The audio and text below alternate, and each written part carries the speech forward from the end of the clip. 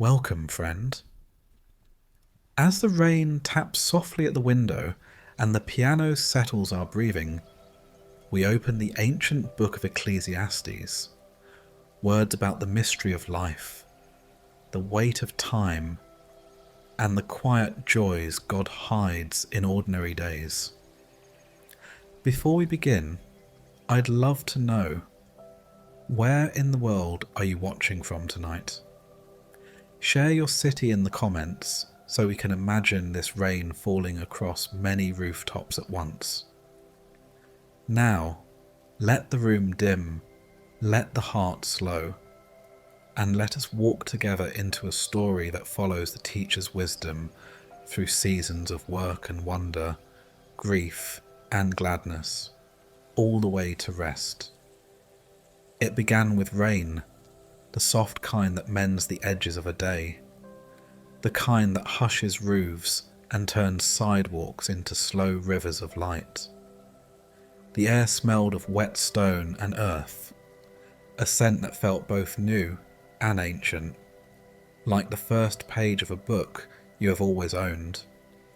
Street lamps wore halos.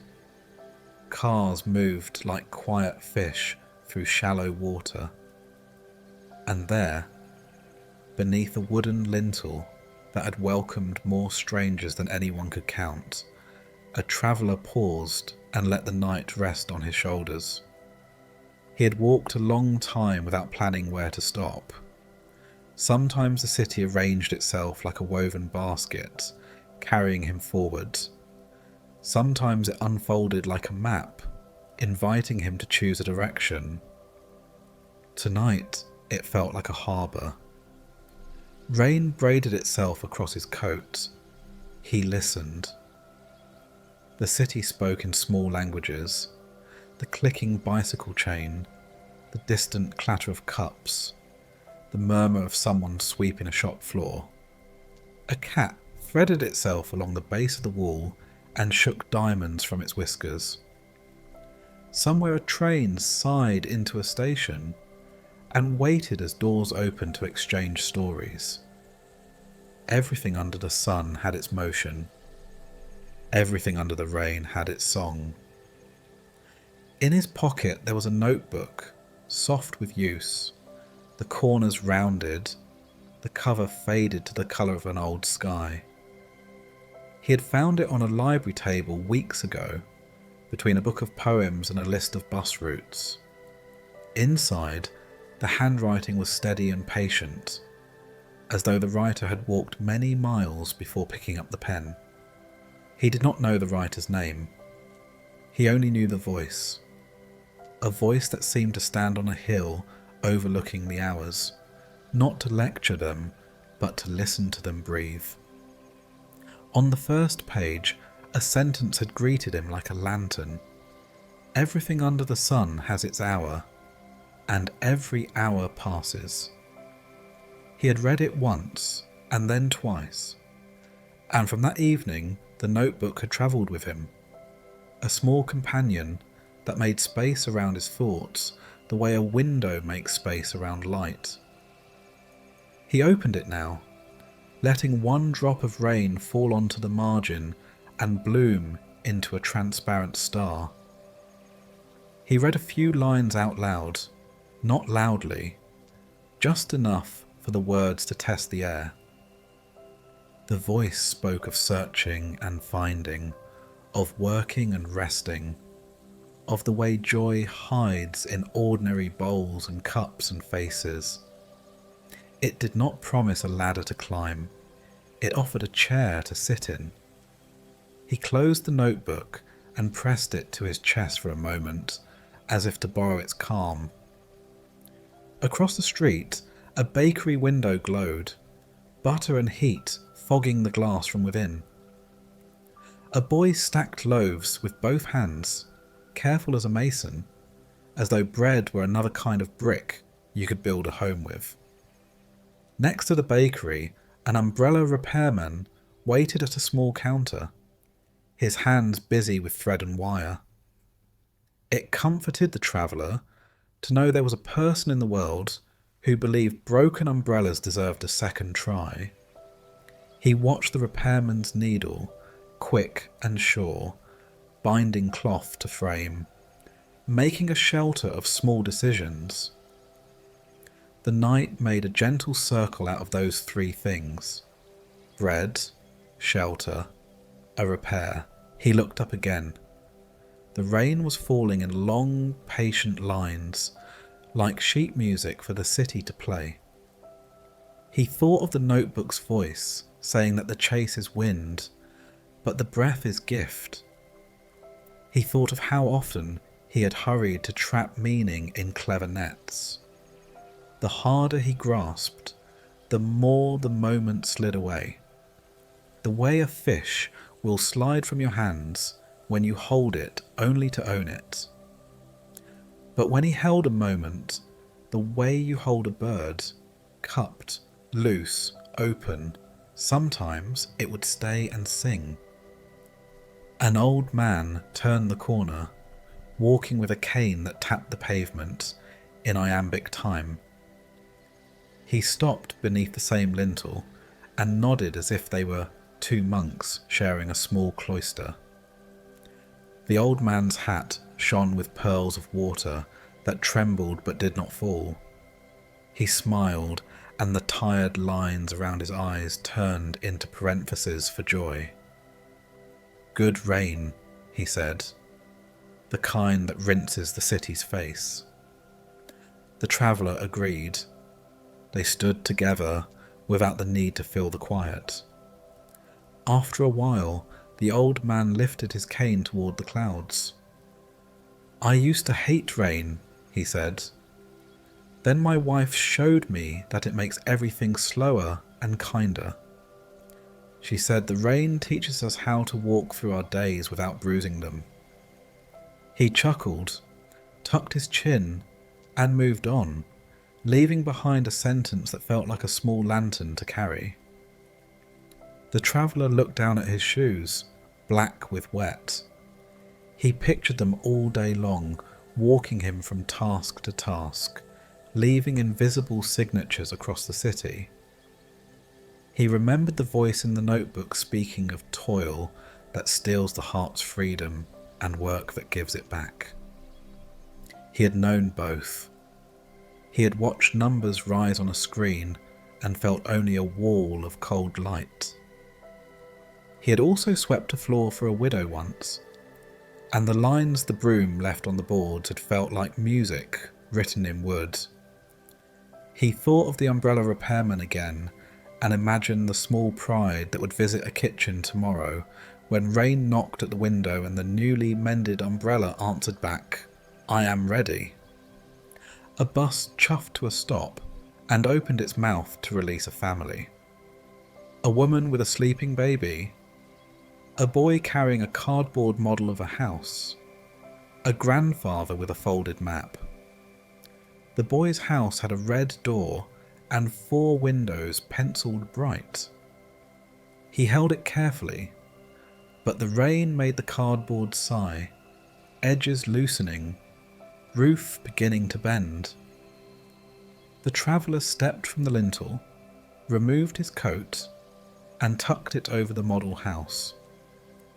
"Let me walk with you to the corner," he said, "if you don't mind a stranger's company." The woman smiled, the kind that is grateful and cautious at once, and nodded. Together they moved slowly through the silky street, the traveller holding his coat like a tent. The boy told him about the house.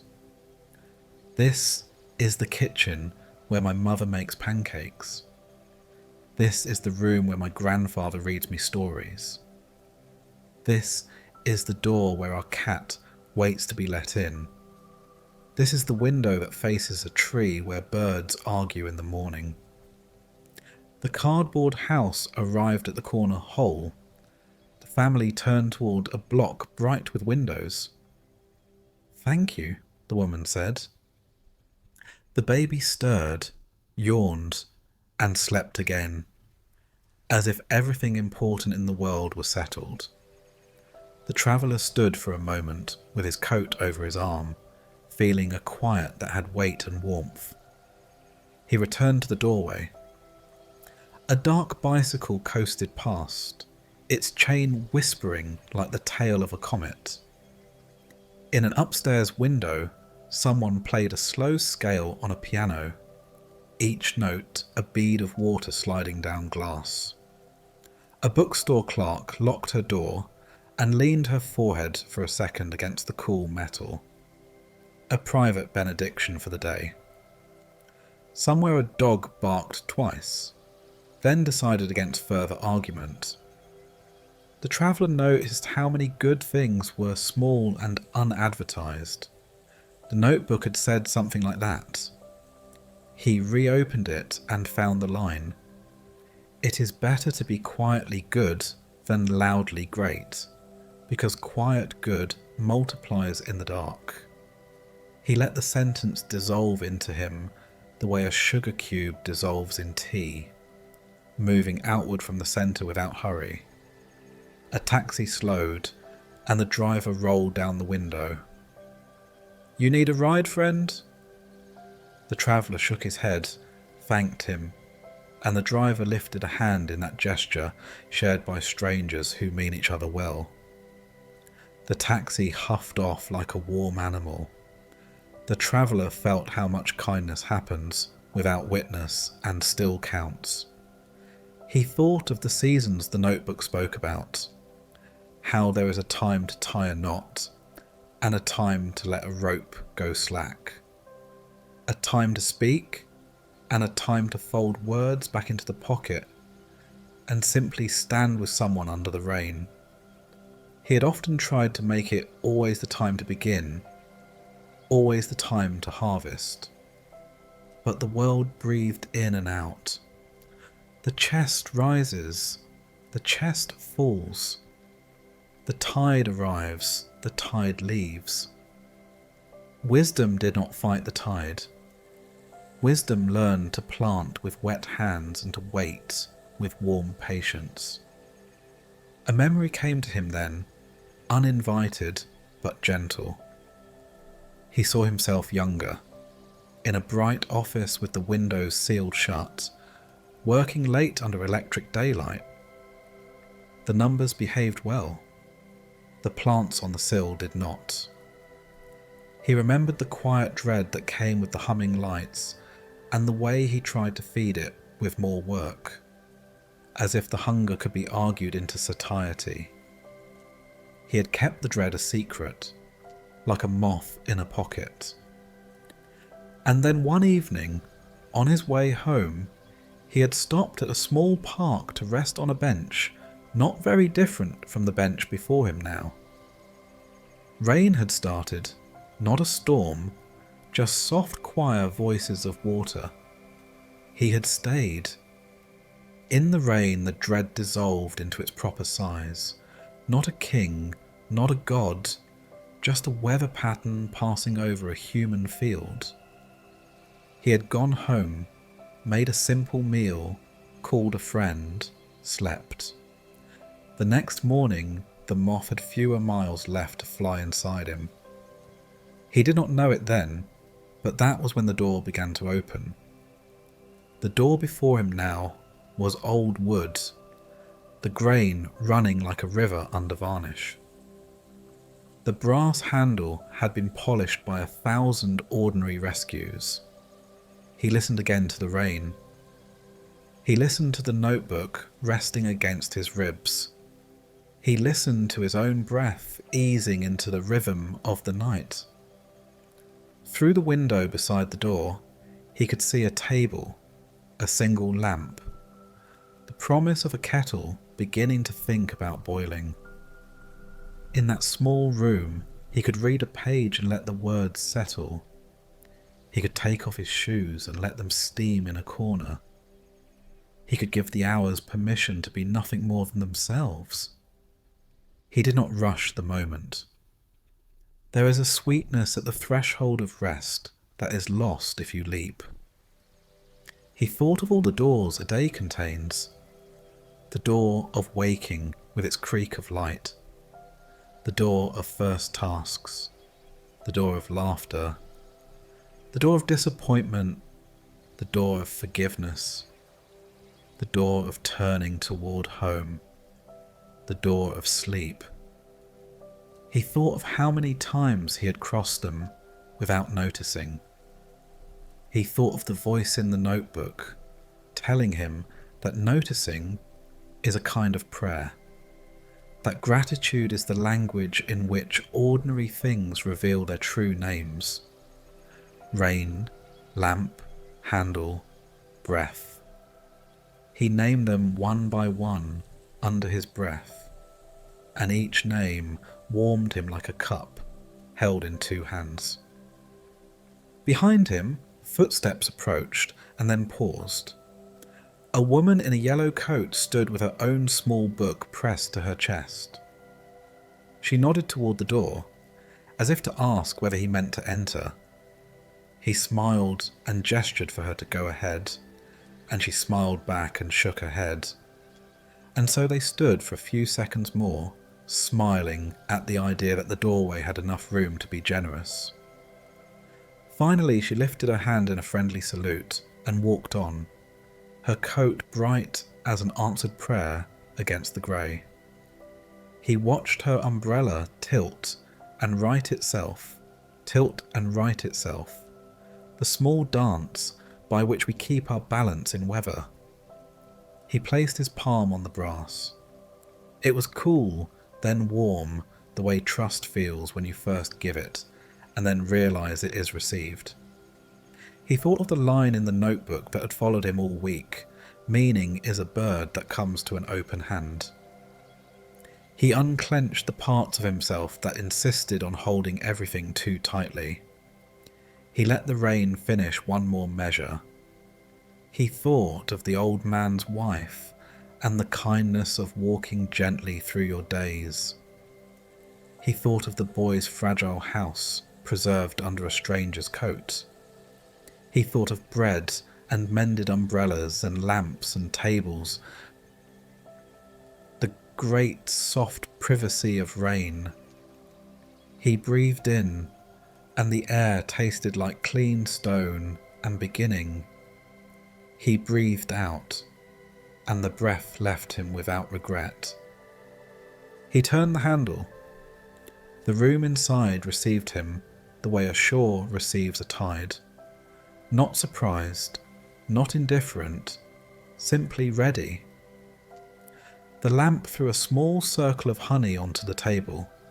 The kettle on the stove lifted its voice a little. Not yet a whistle, just a promise. He set the notebook down, and water traced a tiny ring beneath it. He shrugged off his coat and hung it where rain could drip in peace. He stood for a moment with his palms flat on the table, letting his pulse find the lamp's steady light. Beyond the window, the city continued in its many rooms. He could hear, faintly, the piano upstairs trying the same phrase until it felt like a second heartbeat. He smiled at the persistence. Practice is the kind of hope that uses its hands. He opened the notebook to the first page and read the sentence again. Everything under the sun has its hour, and every hour passes. It might have been a warning in another voice. Here it felt like a gentleness, like someone tucking a blanket along your shoulders and saying, you do not have to hold everything forever. He turned the page and read a paragraph about joy, about how it often arrives in aprons and work boots, carrying soup, carrying the smell of rain from the doorstep. He turned another page and found a short prayer that did not sound like asking, but like noticing. He repeated it under his breath until it matched the rhythm of the kettle's breath. Then he closed his eyes and let the prayer continue inside him without words. He poured tea when the water was ready and watched the steam rise, a ghost that meant no harm. He cupped the mug, and held it to his face and felt the warmth release little doors in his cheeks, his jaw, his throat. He thought of all the things he could not repair tonight, all the future days he could not predict, all the explanations he did not need in order to be faithful in this small hour. He let them stand outside with the weather. Inside, he had a table, a chair, a light, a cup, a book, a breath. The rain wrote its soft script on the window. The piano followed. He listened until the separate sounds formed a single kindness. He set the mug down and reopened the notebook. Not to hunt, not to argue, only to sit with the voice that had learned to sit with time. For a while he read, and then he did not read. For a while he watched the rain, and then he did not watch it. The door at his back held the night outside without declaring war. The room breathed. He thought of how a day can be a teacher if you ask it gentle questions and let it answer slowly. He thought of how some doors do not lead to grand rooms, but to quiet corners where you can finally remember your own name. He thought of the unastonishing miracle that you can be here, that the hour can be enough, that the rain can speak in syllables you understand if you stop rearranging the alphabet. When he finally lifted the pen, because there was also a pen, there is always a pen in rooms like this, he did not write a plan. He wrote a record. He wrote the way children write what they saw on a field trip. A bus, a cat, a bakery, an umbrella thread, a boy's cardboard house, a woman's yellow coat, an old man's hat shaking gems into the gutter, a lamp, a kettle, a piano, a door that was patient with him until he learned to be patient with himself. He wrote the sentence about hours and how they pass, and beside it he wrote another sentence. Some hours arrive with rain, and if you welcome them, they wash meaning back to shore. He put down the pen. He smiled without showing it to anyone. He took another sip of tea, now the right temperature to drink without carefulness. He let the chair hold him and the room breathe around him, and the rain finish another paragraph. The night outside remained what it was, full of errands and engines and footsteps. But here, the hour had consented to be simple.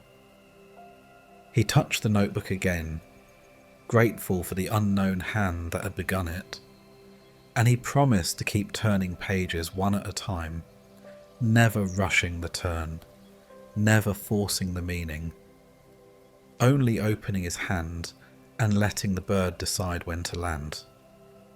And so the doorway of rain did what doorways do. It delivered him from one space to another, from hurry to quiet, from wanting to keep everything to learning how to receive. The lamp hummed softly. The kettle rested. The piano upstairs found its phrase, and content at last allowed the silence to grow. The traveller leaned back and closed his eyes, not to escape, but to arrive fully. Outside, the gentle weather continued to braid the city together. Inside, a heart began to beat in step with a wisdom older than any clock. Time kept moving. He let it pass.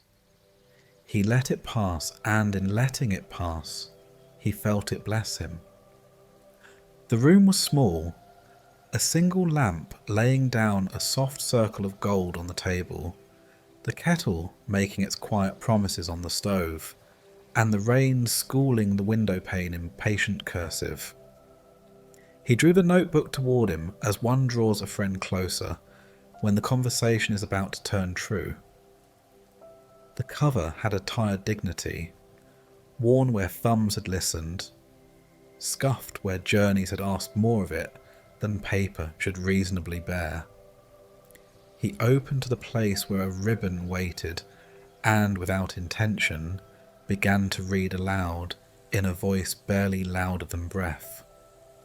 It was not a dramatic voice. It did not crowd the room or strike poses. It spoke like the sea at low tide, like a road you can hear from a distance where it passes through a village. The sentences paced themselves, aware that a person needed room between them to set down the burdens they had carried all day. "I searched," the voice said, not theatrical, simply factual, like saying I crossed a field, and the field happened to be everything. He saw the teacher as if he had been there all along, sitting at the far side of the table, hands folded, a face that had smiled often enough to learn restraint. Not old, not young, one of those ages that seems to have agreed with time rather than fought it. The teacher lifted his eyes, and the traveller felt the consideration of one who loves truth more than he loves winning. "Do you know," the voice asked without asking, "how we throw nets at the wind, with slogans and purchases and plans that guarantee what no one can keep?" Then a small smile, almost apologetic. "I did once. Perhaps I still do sometimes. But I learned to notice the wind instead of trap it." The notebook's lines tilted slightly where the writer had paused to think. There were stories, never quite finished, as if the teacher cared more for the doorways they opened than for the applause of a perfect conclusion. In one, he had woken in a palace with cool stone beneath his feet, and servants who called him by an honorific. He ate fruit whose names most people never learn. He leaned out a carved window and watched a city the size of a promise breathe.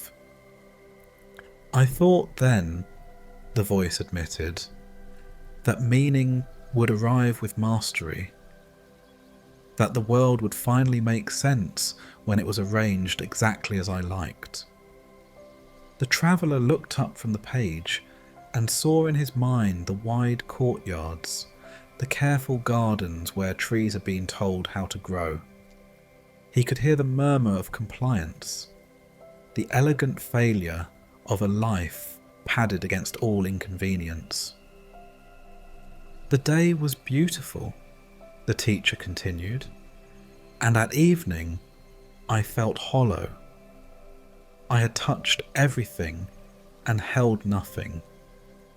I had collected treasures the way a museum collects weather, catalogued, admired, distant." In another story, the teacher sat on a curb in an alley that carried the perfume of fried garlic and wet cardboard. Two boys chased a ball that had seen better days. An old woman argued warmly with a radio. The teacher split a loaf with a stranger whose hands were black with work. "We ate," the voice said, "and I remembered my body. The bread did not pretend to be more than bread. The man did not pretend to be more than a man. I learnt that evening that reality is a kind of mercy. It refuses to perform for us." The traveller thought of the stew he had shared earlier by accident with a tired nurse, and the way the warmth had passed between them without needing a name. The teacher did not despise pleasure. He distrusted the worship of it. "Laughter is beautiful," the page confessed in a slant line. "I laughed so hard once with friends around a courtyard table that our ribs argued with our breath. But when I made laughter into a crown, it chafed. When I made it a god, it became a tyrant demanding offerings I could no longer give. The traveller remembered parties from years past when the music had promised to save him, and then, as all music must, had ended with a click of a switch and the startled silence that follows. The teacher's ink thinned on that paragraph, as if he had leaned back to let a memory complete itself, and then, carefully, returned his attention to the page. The voice returned to work and named it in two ways: toil that erases the human underneath it, and labour that honours what is human. The teacher told of a vineyard he had once tried to perfect, measuring the rows with a string stretched taut, commanding the vines with his will as if they were soldiers. The grapes came tart, resentful, unsweet. He wrote of another year when he learned the sun's mood and the soil's shyness when he listened with his hands. That harvest did not win awards. It won gratitude at ordinary tables. I had thought, he wrote with humour that had forgiven itself, that excellence is a whip. Now I think excellence is a listening. The tongue can taste the difference. He made a study of time too, and it sounded less like a lecture and more like a confession from someone who had finally learned that clocks tell only part of the truth. Under the sun, he wrote, hours are coins we spend no matter what we think we are buying. If you clutch them, your hand still empties. If you open your palm, sometimes the coins sing as they fall. The traveller paused and held that image the way one holds a smooth stone in a pocket to reassure oneself during long days. The kettle released a small sigh. The piano upstairs practiced an arpeggio that kept being almost right, then closer, then right enough to soften the face of whoever was playing. The voice was not naive about sorrow. It did not say that grief could be bypassed by clever routes. There is a house where laughter lives, the teacher wrote, and it is good to visit. But there is a house where mourning lives, and you must spend time there, because the walls are truer. He described sitting on a floor, while a family traced a father's life in stories that looked ordinary, until you saw how they held the world together. A mended fence, a ride given at midnight, a story told again to a child who had asked to hear it as if for the first time. We are remembered best, the teacher observed, for the quiet things that refuse to advertise themselves. The traveller found, between the stories, scattered seeds of counsel, each small enough to pocket, each heavy enough to change a life when you carried it long enough. Say less than you know. Pay your debts in coin and in kindness. Let your wit serve your compassion, never the other way around. Go to bed when the day ends. Do not turn your mirror into a courtroom where you prosecute yourself long past mercy. Tell the truth before it gets complicated. He smiled at that last one, recognizing how much of his own unhappiness had arrived dressed in elaborations that a simpler honesty would have left at the door. The teacher was not trying to build a tower of certainty. He preferred bridges, structures that admit both distances and crossings. He wrote about the universe with reverence so undramatic it was almost invisible, how the sun clocked in faithfully each morning, how clouds stitched shadow over fields to let them rest, how rivers remembered the ocean without needing directions, how the heart, left unhurried, found a steady gait. I attempted once to map the whole of meaning, one passage confessed, and ended with a handful of categories that felt like a too small coat.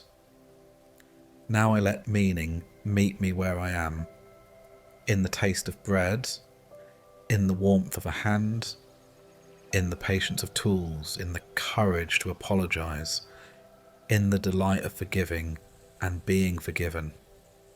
He did not idolize wisdom, which is the particular wisdom of the wise.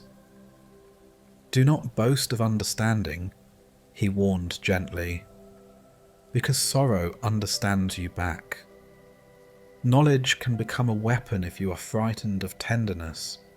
Use it like a lantern, not like a spear. The traveller thought of arguments he had won that had felt exactly like losing, of people who had left the room with their faces shut, like books no one would open again. He traced with a finger a line of ink where the teacher had drawn an unsteady circle. Under it, the words, "A soft answer loosens knots no blade can cut." He remembered the bicycle pausing to let the grandmother pass, the whole traffic choreographing itself to that one small courtesy. The pages told of power as something a person holds only on loan. There was a story about a king who built a throne out of frowns, and how his city learned to sleep with one eye open. There was another about a woman who managed a small shop where people left with purchases and with dignity. The price of an object, the teacher observed, is sometimes less than the price of a word. Choose the word carefully.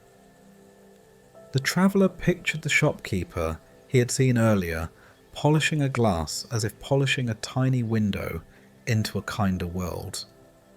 Between anecdotes, the teacher often paused to breathe with the reader. He would write a few words, then a line, then nothing at all. The blank space felt like a bench set aside in a park where nothing urgent was being asked of you. The traveller let those spaces work on him. It occurred to him that most of his difficulties came from refusing to let silence do its quiet work. He flipped a page and found, as if in reward, a list of small joys that had no marketing budget and yet had made generations rich. Warm bread broken with fingers, clean sheets lifted from a line, the smell of oranges on a winter afternoon, the first sip of water after a long walk, the hug you receive before you have explained yourself, a candle lit not for drama but for keeping watch beside someone who should not be left alone. Ambition, the teacher wrote in a surprisingly playful aside, is a fine horse if you remember it is not the destination. He told about his own seasons of chasing complexity, of building 5-year plans with a ruler and a seriousness that frightened even the paper. Sometimes, he admitted, what I called planning was a superstition against vulnerability. He told how one spring he planted beans with a neighbour whose schedule was simply plant when the soil feels like it can remember warmth, water when the plants look thirsty, harvest when the pods make that shy rattle that says now without bragging. We ate well that year, the teacher wrote. We also talked more gently. We also slept. The kettle lifted its voice then, and the traveller rose to pour. Steam haloed the cup. He set it down beside the notebook, a small moon rising over a black sea of words. The teacher's voice seemed to warm with the tea. He wrote of friendship, not as rescue from loneliness alone, but as apprenticeship in being human. Walk with someone who does not confuse sharpness with strength, he advised. Keep close a person who can be glad when you succeed without needing to own your success. be that person for them. There was a story of two travellers who argued over directions until they realised neither of them was lost because they were together. They laughed then, hard enough to make the argument go back to being a handful of letters that no longer spelled anything mean. He turned a page and entered a winter.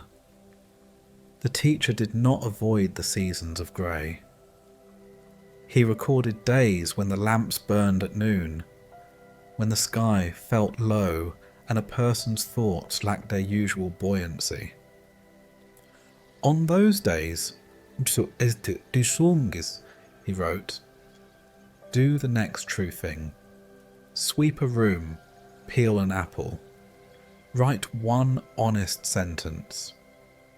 Visit the old man who tells the same story because he is trying to remember his life in the order it happened. Sit on the floor with the child who believes rain is 1,000 tiny drums. Do not demand revelation. Faithfulness is a form of genius. The traveller copied that sentence on the back of an envelope as if it were a phone number he could not afford to lose. He learned that the teacher did not despise wealth, nor romance, nor accomplishment. He simply measured them against the scale of mortality and found their rightful size. Hold your gifts, the voice counselled. The way you hold a bird, not crushed, not abandoned, offer them a sky when it's time. He spoke of romance as the art of promising presence in a world that keeps leaving. Say I will be here when the music ends, when the dishes need washing, when your back hurts, when your laugh changes, when your courage trembles. Say it only if you mean it. If you mean it, say it often. The traveller felt suddenly, unexpectedly, like someone had placed a hand between his shoulder blades, not pushing, just reminding him that he had a spine. Then there was a paragraph about error, so frank it made the traveller sit up straighter. You will mistake shine for substance and noise for news, the teacher wrote. You will forget names and remember slights. You will pick the fruit too soon and leave it too long. Do not add pride to the list by pretending you meant to do it. Say I was wrong. Say it as early in the day as you can, so the rest of the hours can breathe. He thought of days lost to rehearse defences, and how many afternoons could have been redeemed by an apology delivered while the bread was still warm. Toward the notebook's middle, where books tend to gather their most patient strengths, the teacher took the traveller by the hand with sentences that felt like a walk along a river. We cannot keep, he wrote, but we can receive. We cannot guarantee, but we can promise. We cannot explain, but we can honour. We cannot command joy, but we can welcome it and make a chair for it by the window. He described the art of setting the table, not as performance, but as reverence. A clean cloth, a chipped plate given its best angle, a cup of water placed within reach, a place left open for the one who might come. In such rooms, he said, mystery sits down without introducing itself, and you at last do not interrogate it. You pass the bread. The rain thickened briefly against the glass, then thinned to a friendliness. The piano upstairs found its phrase and stitched it snugly, content to lay down the needle at the end. The traveller's tea had cooled to the temperature at which truth is easiest to swallow. He traced the last lines of the page, where the teacher's hand had grown larger, as if leaning forward to be sure he was heard. If you must chase, chase the kind of wisdom that can fall asleep. If you must collect, collect mercies you can spend freely. If you must boast, boast that you have learned to be small without disappearing, to be strong without hardening, to be glad without pretending. He closed the notebook, not to be finished with it, but to let it breathe. The room seemed slightly bigger, as if the walls had overheard the conversation and decided they had been too close. He felt no surge of triumph, no plan unfurling like a banner. He felt something better, a willingness to be taught by the next hour and the next.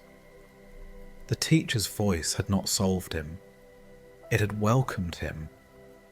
It had invited him to watch the world with a kinder eye, to measure success by how gently he could hold an ordinary day, to treat his own heart as a small city worth governing with patience. He stood and lifted the kettle just to feel its weight, then set it down again. He looked out through the window pane at a street that was not trying to impress him. The umbrella repairman had long since closed.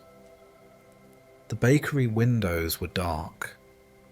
Somewhere the boy's cardboard house was drying on a radiator. Somewhere the old man was telling his wife's sentence about walking gently through your days to anyone who needed to hear it for the first time. He placed his palm on the notebook once more, not to clutch, simply to say thank you the way a person thanks a door for having been opened, and for not insisting it be opened again before it is time.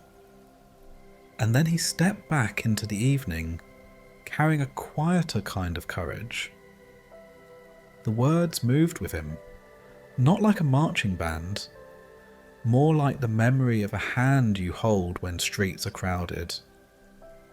He would follow the voice into markets and alleys, into work and rest, into houses of laughter and houses of mourning. He would not hunt meaning like an animal.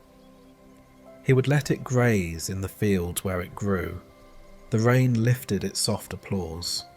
The world went on being itself. He went on being, and for the first time in a long time, that seemed like enough. Morning arrived as if the sky had been washed in milk, a pale brightness that asked the city to begin again with gentleness. The traveller stepped outside with the notebook tucked against his heart, and felt how the air had cooled during the night. The rain had become a fine mist that made every surface glisten. He walked with no particular destination, only a promise he had made to himself while the kettle hummed.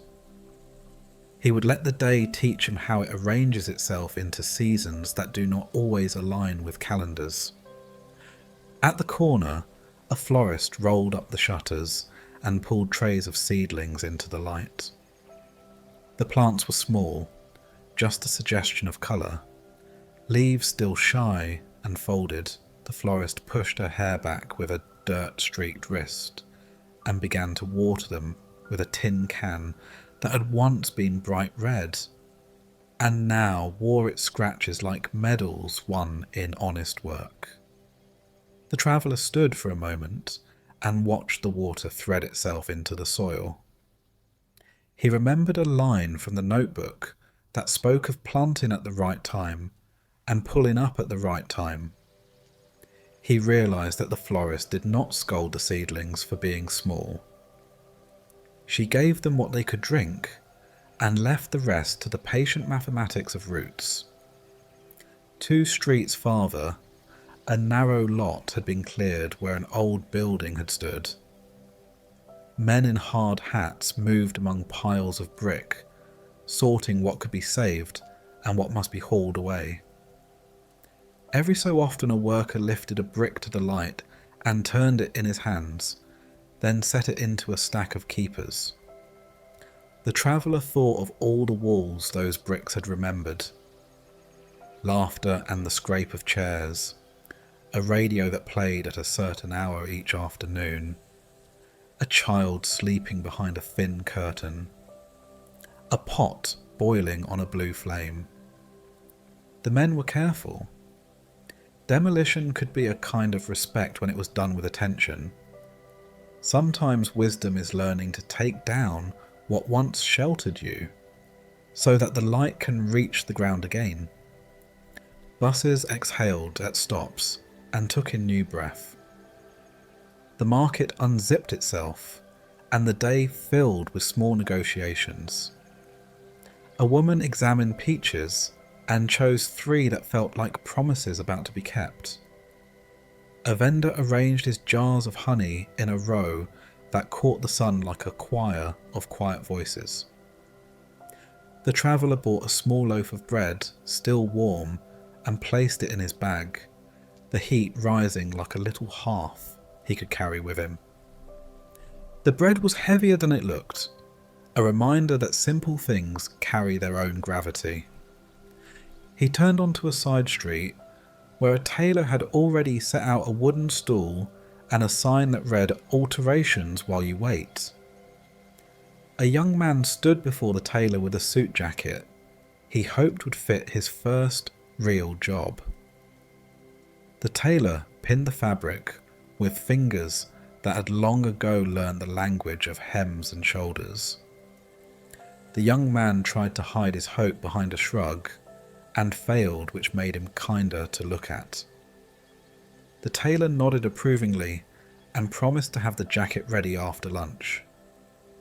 There are hours for mending that arrive between breakfast and the day's larger demands. If you miss them, the tear grows. On the steps of a school, a teacher held the door while children trickled in. Some raced ahead, some clung to the edges of the morning, as if unsure whether the day could carry them safely. One child stood halfway up the stairs, eyes shining with worry. The traveller paused, not to intervene, only to notice. The teacher knelt so that her face met the child's at the level of courage, not command. They spoke for a while with heads close together. Then the child nodded, took the teacher's hand, and walked inside. There are words that invite and words that shove. The notebook had said something like that, in a line so short the traveller could carry it in his pocket without effort. The city clock struck 10. The traveller reached a small square where an old man tuned a violin beneath a tree. He drew a single note and held it until the pigeons cocked their heads, curious about this narrow ribbon of sound that seemed to unwind from the air itself.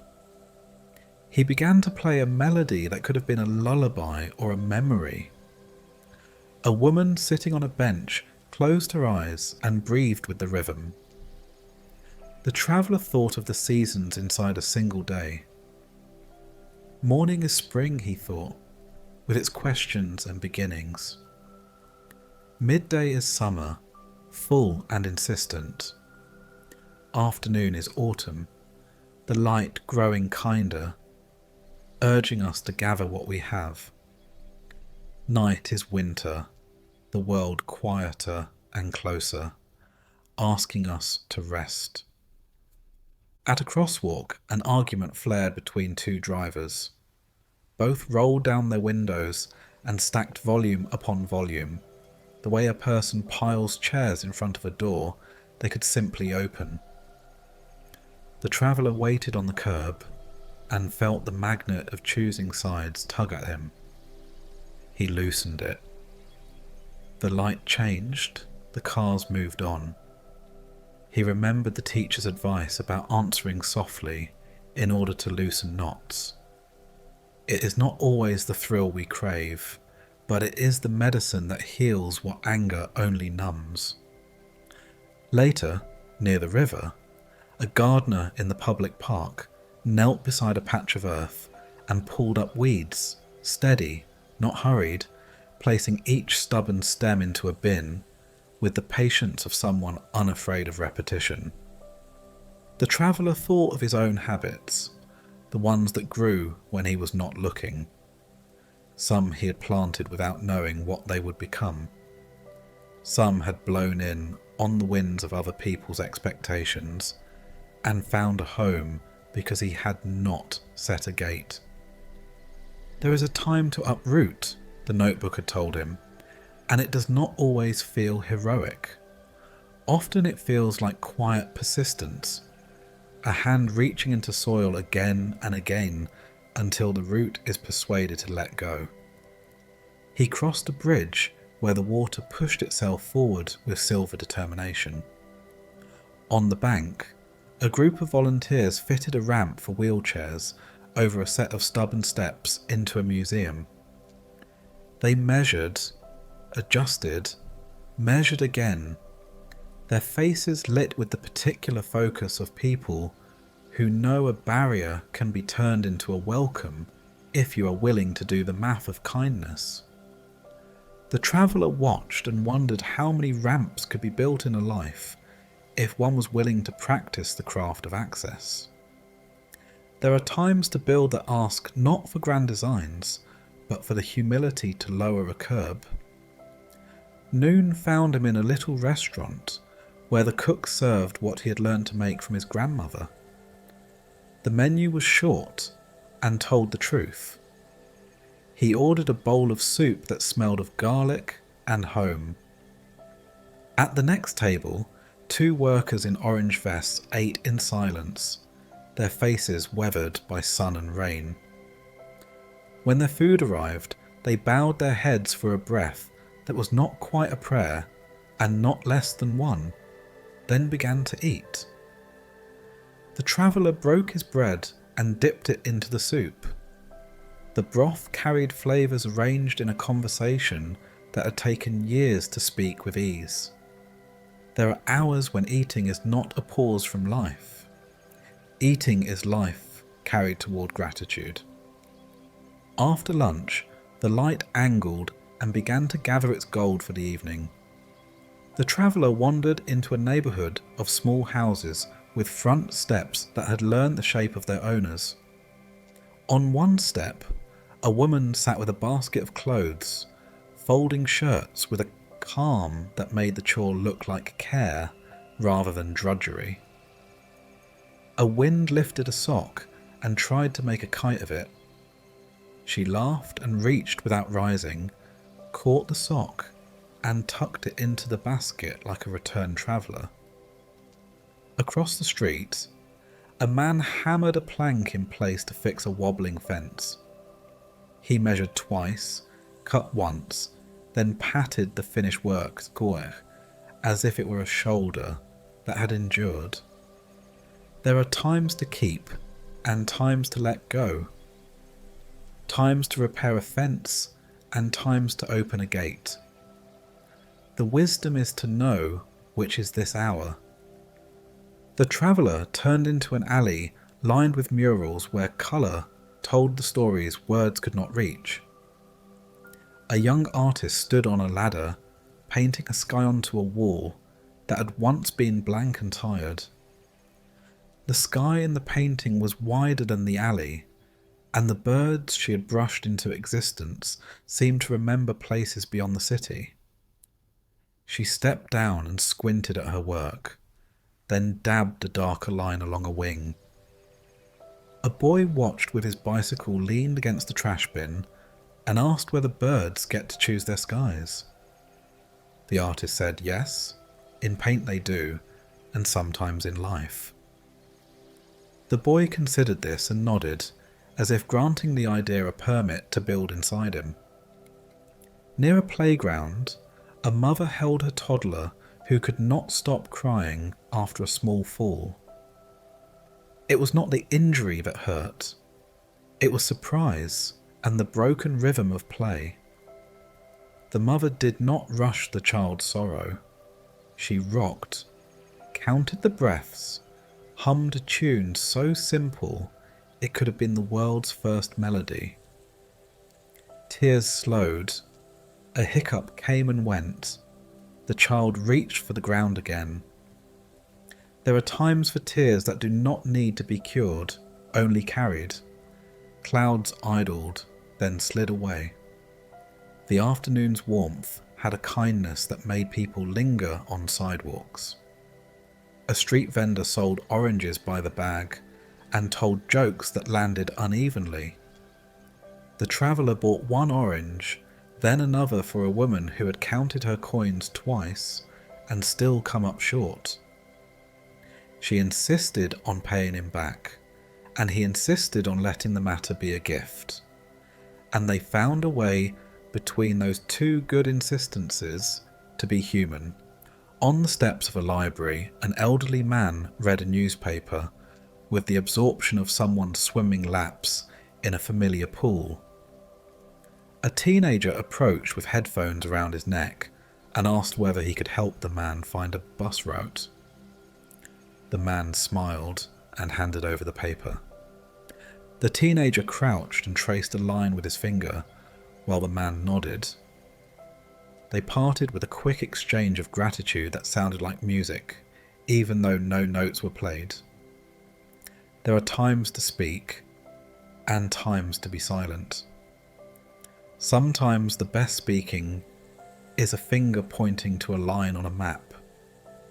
As evening approached, the traveller returned to the square with the violinist and found that the musician had been replaced by a small chorus of neighbours rehearsing for a festival. A woman conducted with her hands while holding a baby in a sling. The baby slept, unfazed by the rising harmonies. They sang a song about home in a language the traveller did not know. He understood anyway. The chords lifted like lanterns. People walking by slowed, then stopped, then allowed the song to put a little order into the day's disorder. There are times to embrace and times to refrain. Music teaches both without argument. He made his way toward the river again and found a bench facing the water. He sat and opened the notebook. The pages felt familiar now, like a road his feet had learned. He wrote the names of the scenes he had carried since morning. Seedlings that did not apologize for being small. Bricks that remembered houses. A suit jacket pinned for a first day. A child crossing a threshold with a borrowed courage. A single held note. An argument that dissolved at a light. Weeds persuaded to release the soil. A ramp measured into kindness. Soup that tasted from far away and nearby at once. A sock that wanted to be a kite and was not scolded for its ambition. Birds given a sky. Tears that were carried. Oranges that turned into a conversation. A bus route traced. A chorus that did not need everyone to sing in order to sing. He added what he knew the teacher would have added. There is a time to seek and a time to admit something is lost. There is a time to keep a story and a time to tell it. There is a time to hold your tongue because the truth is not ripe yet, and a time to put your name under a sentence you will stand by when it costs you. There is a time to defend yourself, and a time to let misunderstanding pass like a small weather, because peace is stronger than your need to be right. There is a time to knock on a door, and a time to sweep your own doorstep, so that when a visit comes, you are ready. The river hustled along, not annoyed, simply committed. The traveller watched a pair of rowers draw their boat through the surface in matching strokes, the oars dipping and rising with a choreography you could set your heartbeat to. He thought of the hours that had moved through him since morning. None of them had asked to be spectacular. They had asked to be noticed. He felt a quiet readiness open in his chest. a sense that he could meet tomorrow without pretense, the way a gardener meets weather. The first streetlights blinked on. Shopkeepers swept their thresholds, drawing the day's footprints into tidy piles. A bell rang from a church tower. People went home carrying bread and tiredness and stories. The traveller stood and took the long way back, past the florist now gathering her seedlings in, past the tailor handing the young man his jacket with the smallest of nods, past the lot where the stack of saved bricks had grown taller, past the mural where the painted bird seemed ready to fly in the dark. He reached his door as the sky turned the colour of ash left after a kind fire. Inside, the lamp welcomed him with its steady circle of warmth. He set the bread on the table and opened the notebook one more time. Before sleep, he wrote a final line. The city kept its own seasons today, and I was allowed to walk among them. If I can remember to ask not whether a moment is useful, but whether it is true, I will find the time hidden inside time, the one that does not rush me. He closed the notebook. The piano upstairs began again, not a practice now, just a simple tune played for someone making tea. He breathed in and let the day settle around him like a quilt sewn from ordinary squares. When he blew out the candle, the darkness did not feel empty. It felt full of what the day had taught, waiting to be folded carefully and put away, so that morning, when it came, could begin with open hands. The morning came with a brightness that seemed to sift down from the cranes, catching on cables and rebar like dew on grass. The traveller followed the sound of hammers to a construction site where a chain-link fence wore posters that promised a future of light-filled rooms and smiling families. Inside, the present was less photogenic and more honest. Mud thick as bread dough, the sweet metal smell of cut steel, shouts that were not angry, just the language of distance. A foreman unrolled a blueprint across a crate and anchored the corners with coffee cups. The page was a winter of blue lines that imagined summer. Around it, men and women made that winter warm. The foreman, a woman with a pencil behind her ear and a sun line etched permanently on her forehead, touched the page with a finger that knew how to weigh cost and kindness simultaneously. She called the crew in, and they gathered, gloves hooked into belts, dust on their shoulders, their faces already carrying the day's seriousness. She pointed, not stabbing, but inviting. Hear the support, hear the lift. Hear the pause to check, because a pause now will save an hour later, and perhaps a body. The traveller stood just outside the circle, listening. He felt fondness for the way the morning began with small agreements.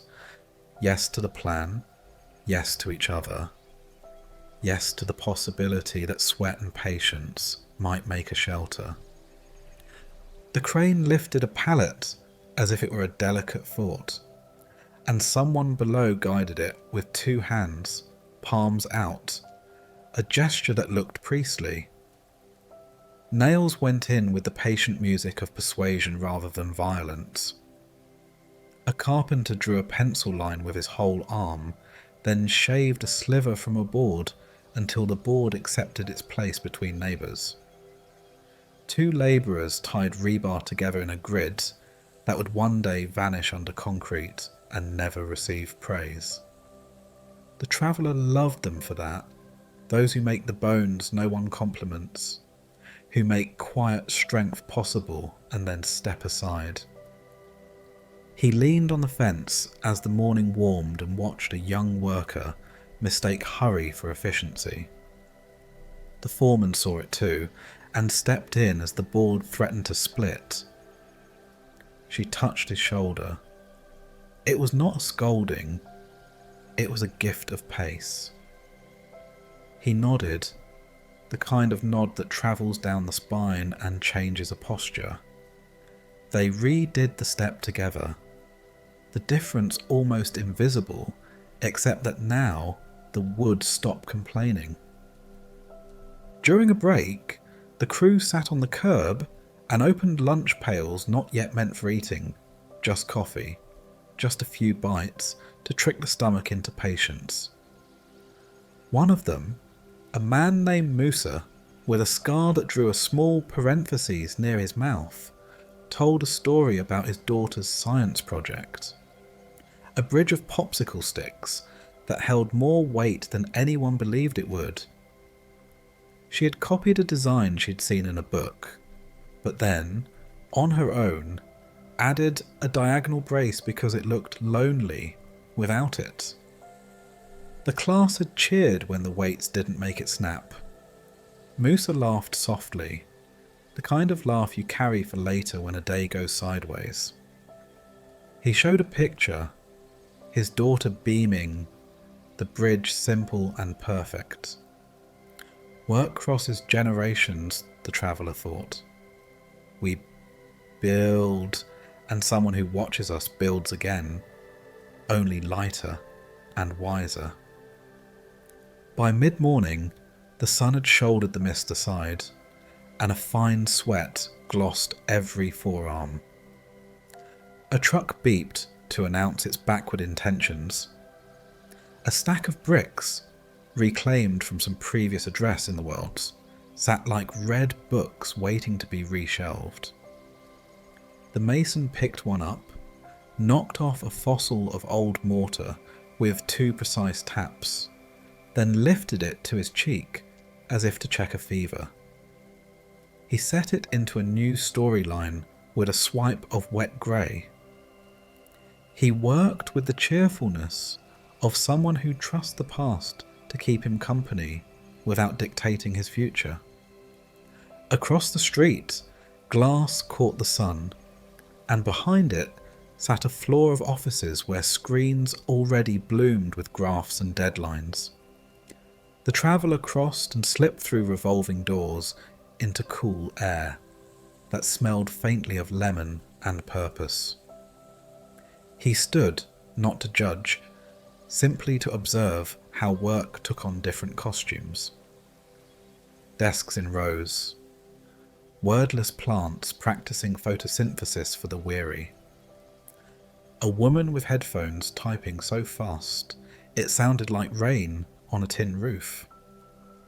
A whiteboard arranged into a war against uncertainty.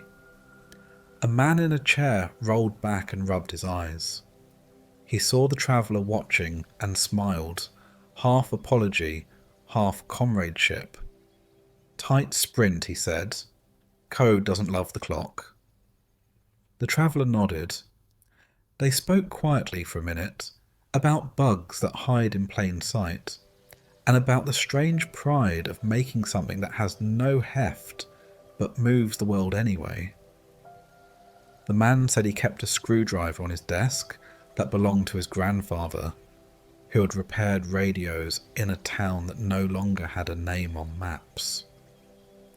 When a problem refused to yield, he wrapped his fingers around the worn handle for a minute, until his brain remembered that most difficult things eventually surrender to patient tools. Back on the street, the traveller passed a bakery door propped open by a sack of flour. Inside, a woman slap-folded dough on a table with a rhythm that made the room seem kinder. The baker's apron told the truth about the work. Flour lifted from the table in size. Loaf after loaf grew into their destinies, and the oven hissed like a well-mannered dragon. The traveller thought of the teacher's line that had followed him from page to day. Work is a gift. when you stop making it your God. Here, in the bakery's heat, the sentence had the smell of proofed dough, alive because it had rested. At the hospital loading dock, a man in blue scrubs checked boxes against a clipboard. He ran a small empire of necessities: gauze, gloves, solutions that kept other work possible. A nurse came out with tired eyes and a grateful grin. "You always find our missing shipments," she said. He shrugged, embarrassed by praise. "I just keep calling until someone who can say yes answers," he said. The traveller considered how much of the world is built on people who refuse to stop asking the right person the right question. Noon bellied into the day. On the construction site, the crew finally opened their lunches in earnest. Bread, pickles, an orange shared in arcs that made a sun on a crate lid. The foreman told a joke that worked because it was not cruel.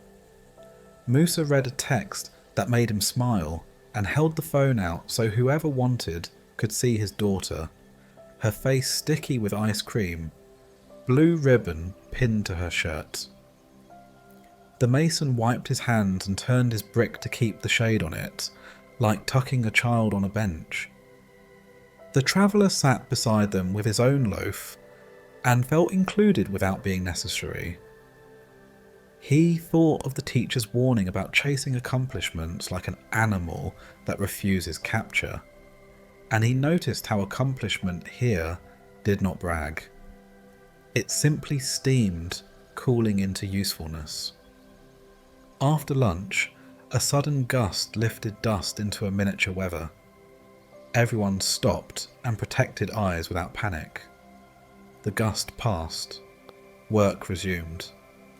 A near accident happened, a ladder shifting, a breath caught, and the foreman was already there, steadying, resetting, making sure that the story of the day did not become an event report filed in a tidy folder that would never capture the heart's dropped beat. She called for water. She called for 5 minutes. They took them, those minutes, like medicine. Then they climbed again.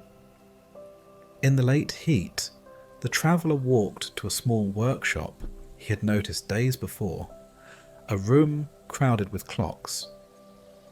Inside, a watchmaker with gentle shoulders peered through a lens at gears the size of pepper flakes.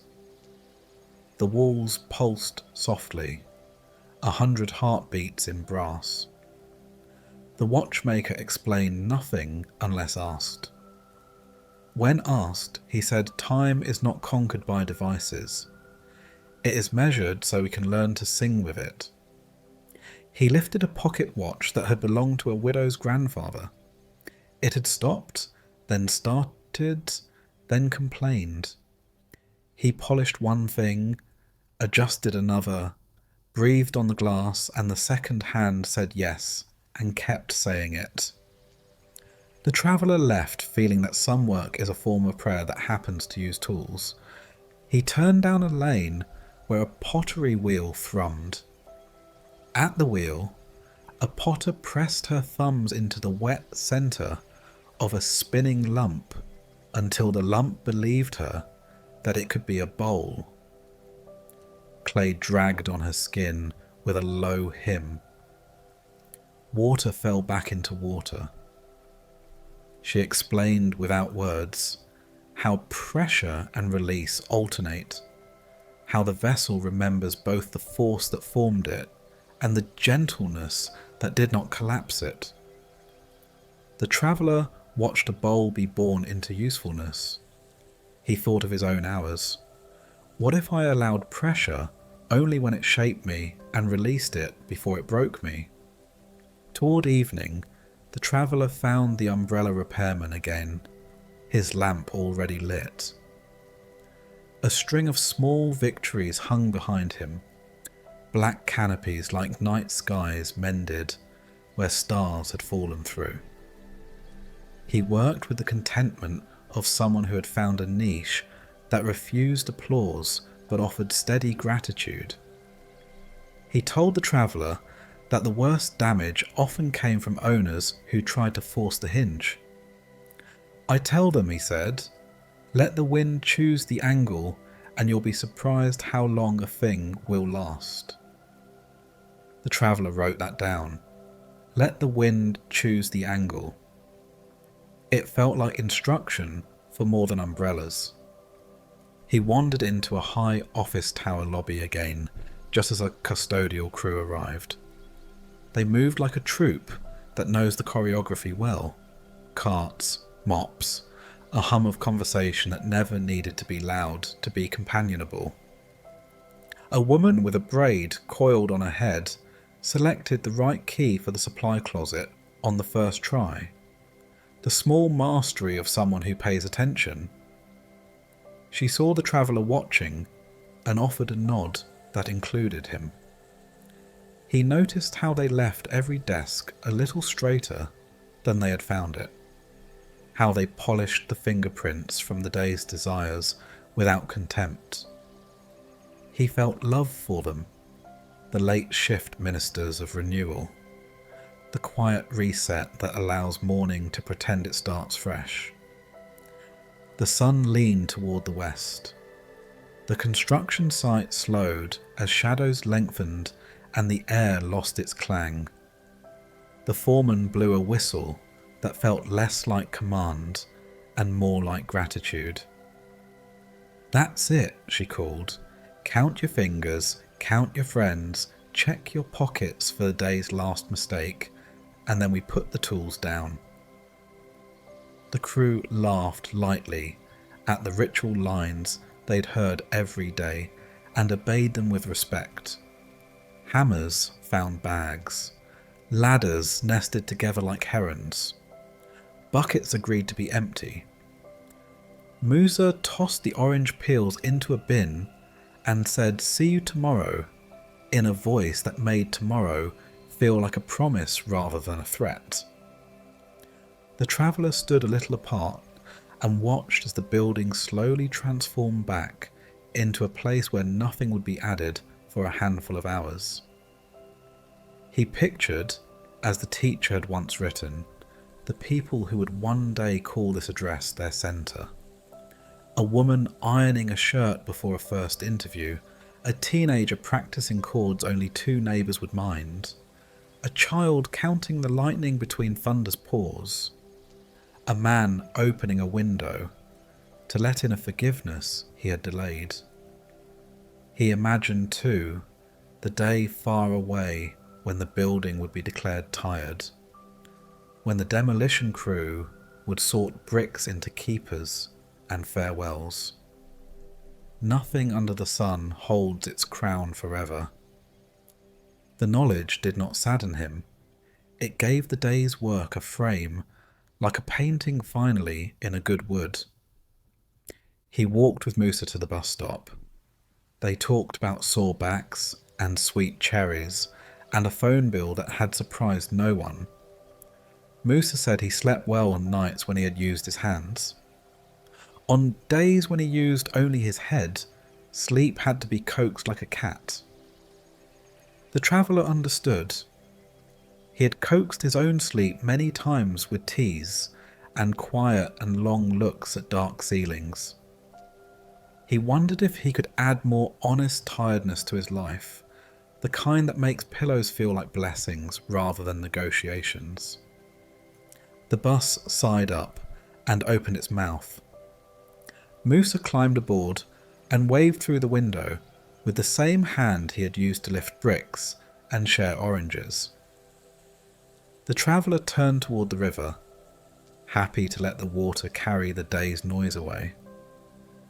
He found a bench and opened the notebook. He wrote without trying to be clever. He wrote what he had seen and what those sights had changed in him. "I saw work that chases a crown and work that offers a loaf," he wrote. "I saw a plan that gives courage and a rush that steals it.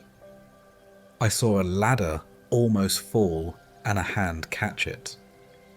I saw time measured by a watch, by a kiln, by a whistle, by a bus schedule, by a yawn. I learned that excellence listens more than it orders. I learned that the bones of a building are as sacred as its windows, because without bones the windows have nothing to frame. He remembered the office worker with the screwdriver, the baker's dragon oven, the nurse at the dock, the watchmaker's small resurrection, the potter's alternating pressure, the umbrella's hinge, the custodian's reset. He wrote a line from the teacher in his own words so he could carry it in his own voice. Let your work be a servant of love, not a substitute for it. Then he added a prayer that did not ask for more hours, but for the grace to release the ones he had been given. As the sky turned into the colour of cooled metal, he walked home.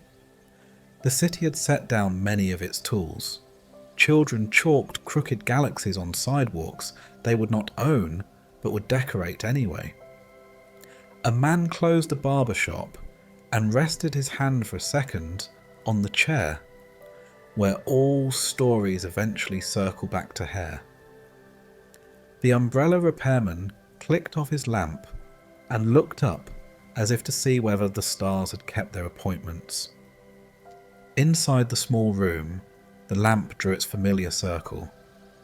The traveller washed his hands and watched the day leave them in a thin film that swirled away down the drain.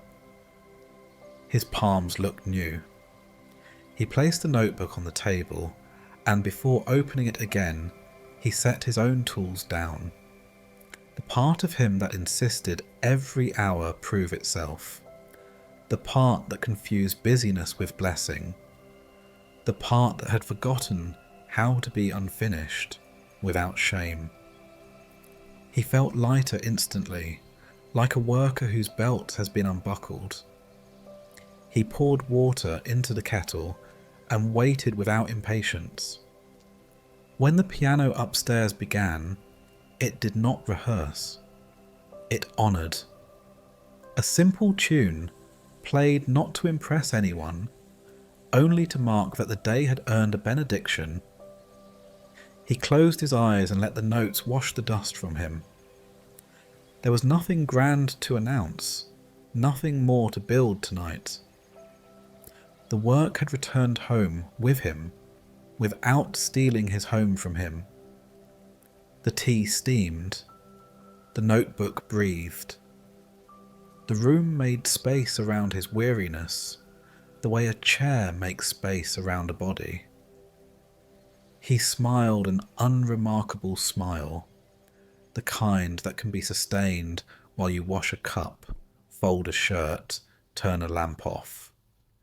Then he rested, not as a strategy, but as a faith, that tomorrow would bring its tasks, and he would greet them open-handed, remembering to stop when the whistle blew. The street bent toward the market, the way a river bends toward a harbour, carrying with it the city's many intentions.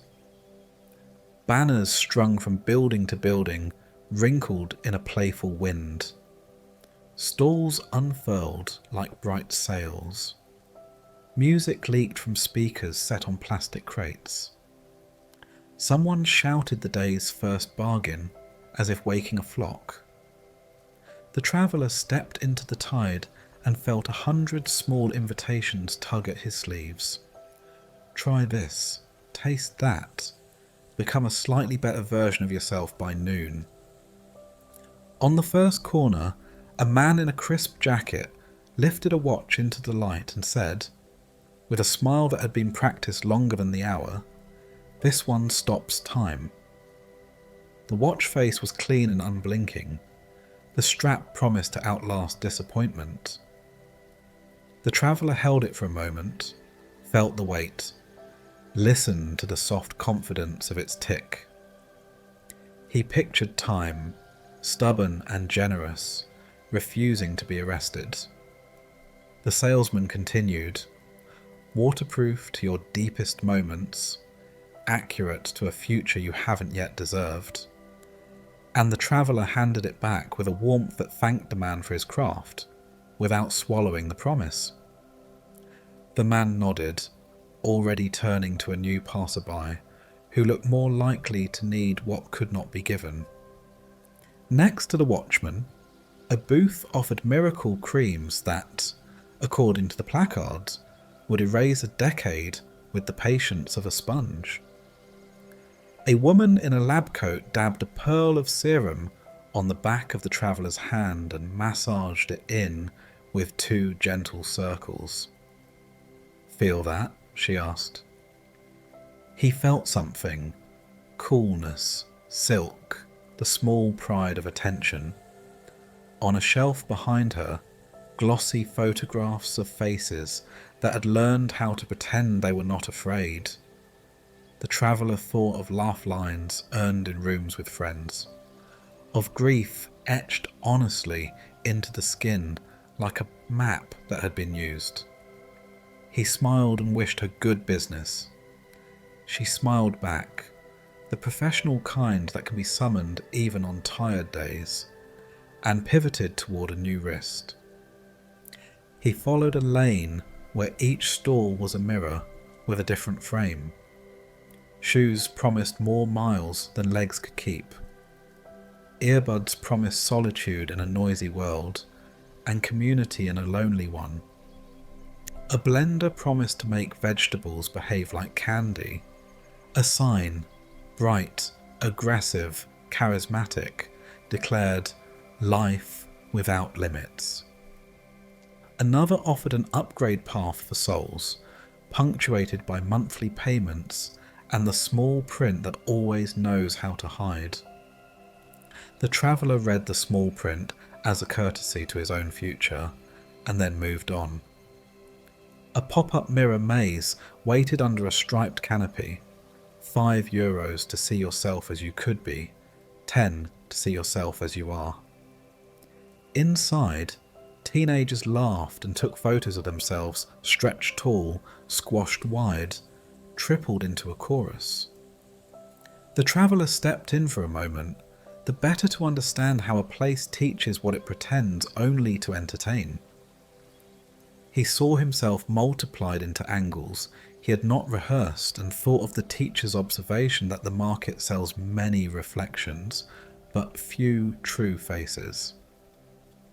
He moved carefully past an exit printed where a wall still stood, then found the real opening, simple and unremarked, and stepped back into weather. A table near the fountain endorsed easy credit with a pen on a chain and a clipboard heavy with new obligations. The representative's voice was syruped with empathy, a tone perfected for those who had been left out, who wanted at last to be included. Across from him, a young couple signed expenses for a television the size of a wall and a future the size of a wallet. The traveller did not judge. He remembered the ache of wanting a new thing to promise what it couldn't possibly deliver. He had paid interest too, not only in money. At the edge of the square, a pawn shop yawned open.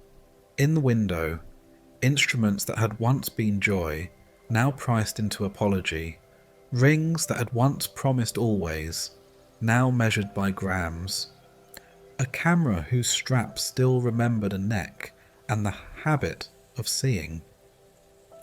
The traveller pressed his hand to the glass for a moment. An instinct more than a gesture, then turned away. Across from the pawn shop stood a thrift store, its window filled with jackets that had learned to keep shoulders brave, dresses that had danced in gyms, fragrant with punch and possibility, sweaters with elbows softened by useful days. A hand-lettered sign read, "Everything that still has a story, half price." He stepped inside and let the smell of clean cotton and old cedar pull him through the racks. On a shelf, a row of notebooks, some blank, some with beginnings, one with a sentence that stopped after 3 words, as if a phone had rung and the writer had never returned. He ran a finger along their spines and thanked his own notebook, soft with use, for choosing him as much as he had chosen it.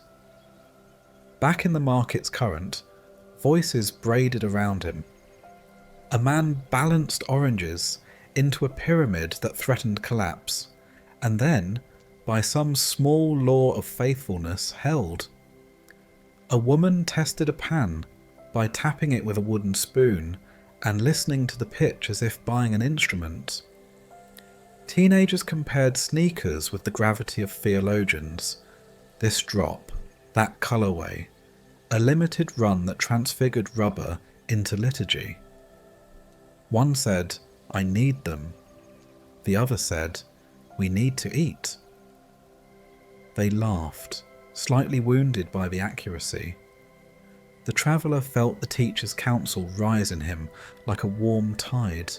Better a single handful with quiet than 2 with clenched teeth. He didn't say it out loud. He chewed it like bread. The aisle kinked and widened into a food court shaped by steam. Spices testified in multiple languages. Skewers hissed. A man with sleeves rolled high sprinkled chopped herbs with a flourish that seemed meant for the soup as much as for the customers. The traveller accepted a toothpick of something sizzling and knew, instantly, that he would remember this flavour when a sad hour needed rescuing. He bought a small plate and ate standing, thankful for the sacrament of markets that feed not only desire but hunger. Music again, this time not from speakers but from fingers.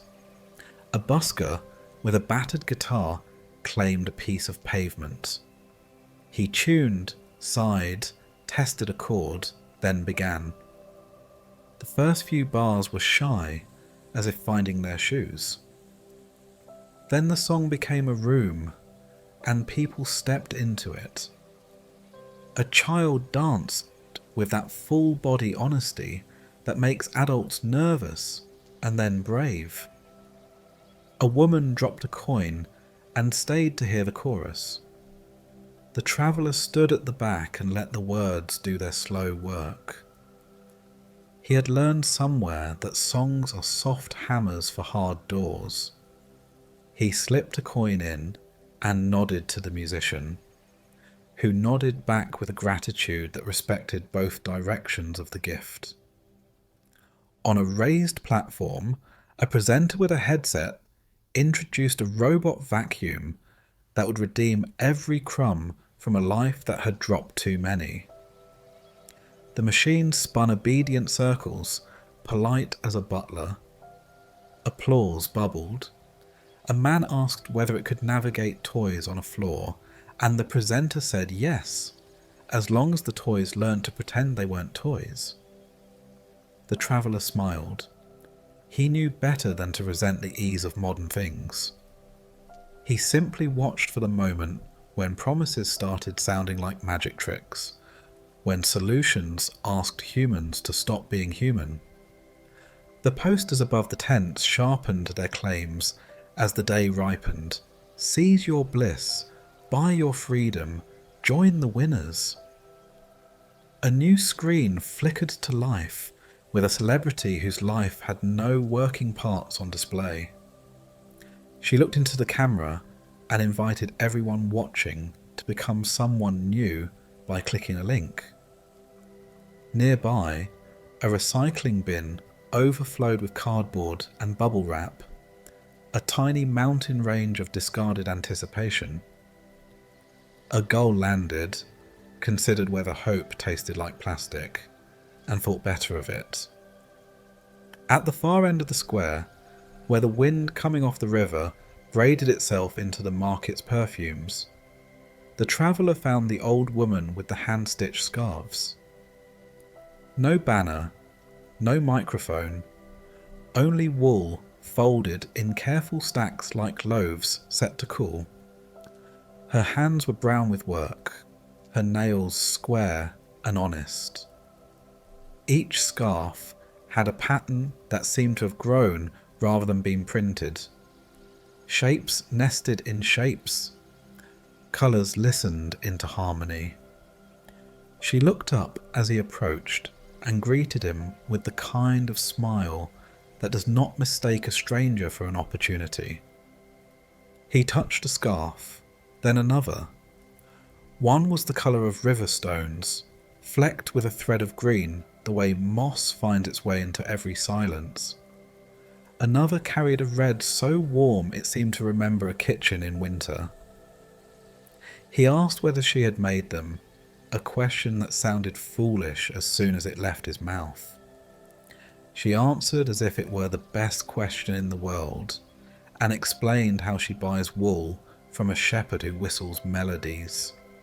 His flock obeys. How she dyes with onion skins and tea, and something a neighbour calls marigold thunder. How she knits after supper, while a radio tells her the weather of faraway places. He asked about a pattern in which small diamonds nested into larger ones. "My grandmother taught me that," she said, "when the world was making a lot of noise. It's a way of reminding your hands that meaning repeats and deepens." He asked the price. She told him a number that paid her for her labour, but did not charge him for her memories. He paid what she asked.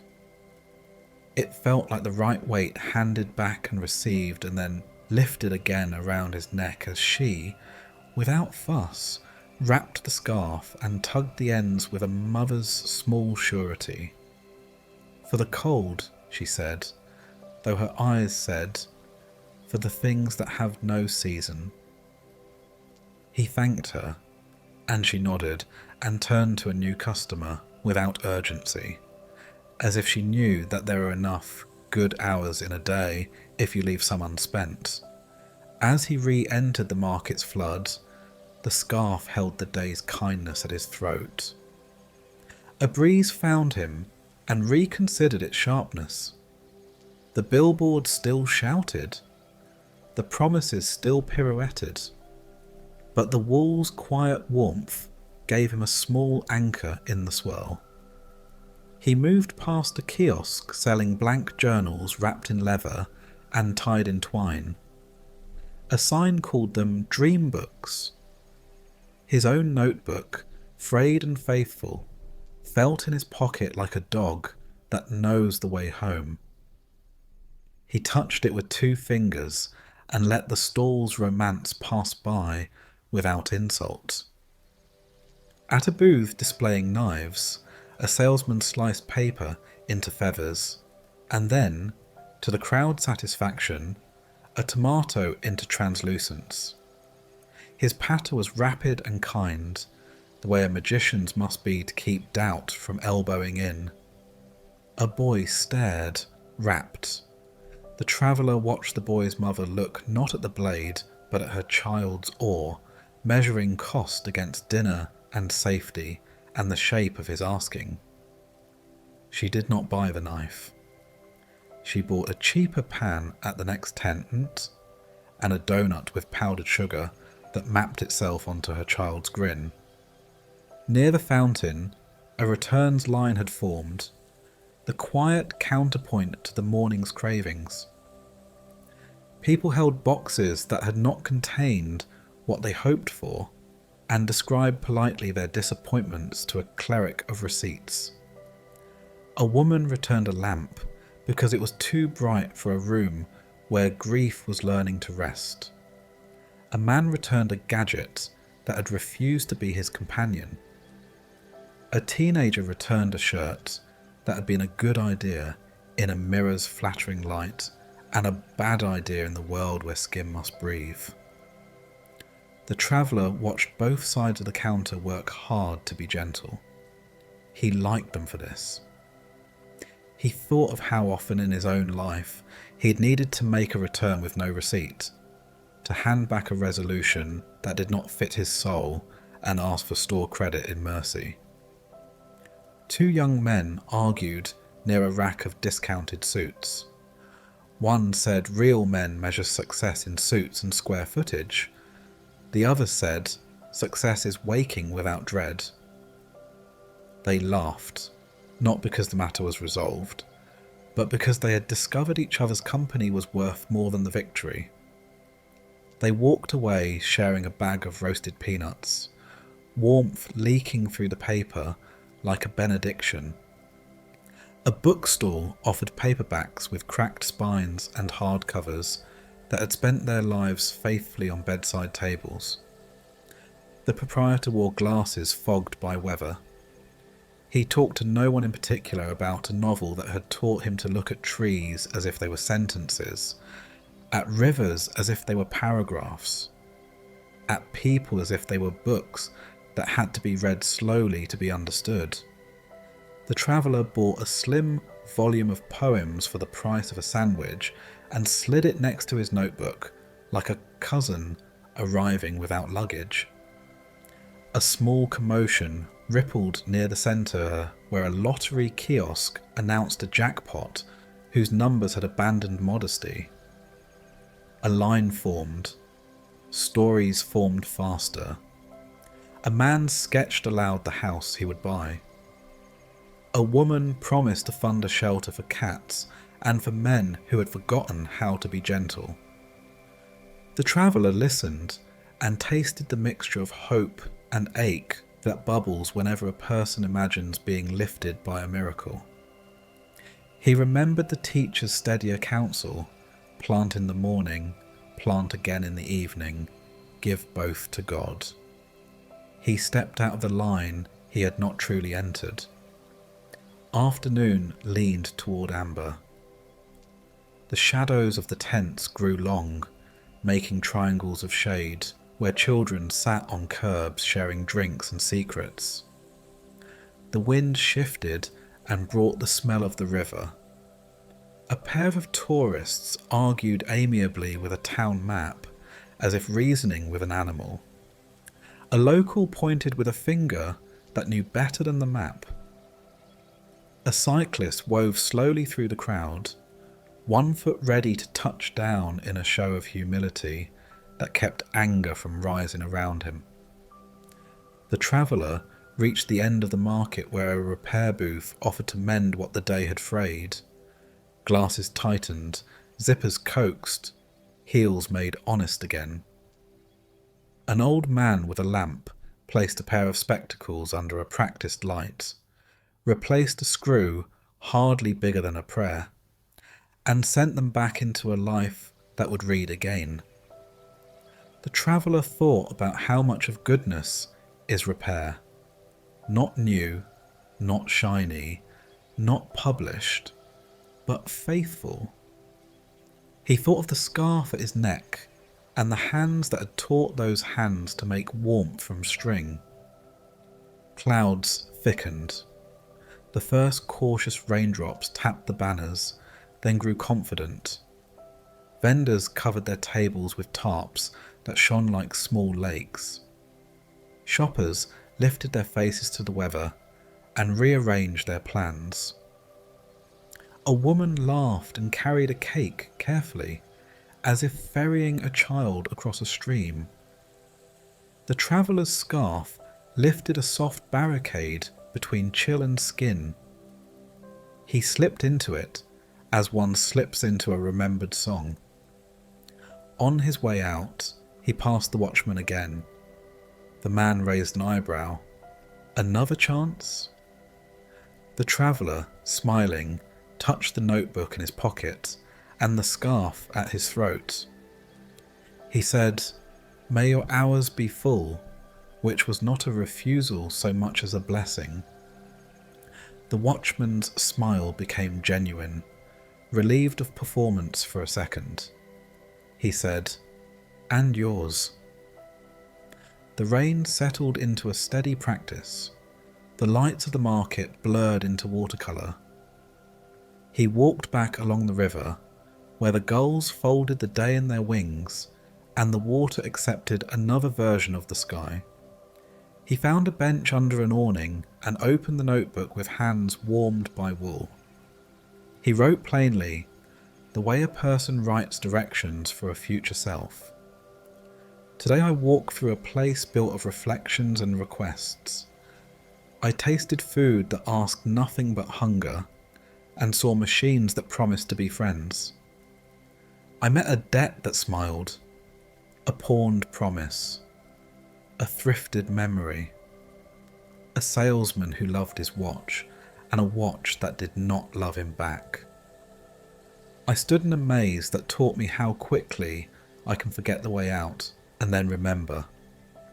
I heard music played into the open air where it belonged. I bought warmth that began as grass and work and patience. I paid a price that was not a performance. I am wearing gratitude around my neck. He paused, let the rain punctuate the page, then added one more line the teacher would have approved.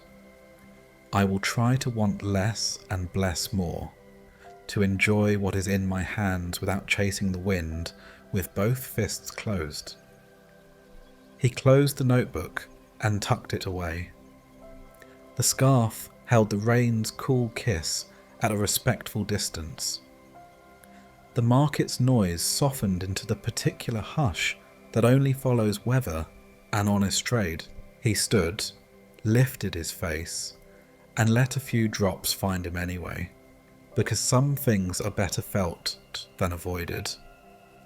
Then he walked toward evening with a simple purchase and a lighter heart, leaving behind the square's bright promises to pack themselves up, and, tomorrow, begin again for someone else who would need to learn which mirrors to believe and which to pass by with a smile. The chapel sat back from the street, as if practicing humility. A small brick building with a porch that had learned the weight of many slow steps. The rain, which had started in the night and kept its gentle practice, tapped on the eaves and stitched a steady seam along the gutters. The traveller followed the stream of people through the doors and into a room that smelled of wood polish and beeswax, a smell that has consoled more than 1 century. Candles lifted small arguments against the grey, and a photograph stood on an easel near the front. An ordinary face, framed by the kind of smile that does not audition for attention. The traveller knew no one well here. He had come because the notebook had said the house of mourning tells the truth. Come and listen. A long table hugged the back wall, already bearing a spread of kindnesses. Sandwiches cut on the diagonal. A plate of cookies dusted like first snow. A coffee urn softly percolating. Paper cups nested into one another, like a family that knows how to sit close. A guest book lay open with a pen on a ribbon. People bent to write their names with the seriousness of signatures given for the right reasons. The traveller wrote his name and the simplest sentence he could trust. Thank you for a life that taught me to notice. He did not know whether it would comfort anyone. He knew it needed to be written. The room gathered itself. A hush arrived that was not silence exactly, more like attendance. A woman with iron grey hair rose to the lectern, her hand resting for a moment on the edge, as if confirming the furniture would keep its promise to hold. She introduced herself as the sister. Her voice had the river-stoned steadiness of someone who has walked upstream and will keep walking. She told how the man in the photograph, Luis, she said, and the name took on the weight of all their mouths, had planted a garden in a yard that refused to think of itself as enough, how he had coaxed tomatoes from reluctant soil, and how every year he renamed the stubborn corner Next Year's Victory.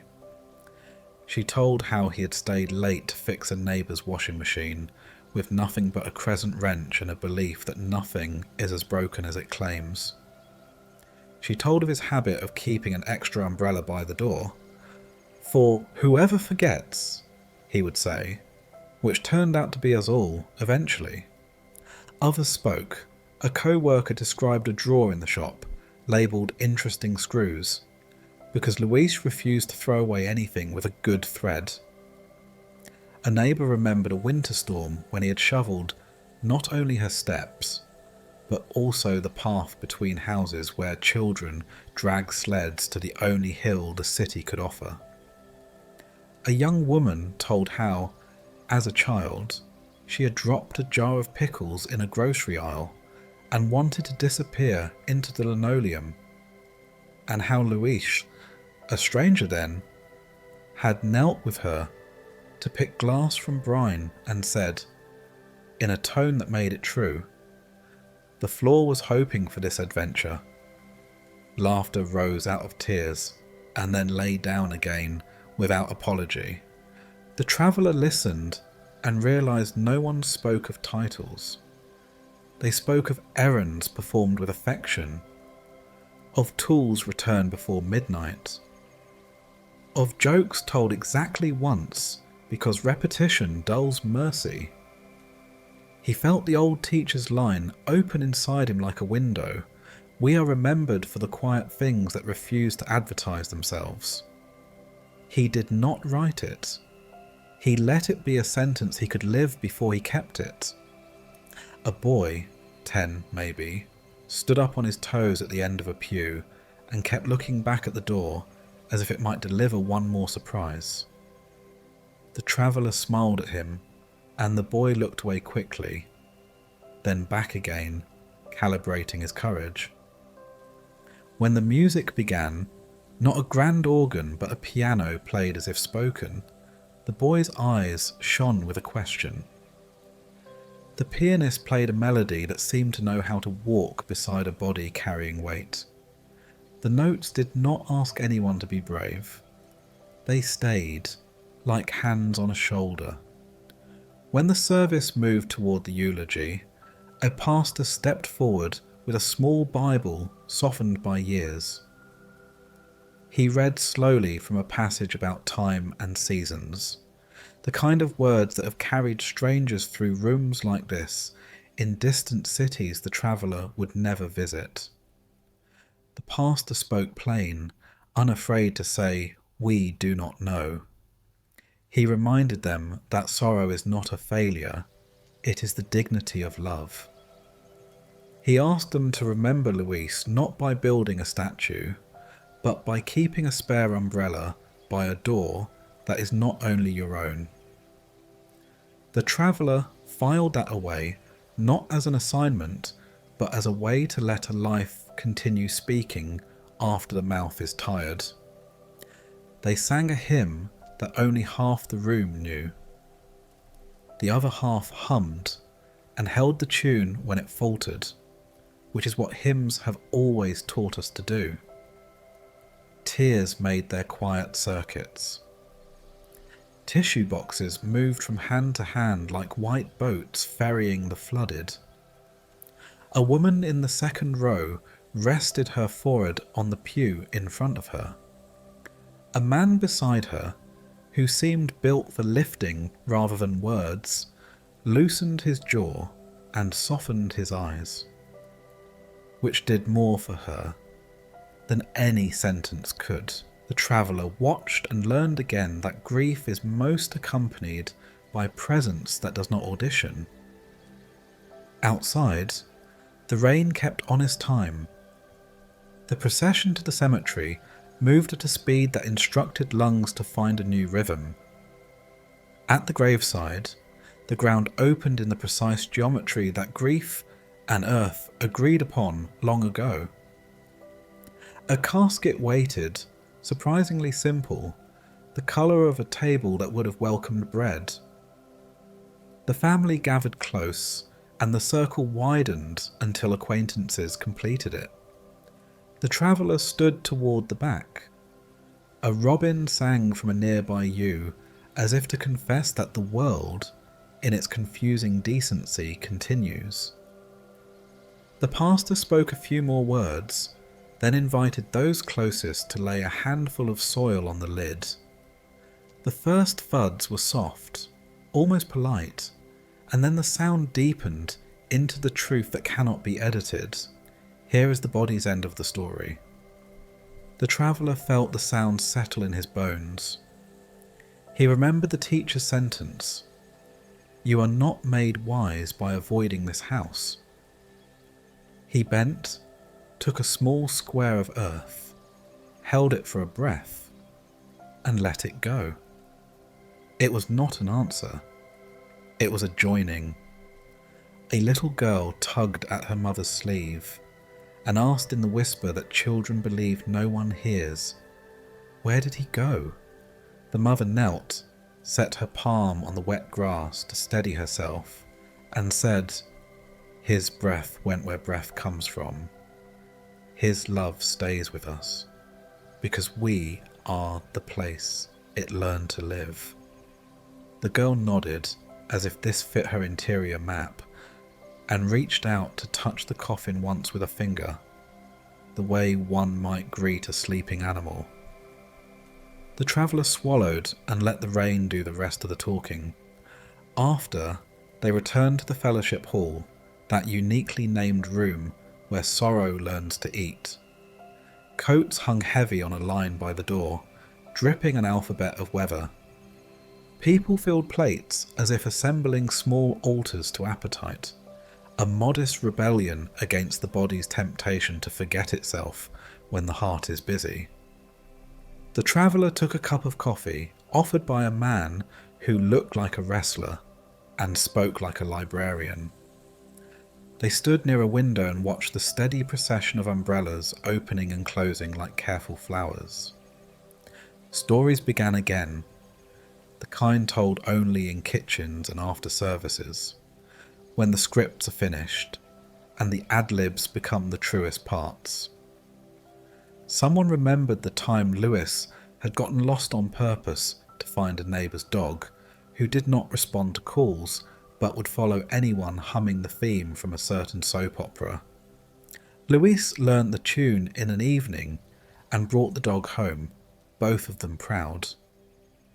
Someone else remembered how he had written letters with a real pen every first week of December. Not just greeting cards, but actual letters, patient with sentences, full of the year's honesty and jokes that did not need to travel to be funny. A man said that, on the worst day of his divorce, a jar of soup appeared on his steps with no note, and he knew where it had come from because only one person he knew used twine to tie the lid and tucked under the knot a sprig of thyme. The traveller moved to a corner where a bulletin board displayed photographs. Louise sunburned at a picnic. Louise concentration browed over an engine. Louise with a paper crown on his birthday, laughing as if paper were metal. In one, he held a baby with that uncertain reverence men sometimes adopt, afraid of both dropping and hurting, and yet unwilling to be anywhere else. The traveller found himself smiling at a face he had never met while it breathed. He touched the glass lightly, the way you might touch the forehead of a friend who has fallen asleep in a chair. He offered to help wash dishes because there is no more faithful work in a house of sorrow. In the kitchen, he stood elbow to elbow with a woman who scoured pans the way a person prays when words are not welcome. They worked without much language, hot, rinse, towel, stack. The rhythm steadied something in them both. The woman said, after a time, "He was my landlord. He never raised my rent. When the heat broke one winter, he brought over 2 electric blankets and fixed the boiler himself at midnight." She rinsed the glass slowly, as if revealing clarity from fog. "We were not friends," she added, "and he treated me like one." The traveller nodded, and they dried another plate. When the dishes were done, he found the sister sitting at a table with a pad of paper and a pen, making lists. She had a tiredness that looked like she had been asked to carry a river. He asked whether he could run an errand. She smiled at him, grateful for a task that could be handed off without explanation. "Would you deliver these extra sandwiches to the shelter 2 blocks down?" she asked. He used to take them himself whenever we had too much after a gathering. It would make him glad to know we kept the habit. He said yes in the way that makes a sentence belong to you, and set off with a box cradled like a light. At the shelter, a woman with a braid and a jaw that had negotiated with too many knights received the box as if it contained more than bread. "We knew him," she said, and the present tense floated for a second before settling. "He used to fix the buzzing on the fluorescent lights without anyone asking. Said it made the soup taste nervous." She laughed, and then let the laugh fold into her throat. "Thank you." The traveller walked back through the fine rain and understood that mercy does not end when the mouth closes. It continues as habit. When he returned, the crowd had thinned to the knots of people who always stay to stack chairs, wipe tables, find lids for orphaned containers, and exchange phone numbers they intend to use. The traveller joined them.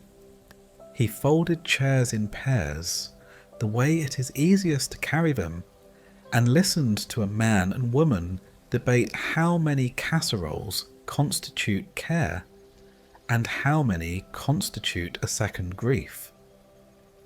"Take them," the woman said.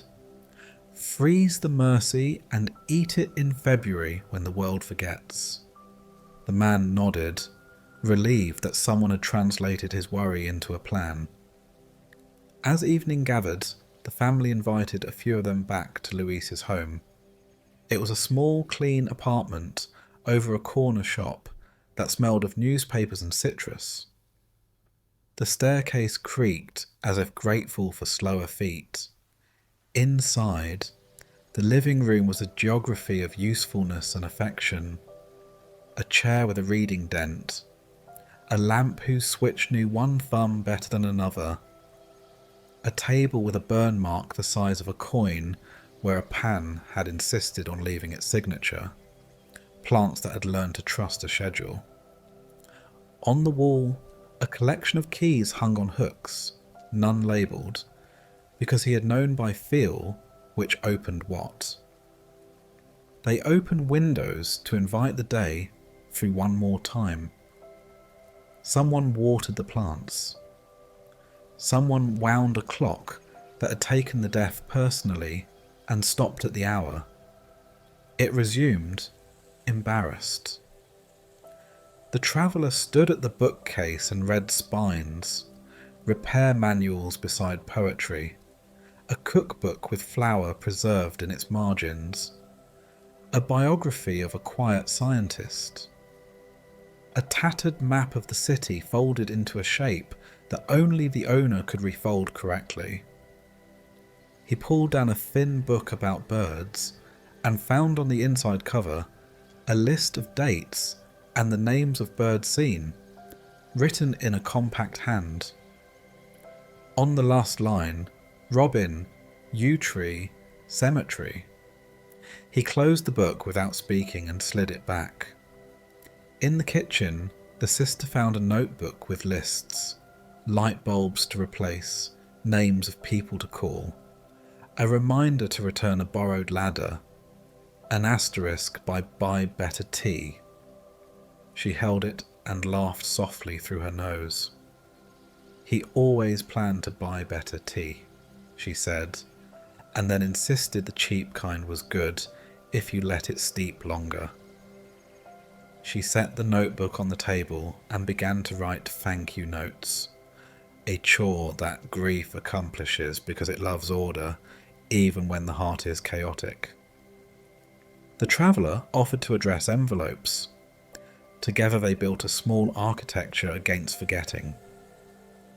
Before he left, he stood for a minute in the doorway of the room that had been a workshop. It was orderly, in the way of someone who believed he would return any minute. Tools hung by size, a bench clean, a radio turned off mid-sentence.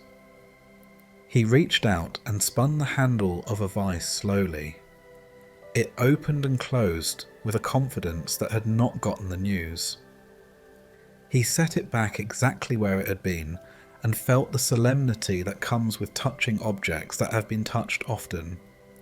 Without thinking, he checked the spare umbrella by the door. It was there. He smiled and left it. Out on the street, the rain had thinned to a memory. The city had that after-service quiet, as if it knew something had been entrusted to it and wished not to drop it. The traveller walked toward home with his collar up and his mind down, watching his steps in the old way, and also seeing farther than the pavement. He thought of Luis's ordinary holiness and felt protective of it, as one feels when someone has shared a secret recipe that is simply, stubbornly, the attention paid to ordinary ingredients. Back in his small room, he hung his coat and set his notebook on the table. He did not open it immediately. He sat with his hands on his knees and let the day stand up inside him. The piano upstairs started again, a slow hymn without words, and he heard in it the afternoon's eulogy more than the morning's hustle. He lit a candle because that is how some nights begin rightly. Then he opened the notebook and wrote, "Today I walk through a door that does not pretend. I learned again that a person is praised for unadvertised mercies and the way they carried their tools.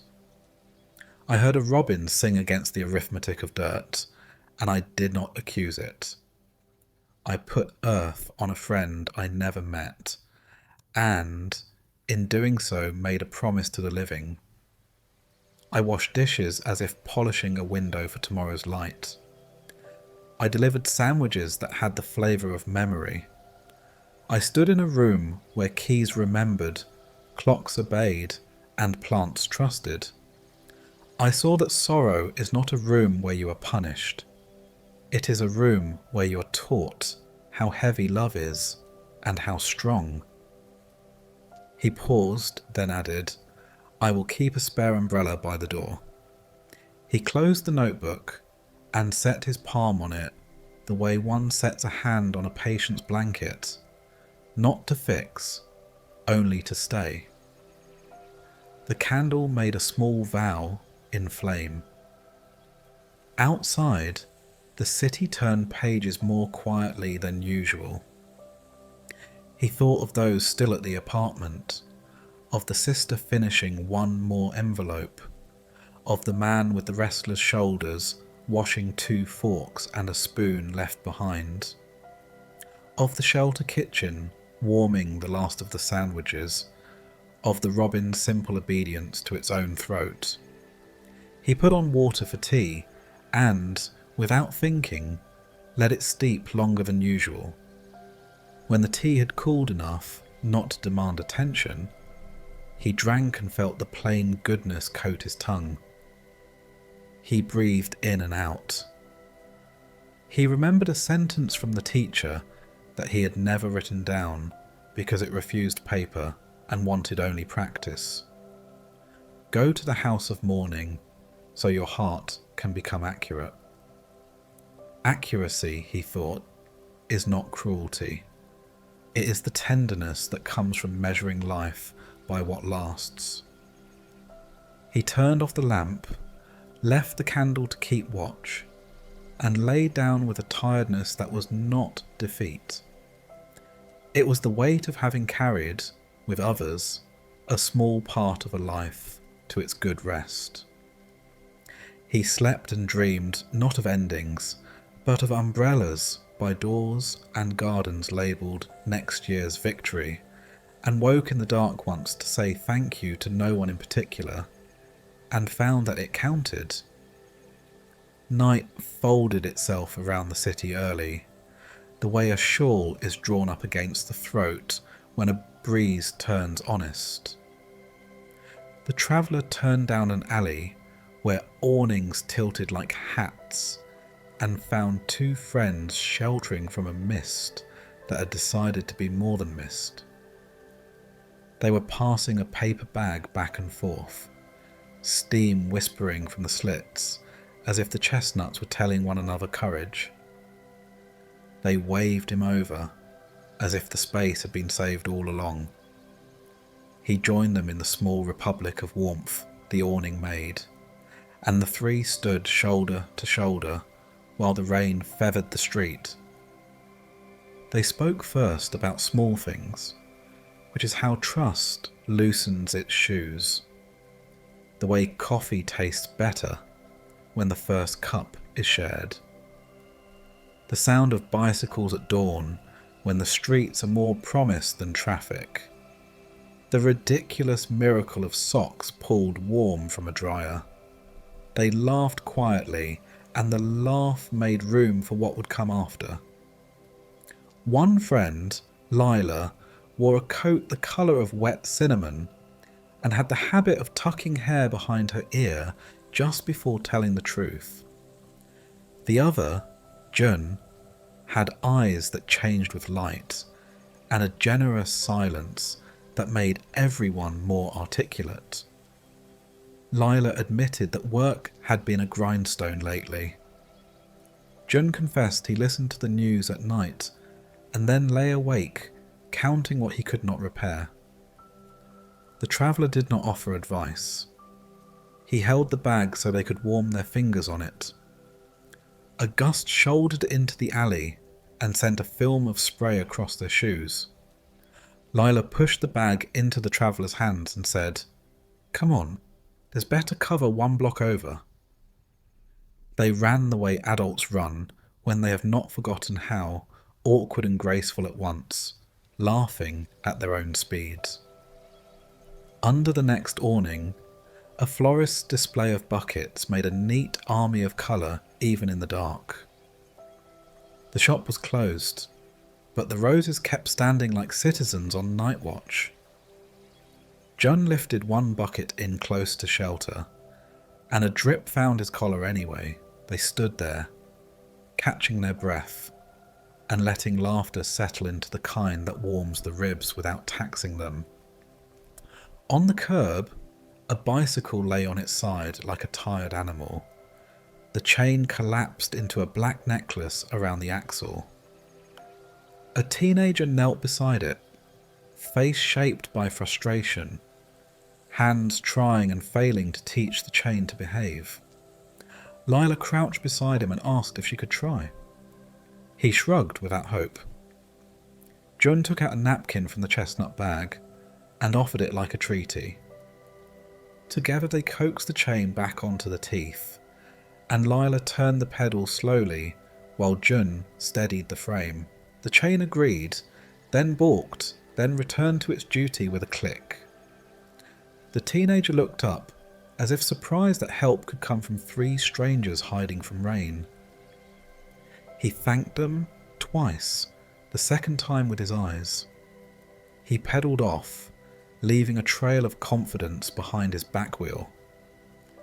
Lila wiped her fingers and said, softly proud, "There are problems that yield to 4 hands faster than 2. The rain thickened, the drops now large enough to declare themselves. They retreated into the glow of a laundromat, where machines were stacked like moons. Heat kissed their faces. Detergent and dryer sheets turned the air into a memory of other people's cotton. A woman folded shirts in patient stacks and nodded them toward the end of her table, a kind of hospitality.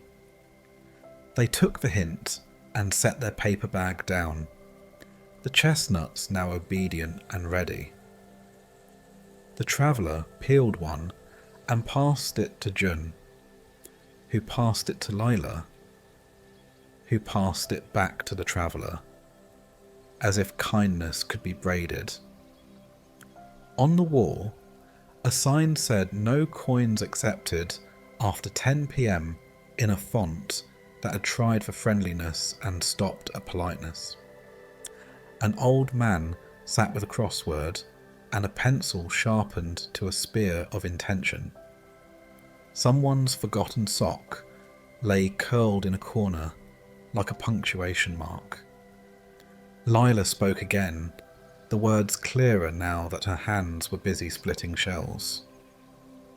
She said solitude could feel like a room with all the windows shut, even if they were open. She said sometimes she would sit on her bed and feel the walls lean in, not menacing, simply too interested. Jun said he knew the room she meant and had painted one wall a bright colour to trick Gloom into thinking it was daytime. The traveller listened and felt the small arithmetic of companionship take place across their bodies, burdens dividing, light multiplying. The old teacher's sentence came to him unbidden, not in ink, but in practice. When one stumbles, the other steadies. When the night grows long, a second voice keeps watch. When the cold sneaks in, 2 jackets turn into a shelter. A dryer door popped open, and the woman who had nodded them a table lifted a warm quilt from the drum. The 3 of them, without thinking, stepped back to make space, as if bowing to a parade. The woman spread the quilt and shook it gently. Heat and the clean smell washed over them. She caught the corner and smiled.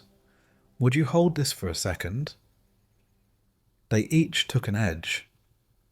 For a moment the 4 of them formed a square of fabric and breath, lifting, folding, smoothing. The woman thanked them and pressed the seam flat with a palm that knew how to persuade stubbornness into cooperation. As she left, she said, half to herself and half to them, "Goes quicker with more hands." Then she held the quilt like a sleeping child and stepped into the weather. The clock in the laundromat misbehaved in a cheerful way, jumping forward a minute and then repenting. Jun said the timing was perfect to find soup, and Lila agreed with a sound that was hunger disguised as determination. They stepped back into the rain and crossed to a small restaurant they had learned years ago. The windows were fogged with human weather. Inside, the cook looked up and nodded the kind of nod that remembers. They chose the table near the kitchen, the one that collects honest conversations like tips. Bowls arrived, steam rising like hospitable ghosts. Bread followed, the good kind that cracks and yields and makes a person believe in the virtues of simple grain. They ate without trying to impress one another, and, in that, impressed one another more. Between spoonfuls, John admitted he had been carrying something he had not named. His father's voice lived in his head, a careful ledger of disappointments that had begun as guidance and calcified into critique. He said he was tired of that voice and afraid of what silence would sound like if he asked it to be quiet. Lila put down her spoon and said, "You can borrow my voice for a while if you want. The one that says you're doing enough, even when the world insists you earn your breathing." The traveller offered to this exchange the only thing he could, a listening so steady it might be mistaken for infrastructure. They talked until the cook refilled their water glasses without being asked and sat down. On the house, a plate of pickled vegetables which, he claimed seriously, greatly improved courage. A flicker went through the lights, the quick shiver of an old building remembering its age. For a second, the room held its breath. Then the lights returned, embarrassed, and settled to their work. Lila laughed and said that was exactly how her heart felt when she thought about going home alone to an apartment that remembered her. John said, "What if we have a walking night, where we walk a little now, and then a little tomorrow, and so on until the city believes us it can be crossed by friendship?" The traveller agreed without conditions. They paid. They put on their coats slowly, as if suiting up to meet weather, and also whatever weather becomes inside a person. The rain had settled into a conversation with itself. They walked without an agenda, past shops that had buttoned their collars, past a barber pole turning faithfully for no one, past a bookstore cat asleep on a stack of poetry. On a corner, a man stood with a cardboard sign that read, "Simply Cold." Lila handed him the last chestnut from the bag, which made him laugh. Not a blanket, but it's something. John wrapped his scarf around the man's shoulders and accepted the protest with a look that translated no into yes. The traveller offered his gloves, and the man put them on with the same reverence a person gives to borrowed tools. When they walked on, they did not congratulate themselves. They simply adjusted to the smaller bite of the air against their own skin. At a crosswalk, the signal refused to change. They waited the way people wait when they are willing to be taught patience. A woman with a stroller arrived and joined their little congregation at the curb. The stroller's wheel had a limp that made progress into labour. John squatted, examined the joint, and found a screw that wanted attention. He tightened it with a coin, the universal tool for when expertise is not available. The wheel thanked him by rolling true. The woman wished them a good night with the sincerity of someone who had been sitting on a small worry that found its door. They turned toward the river, where the city keeps a page of open space for anyone who needs it. The water moved with a speed that comforted and scolded at once. They walked along the path and spoke about maps. Lila said she carried one inside her that didn't match the streets exactly, but was good at locating safe benches. John said his map had blank spots labelled "Here be tenderness." The traveller said his map had regions of fog that lifted when he walked with others. They laughed softly, not because the jokes were sharp, but because they were accurate enough to hold their weight. Near a footbridge, a man busked with a violin that was losing its battle with humidity. He played anyway. The tune faltered and then found itself, like an apology that does not come easily and then arrives forgivable. Lila dropped a coin and asked if he knew a certain melody, a song their city seemed to carry in its pocket. He tried and failed, and then tried again, and she hummed the notes until the violin realised it could follow. Joan's voice joined a beat behind, and the traveller, who could not carry a tune far, carried it quietly. For a minute the bridge was a concert hall, and the river clapped with small hands. On the far side of the bridge, they found a playground blinking under streetlights. The swings moved in the breeze with no children to command them. Lila sat and pushed off, letting her coat catch the wind like a sail. John took the swing beside her and did likewise. Lanky legs cutting arcs through the damp air. The traveller stood behind and gave them both a push not because they needed it, but because everyone likes to feel the exact moment when a hand becomes momentum. They swung higher than adulthood usually allows, and then, sheepish and exhilarated, let gravity calm them. Lila leaned back and looked at the sky as if checking a fact. When they finally put their feet on the ground, the world felt steadier under them than it had earlier, as if the swings had reset something that costly conversations alone cannot reset. They walked again. The streets thinned into residential quiet. Windows offered vignettes, a couple playing cards, a person watering plants with more tenderness than some people show their own thoughts, a dog sitting perfectly still in an armchair, as if practicing being human.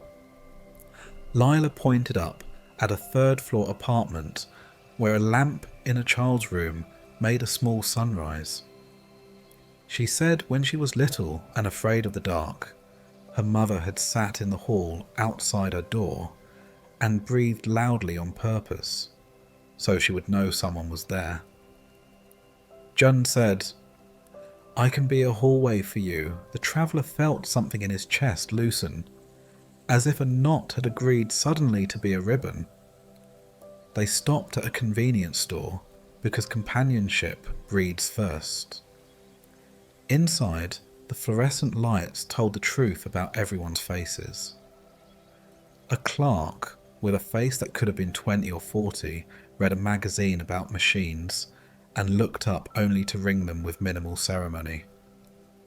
Lila bought a bottle of ginger ale, Jun a bag of salted peanuts, the traveller a small chocolate whose label bragged with humility.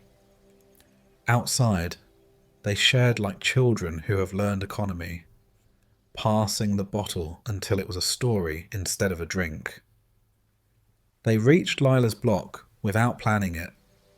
She hesitated and then said she dreaded the click of the lock behind her. Jun said, "Then don't click it yet. Come upstairs for a kettle and a ridiculous TV show I pretend not to like." The traveller nodded, yes, not to the show, but to the kettle, which has its own gospel. Lila smiled the face people make when they are saved from asking. The three of them climbed narrow stairs, the kind that insist you walk without pride, and entered an apartment that had learned to be unself-conscious. Jun flipped on lamplight that gathered itself in corners. He put water on and found, without rummaging, 3 cups that had already forgiven their chips. They sat on the floor because sitting like that makes honesty easier. The show was indeed ridiculous and required only as much attention as laughter demands. Steam rose and softened the edges of the room. When the clattering in their thoughts quieted, they spoke of what they wanted from the next month. Not the kind of wanting that is hunger dressed up for an interview, but the kind that is a backyard list tacked to a refrigerator. Fix the wobbly table, call the aunt, learn to make the soup we keep praising, leave the spare umbrella by the building's door, show up for one another without turning it into a performance. The kettle sang and Lila poured. Jun draped a blanket across their knees, a simple weight that had more medicine in it than most advice. The traveller opened his notebook and asked, not with words but with posture, if he could write. They nodded.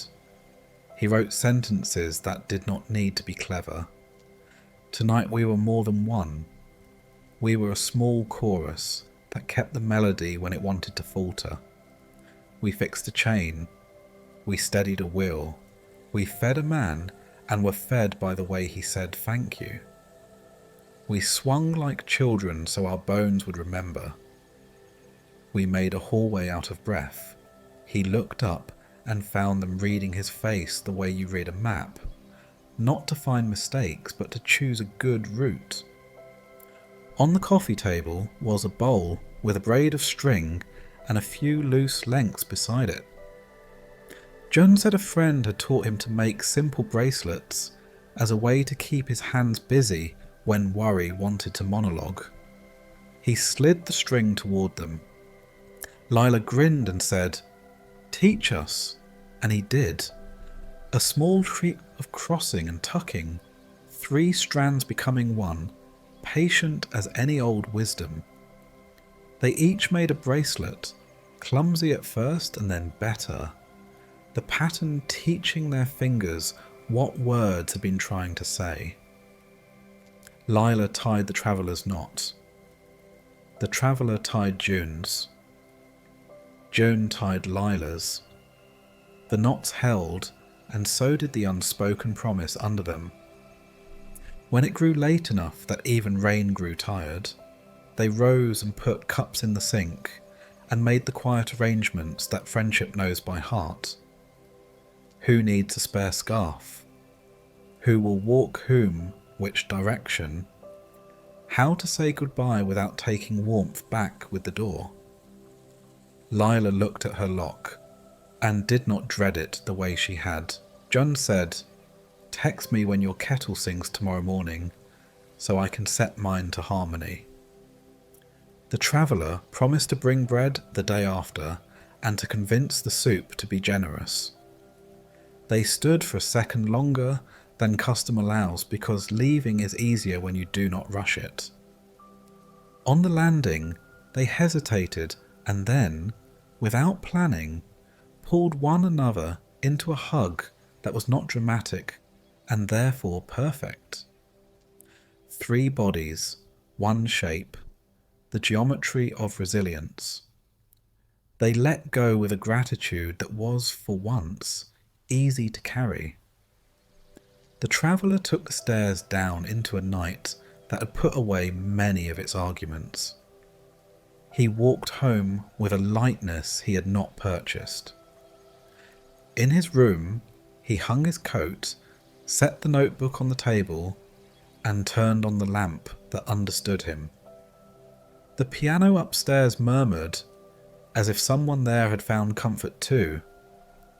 He washed 2 cups, because washing dishes had become a language he trusted. Then he sat and reread what he had written, and added a last line before sleep. "When I fall, let there be hands that do not ask for an explanation before lifting. When I'm cold, let there be a blanket someone remembers to share.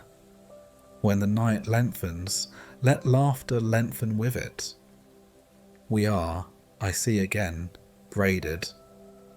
He closed the notebook and touched the bracelet he had tied poorly and loved anyway. Outside, the rain turned to a hush.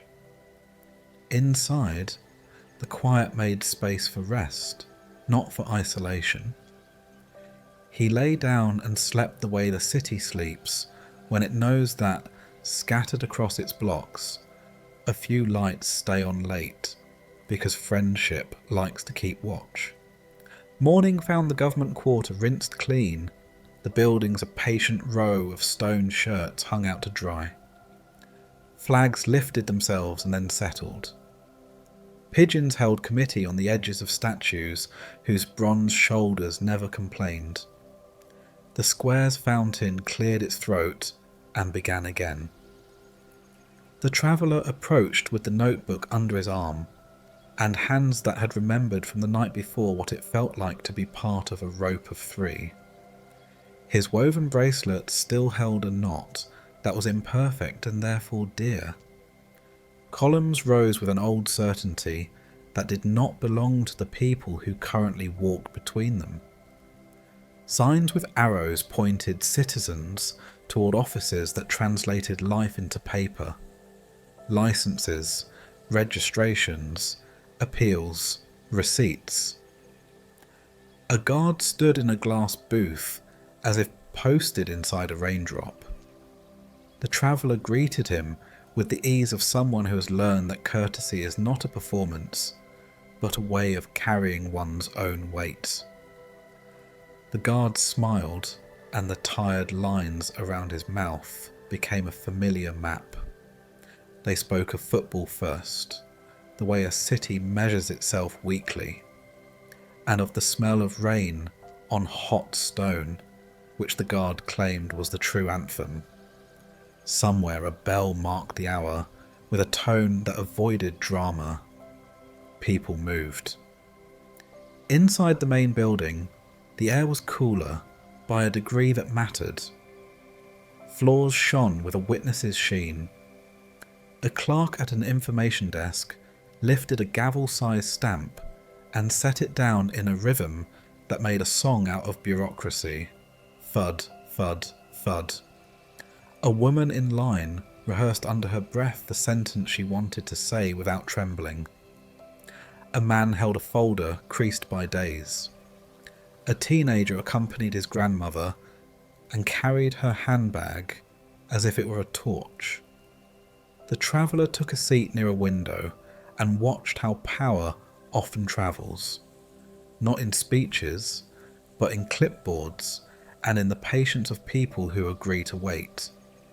He wandered into the public gallery of the council chamber, where a handful of neighbours had gathered. A clerk read minutes that were more dignified than their name suggested.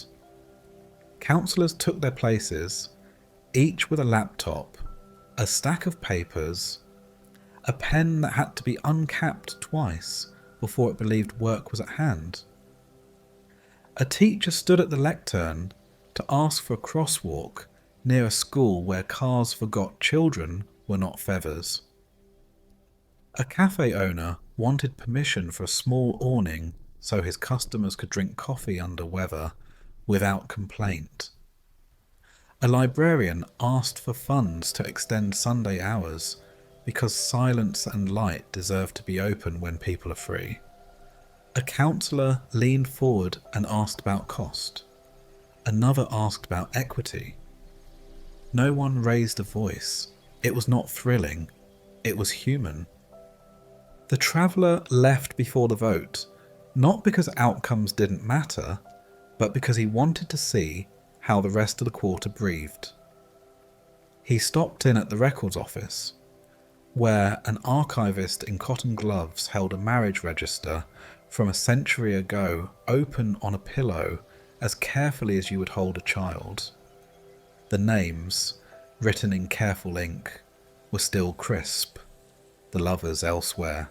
On a shelf nearby sat a box of yesterday's certificates.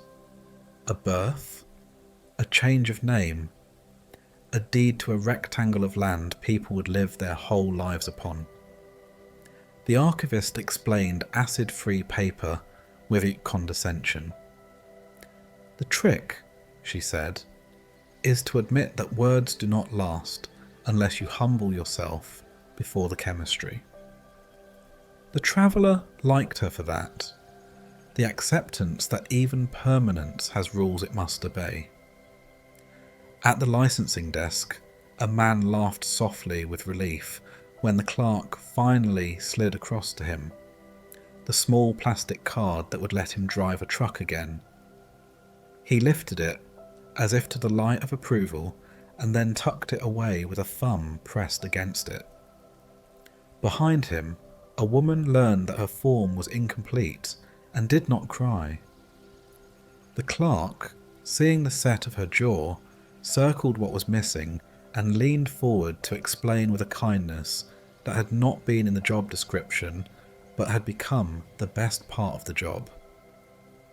The woman sat on a bench, filled in the empty squares carefully, and returned with enough dignity to continue. Outside, a modest protest unfurled on the steps, not a thunder, just a weather of insistence. Handmade signs said, "Fix the elevator and a city for all, and ramps are cheaper than exclusion." A boy who used a wheelchair held a poster with tape that had stuck to itself and made a mess. A woman with grey hair helped him pull it free, a small victory that felt odd to cheer. The group chanted not like soldiers, but like neighbours, practicing how to keep a rhythm together. A council aide came out with a notebook and 3 questions, not to placate, but to understand where, exactly, the building failed the people it promised to welcome. The traveller stood at the edge and felt grateful for how mercy sometimes arrives dressed as regulation. He passed the courthouse and sat for a while on a low wall across from it. The front doors opened and closed, continuing their long choreography. A young attorney hurried down the steps and then slowed to walk with his client, an older woman whose purse had learned to carry worry. They stopped at the bottom and spoke quietly, each nodding to show they had heard the other. A bailiff stepped outside and let the fresh air fix his face before returning to his post. A judge in plain clothes left by a side door, carrying a lunch in a brown bag, looking for all the world like a grandfather among grandfathers, not the mouth that would later shape binding words. The traveller considered the immensity of telling strangers what their actions had earned and of doing it in a way that kept dignity intact. At noon, he returned to the guard's booth with 2 sandwiches wrapped in paper from a shop nearby where the counterman had memorised the city's lunch. The guard protested, then gave in like a friend. They ate standing, looking out at the square. A motorcade whispered past with sirens keeping their distance, the cars shiny as beetles, windows polite as blankness. People paused and then resumed. "They come and go," the guard said, chewing. Not bitter, not cynical, simply accurate. "We'll still be here on Monday." The traveller nodded. He had been in cities where the powerful changed like seasons. The Stones knew more about patience than any motorcade.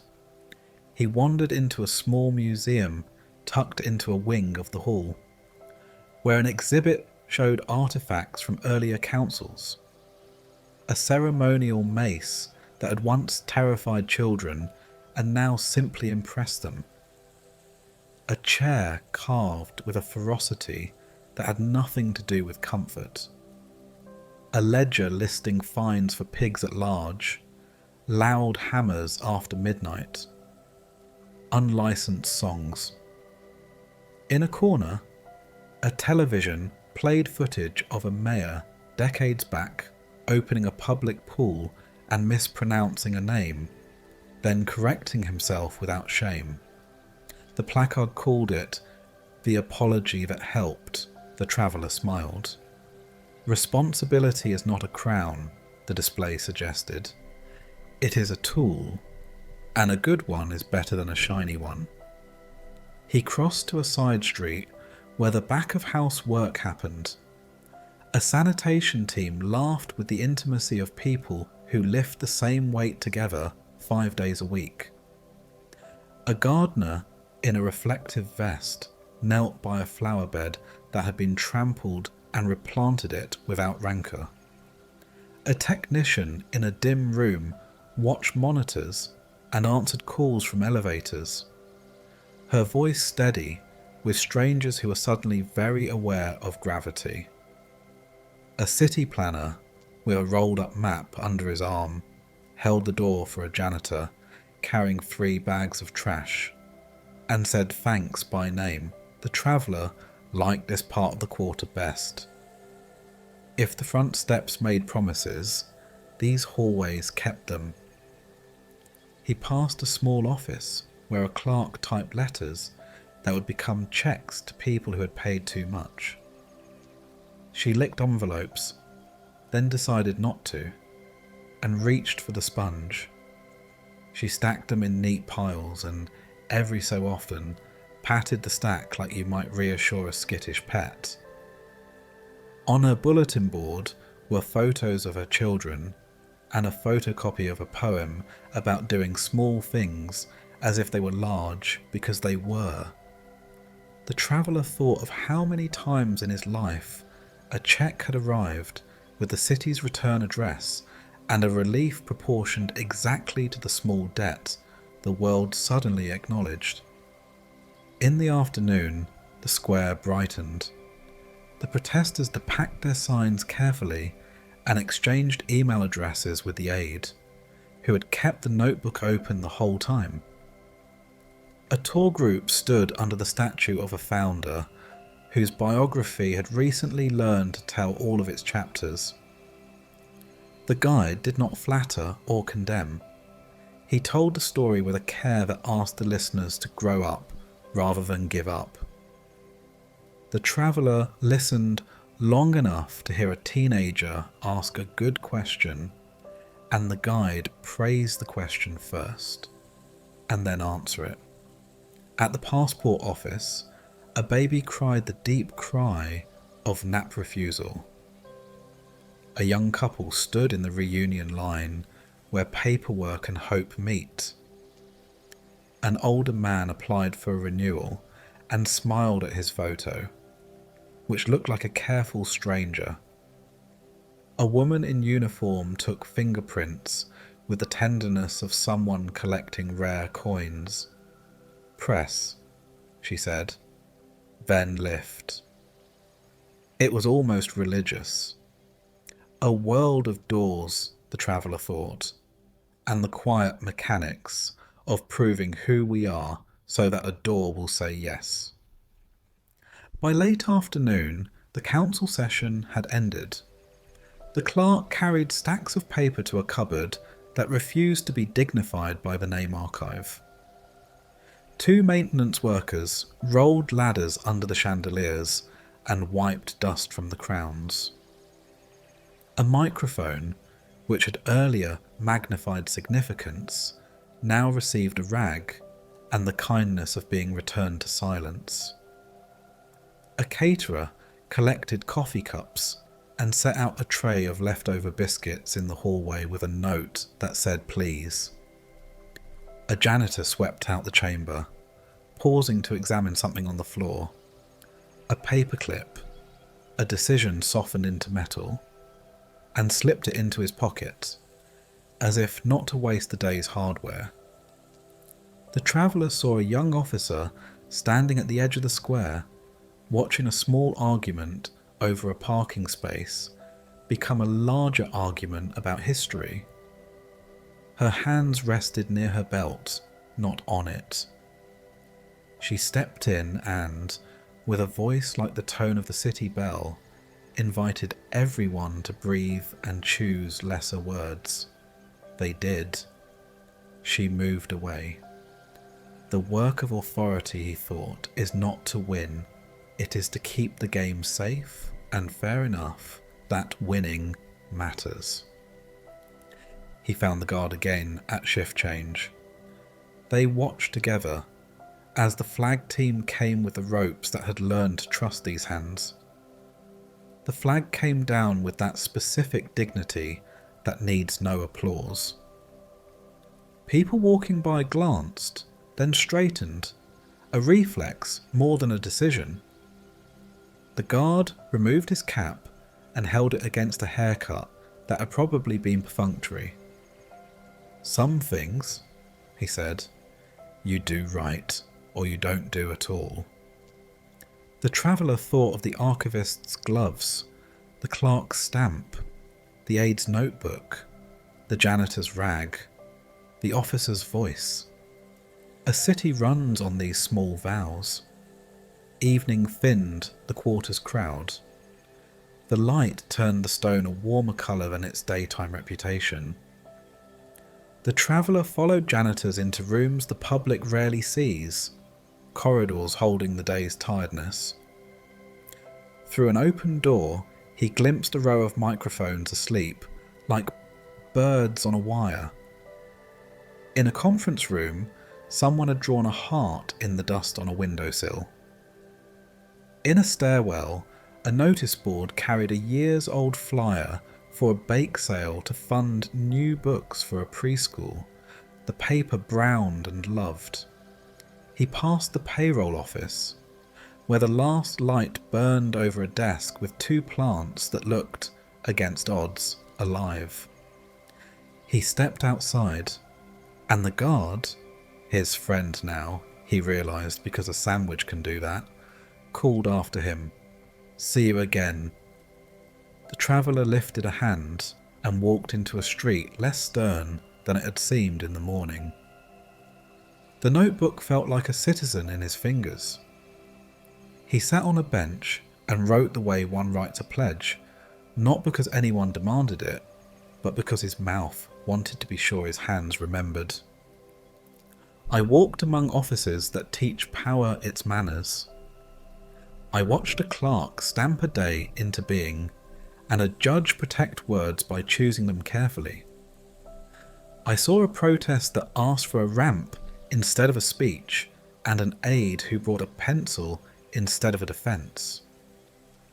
I sat in a gallery where dollars debated with needs, and where needs learned to tell the truth about their costs. I ate with a guard who knows this square better than the people who wave from the steps. I learnt that authority is a loan, not a birthright, and repayment is measured in listening. He added, smaller, because some vowels prefer to whisper, "Keep my own circle honest. Let my signature mean something. Pay what I owe, in coin and in apology. Speak careful words and fewer of them. Remember the ones with no crown and no crowd." The last tourists drifted away. The protest signs, now under arms, looked less like weapons and more like instruments carried home to be tuned. The flag staff waited for morning. The pigeons rearranged their meetings for roofs. The traveller stood and turned toward his neighbourhood, where the lamplight knew his name. He passed a pair of street sweepers leaning on their brooms and sharing a joke, whose punchline was the simple fact that their work would be there tomorrow. He passed the library steps where someone had chalked a hopscotch not for children only. He passed an office where one light burned, then turned off, the fatigue of a last person leaving honoured by the building. In his room, the lamp threw its circle. He poured water into the kettle and found his cup. The bracelet on his wrist lay against the bone, a small politics of 3 strands agreeing. The piano upstairs offered a scale, and then a melody, modest and enough. He opened the notebook again and underlined one line so his morning self would find it like a found coin. Respect those above you, and remember who is above them. He did not draw a throne. He drew a table with 3 chairs and, in the margin, a little ramp. He turned out the lamp and let the building across the street hold the night. A building where microphones slept and files cooled and carpets remembered footfalls. He lay down and felt grateful that somewhere a guard was finishing a shift with sore feet and a good story about a sandwich. He slept in the care of a city that, like him, did not always get everything right, but tried, in the common hours, to keep its promises. Steam fogged the restaurant windows so thoroughly they might have been pieces of sky that had decided to rest. The doorbell chimed low as the traveller pushed through, and the room answered with warmth. The slow thrum of a vent, the hiss of something persuaded by heat to become tender, the clink of a spoon against a thick-walled bowl. The air was stitched with garlic and onions and the patient sweetness of carrots that had given up their stubbornness to time. Chairs were mismatched in a deliberate way. Tables wore oilcloth with fruit printed on it, faded by 1,000 elbows. A chalkboard near the counter announced the day's few truths in crooked white. Stew, bread, tea, gratitude optional but recommended. The old cook looked up from the stove, a ladle in his hand and a towel thrown over his shoulder like a flag of truce. His hair was salt that had given up on pepper. He nodded to the traveller with the recognition of a person who keeps track not by names but by how people enter rooms. "Sit," he said, without theatre, and slid a bowl along the counter's edge until it came to rest in front of a stool that had been wobbly once and now was not. The bowl was simple white, chipped at the rim where 1,000 small mercies had landed. The stew inside was a geography of comfort. Potatoes with corners softened, beans that had agreed to be generous, a few shards of cabbage surrendering their crispness to the common good. The cook placed a second spoon beside the bowl, the way a person sets down an extra chair, even if no one has yet knocked. The traveller smiled at the memory of another night, and another second spoon offered without words. The cook poured water from a heavy pitcher into a glass that showed it's clean by not boasting. "Eat before you tell me about your day," he said. "Stories taste better with salt." The first spoonful rewrote the weather inside the traveller. Heat lifted from the bowl and went about its work with calm authority. He had learned to notice the sequence: warmth at the teeth, the tongue trying to name each ingredient, and then giving up for the sake of a larger gladness. The throat agreeing to trust, the chest easing as if unbuttoned without hands. He tore bread from a round that wore flour like frost, and used it as a small ferry between bowl and mouth. Butter melted into geology that would not last long enough to be explained. A tired nurse came through the door, hair escaping the clip like thoughts after midnight. The cook reached for a second bowl without being asked. The nurse took the next stool, with the right to do so earned by many nights. The cook slid her bowl forwards and, in a gesture that had become ritual, set the second spoon near the traveller's bowl, the two spoons a small bridge between strangers. The nurse nodded to him with that particular politeness of the exhausted, grateful without energy for ornament. "How long left?" the cook asked, drying his hands. 2 hours, she said, and one stubborn IV pump that thinks it's my supervisor. The cook grinned, and as if to bless the complaint, reached for a peppermill. They ate in companionable silence for a while, the kind that trusts small noises to carry the conversation. The scrape of spoons, the bread's faint sigh as it yielded, the tiny applause of the burner. At a table by the window, an elderly couple shared a plate of salad and the kind of look people learn after decades of taking turns being the stronger one. In the corner, a courier checked his phone and then put it face down as if granting himself parole. A teenager sat alone with a textbook open and a highlighter working its neon persuasion. He looked up whenever the cook passed, as if food could teach the same lesson more kindly. "Try the shrub," the cook said, setting down a small glass of something ruby dark, diluted with sparkling water. "Vinegar and berries resets the heart." The traveller sipped. The drink startled his mouth, and then put it at ease like honest news. The nurse did the same and smiled without showing teeth. "Better than coffee," she said, and the cook raised his eyebrows as if that were doctrine. A man came in with the weather on his shoulders and shook it off just inside the door like a polite dog. He had the look of someone who had been argued with all day. The cook lifted a hand and pointed at the corner table as if assigning a seat to grief. He ladled a bowl with extra care and set it down with a folded napkin as if signage for dignity. The man stared at the steam as if it were a map through fog. The traveller watched his face change, not quickly, the way the surface of a lake changes when wind remembers its manners.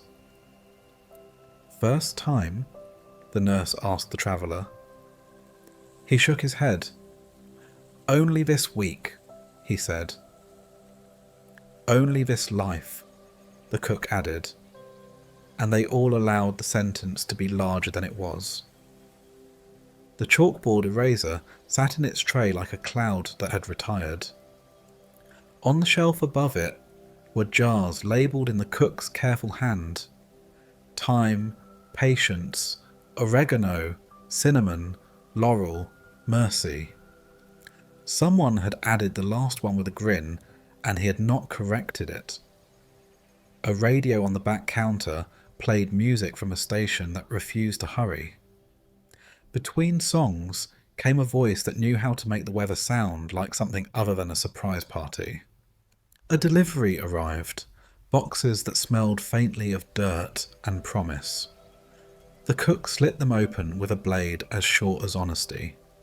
Inside, onions with their papery armour, carrots with hair thin as rumours, a bunch of parsley still arguing with the idea of being harvested, a sack of lentils, modest and inexhaustible. He held up a bulb of garlic like a small moon and grinned at no one in particular.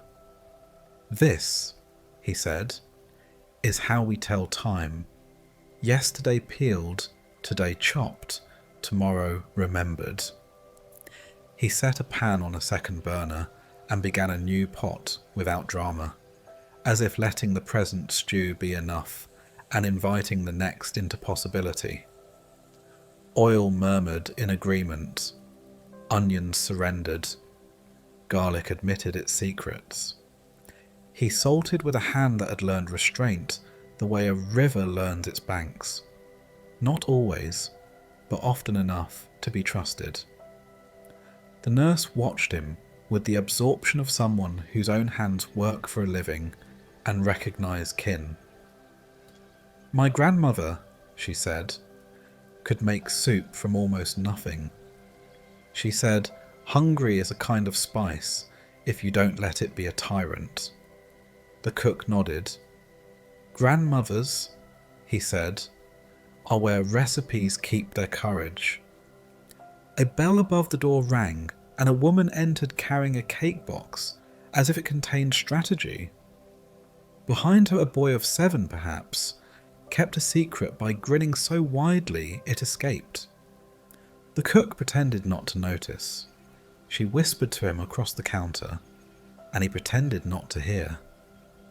He set 3 cups on a tray and hummed while he lit a candle he had not seen before, but had kept in the drawer for just such surprise. When the boy climbed onto a chair, the cook lifted the tray as if he were entering a cathedral, and the tiny congregation broke into a song that anyone can sing without practice. The boy cupped his hand around the flame, considered his wish with a seriousness the room respected, and blew. The candle, obedient and forgiving, allowed itself to be extinguished and applauded by wax. The room clapped, even those who were pretending not to. The traveller felt the clap go through him like good news that asked nothing back. 2 construction workers took the table near the door, and ate with the concentration of people who measure their days by what calories can be turned into continuance. One told a story with his hands while chewing, and his friend laughed, nearly choking, and then reached for water like a man who has learned to save himself with ordinary remedies. A librarian came in and ordered tea, and wrote a letter on paper, actual paper, in a hand that had been taught by a patient teacher with good chalk. When she finished, she folded the paper into a shape that knew where its edges were and sealed it with tape, then wrote an address as if blessing a house from afar. A couple argued quietly at the back, the kind of argument that arises from two people trying to build one story out of two sets of blueprints. The cook drifted by with a basket of bread and did not ask, but left it with a nod that said, "Here is the common element." They tore pieces without thinking, and, in doing so, softened their voices. By the time the basket was empty, their hands had learned again the choreography of passing. The traveller did not stare, he learned. A man in a suit sat in the corner with his tie loosened and his phone obediently asleep. He ate as if food were a foreign language. He remembered suddenly how to speak. When he finished, he stood, went to the counter, and asked whether he could pay for someone else's supper as well. "Choose at random," he said. The cook nodded, not surprised, and tucked the bill under the register with the discretion of a priest. 5 minutes later, when the tired man by the window rose to pay, the cook said, "Already seen to," and the man blinked like someone coming out of surgery into good news. He put his wallet away with a gratitude that promised to travel. Dishwater hummed from the back, the unseen river that carries the day's fingerprints away. A girl with sleeves rolled up and hair tied back wiped glasses with a cloth that had become the exact shape of its purpose. She stacked plates with the balance of a mason laying brick, murmuring to herself the way people do when their work has rhythm and the body sings along without a conductor. The cook slid her a bowl with a look that said, "We feed our own." She ate standing up with a spoon left-handed and smiled at the traveller as if to include him in a fraternity that charges no dues. The nurse checked her watch, which did not promise to stop time, and sighed. "Half an hour," she said, and the cook topped off her glass of water as if refilling a lamp. "I sit with a man who tells me the same story every night," she said to the traveller. "He was a carpenter. He forgets his own name some evenings, but remembers the exact order of making a chair. Mortise, tenon, ache, tea, sand, seat. He tells it as if he's giving me directions home." She ate another spoonful and added, "I think he is." The traveller felt that sentence settle in him like a nail-set flush. The chalkboard acquired a new line, written in a careful hand. "Pie, if you ask nicely." A woman asked not nicely but with effort, and the cook served her a slice that remembered summer. She cut it in half and sent one half to the teenager with the textbook, sliding it across the table like a note in class. The boy looked up, startled, and then did the math of gratitude without showing his work. He ate and turned a page and highlighted a line, and for a moment looked like a person who would not be defeated by a chapter. A delivery man brought him milk and left with 2 bowls boxed for carry-out. The cook had scribbled on the lid, "For later courage." A man in a cap put coins on the counter, counted them twice, and came up short.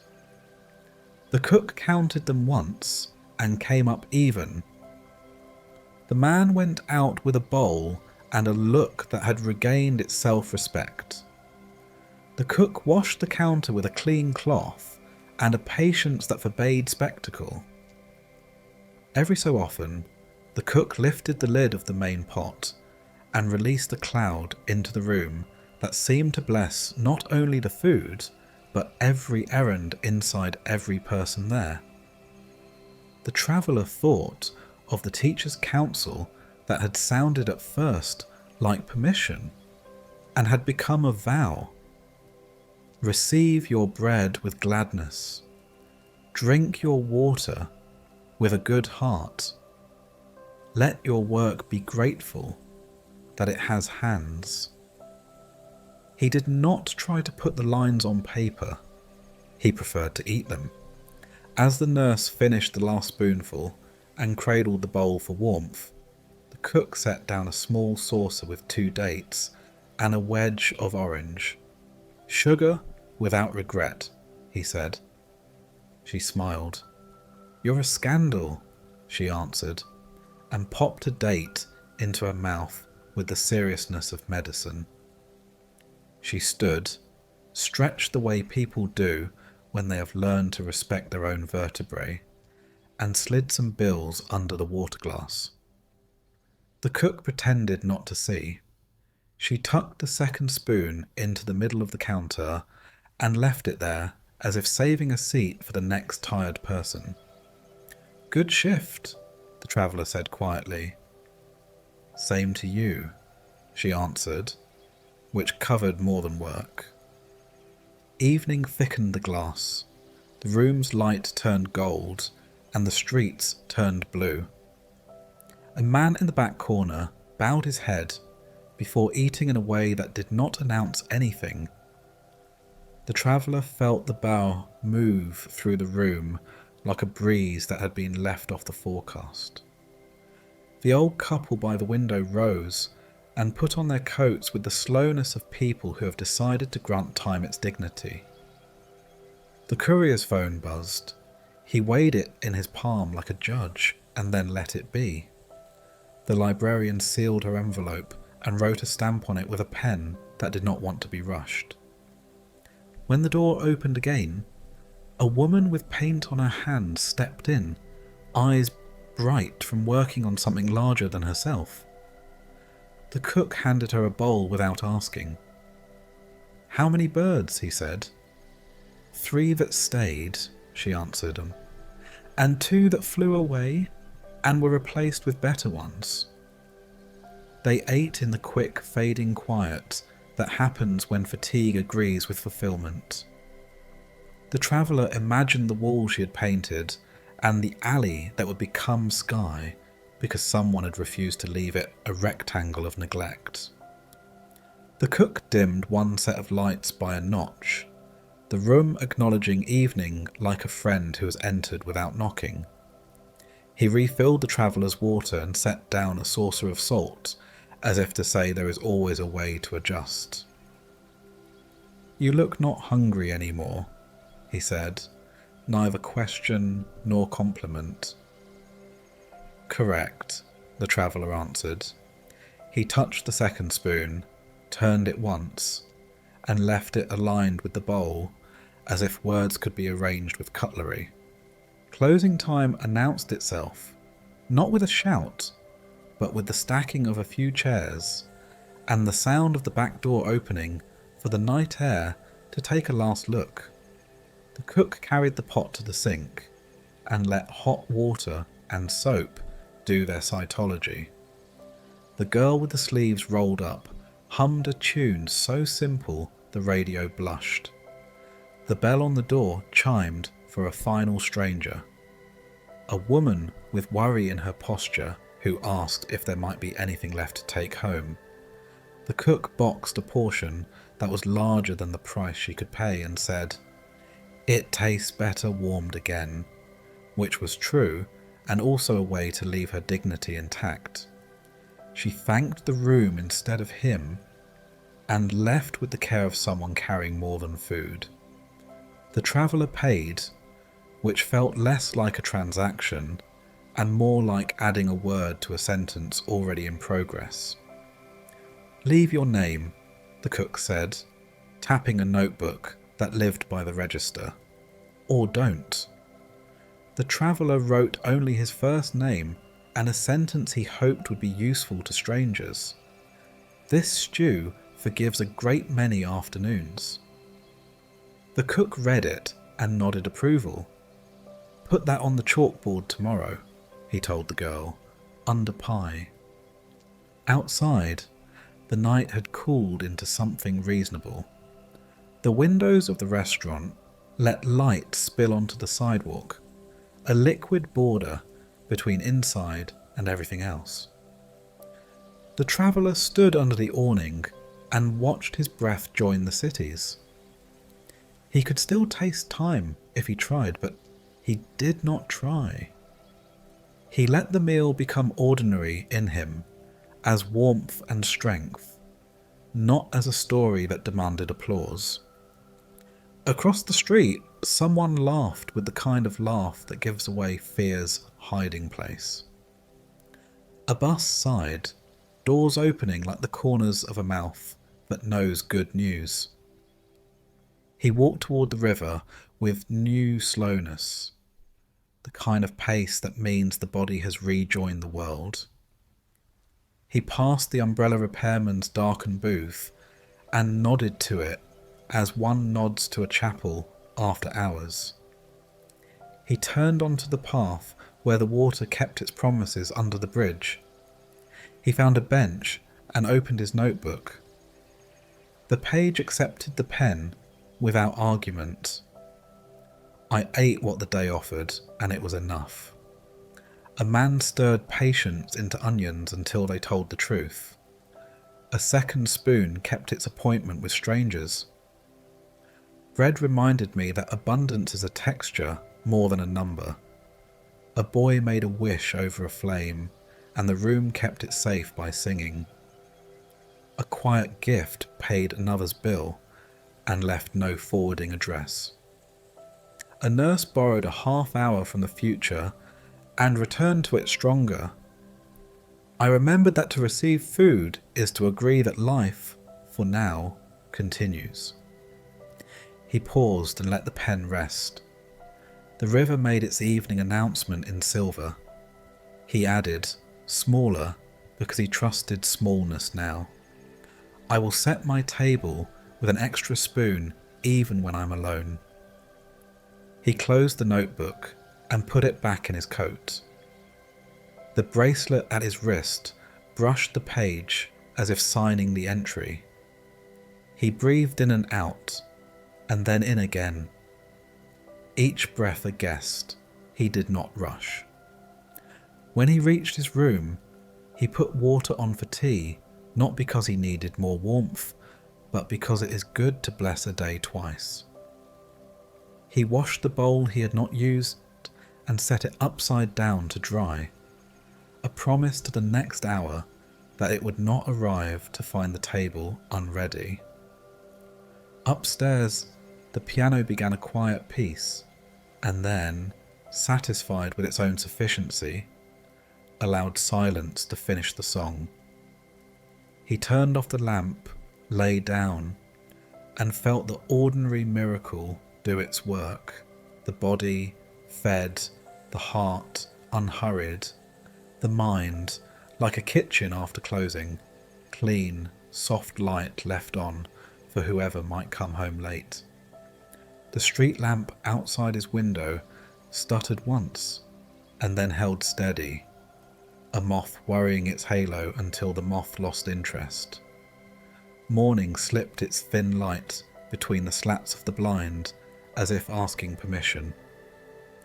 The traveller lay still and listened to the apartment wake up. A pipe clearing its throat. A neighbour walking as if the floor might bruise. A kettle lifting its first quiet promise. He touched the small knot of braided string at his wrist and felt the comfort of something that did not ask to be important. When he stepped into the street, The city had not decided yet whether to be busy or kind. A crack in the pavement had made room for a wildflower, a bright insistence that hadn't waited for a vote. He crouched to see it closer. A pair of ants commuted along the stem, each carrying a story no one would ever ask to hear. He smiled and stood, feeling, in the knees of all places, how small things make strength measurable. A delivery cyclist coasted toward a crosswalk and slowed without drama to let a grandmother pass. She nodded once, a benediction he would not forget. A car behind the cyclist did not honk. The city marked this as an unreported miracle and moved on. He turned down a street of shop fronts just as a bakery door swung open on a waft of bread that could have converted a cynic. The sign in the window said, "Warm patience, €3." He almost reached for his wallet out of reflex, then laughed at the joke someone had taken time to paint. Inside, the baker pulled a tray from the oven and gave a stern look to a young assistant who had stacked the cooling loaves too close. "Air is part of the recipe," the baker said, not unkindly. The assistant separated the loaves and the room exhaled. The traveller filed the sentence in a place his temper would later reach for. At the corner, a barber swept a neat half-moon of hair into a dustpan with reverence, as if the floor collected seasons and he was the appointed archivist. A boy climbed into the chair with exaggerated bravery. "Just a little," he said, and the barber answered, "A little can be a lot." Snip by snip, a shape emerged from scruff. The boy left taller, the sweepings left wiser, the barber left a small bell of pride no one could hear but him. He cut through a park where a gardener kneeled to rescue a sapling tied too tight to its stake. "You need a friend, not a master," she murmured to the green thing, loosening the twine by a finger's width. The tree swayed, tried its weight, and seemed to agree. The traveller heard an echo of the teacher. A soft answer turns away wrath. A small adjustment turns away ruin. By the library, a sign asked for quiet, and then, in smaller letters beneath, "Thank you." A boy at the returns bin slid a book in and then reached both arms through to rescue a corner that had caught. The awkward dance of care. Inside, a librarian raised one eyebrow at a teenager trying to sell the lie that a fine was a punishment rather than a memory aid. "You can work it off," she said, with half an hour of reshelving. He accepted judgment like a coat that fit better than he expected. The traveller watched him straighten a crooked row as if re-arguing the world into order. The watchmaker had propped his door for air. The traveller paused at the threshold and saw, arrayed on velvet, a scatter of screws so small they could have been seeds. The watchmaker, face to lens, breathed in a way that would have embarrassed a louder craft. "This one ticked too loudly," he said without looking up. "A drop of oil is the difference between time and complaint." He touched a pivot. The room seemed to get quieter to match the watch's satisfaction. On a side street, two dogs negotiated a sidewalk with more diplomacy than many councils. A woman with arms full of parcels stopped at a mailbox and found her left hand had no finger to spare. The traveller reached and flipped the lid for her. She slid the envelope in and laughed at how easily the world sometimes says yes when it could have said wait. She said thanks. He said of course. And they both walked on, each carrying a small repair of faith. At a cafe door, A cardboard wedge under a table leg had lost its nerve. The table rocked with a complaint that put anger in the sugar. The traveller folded a napkin into a tight square and knelt to tuck it just right. The table settled. He did not demand credit. The couple at the table did not bless him. He went inside and ordered a coffee that tasted like a rebuke softened by cream. The barista tamped grounds with the seriousness of good theatre and slid the cup across without flourish. A line of cups waited their turn, open mouths trusting heat to give them purpose. Outside again, he passed an alley where a muralist from the day before had added a small bird to an empty corner. The bird's eye was a single dot of darker paint. Its whole attention lived inside that point. He marvelled at how much intent could be carried by a mark that took 1 second to place and years to learn. A child in a stroller pointed and said, "Look, it knows something." The mother said, "So do you." And the child accepted this as the day's unarguable truth. At a cross street, impatience tried to bloom. 2 men reached the same door at once.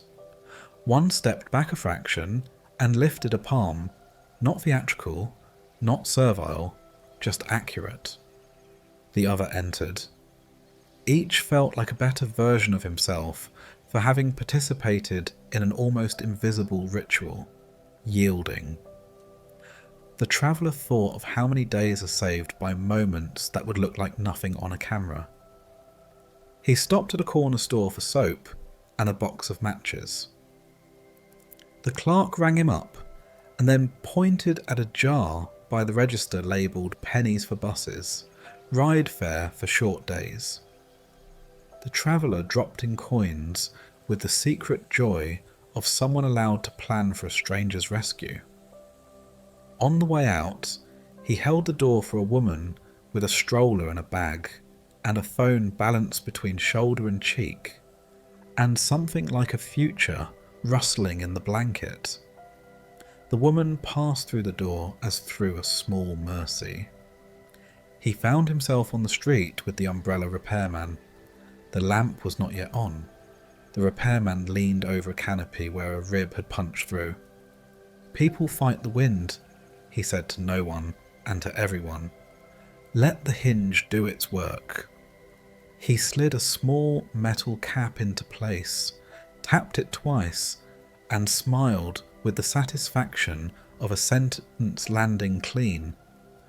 The traveller thought of arguments he had turned into storms by refusing to bend, and of storms that had asked only for a better angle. A sudden commotion pulled his eyes up. On scaffolding, a story above, a bucket of paint tilted on its hook and began, in a leisurely way, to calculate gravity. A labourer below looked up and opened his mouth to shout. A woman on the sidewalk, seeing the shape of Soon, tugged a man's sleeve who was standing directly under the bucket, reading his phone. He stepped aside, bewildered as the bucket completed its science and hit the pavement with a humility the paint could not share. A splash painted a harmless galaxy on concrete. No one cheered. The traveller's heart took a beat to rejoin the hour. He thought of the teacher's line, "A fly can spoil perfume." He looked at the woman's hand still gripping the man's sleeve and realised how many catastrophes end as stories about paint because someone bothered to say watch.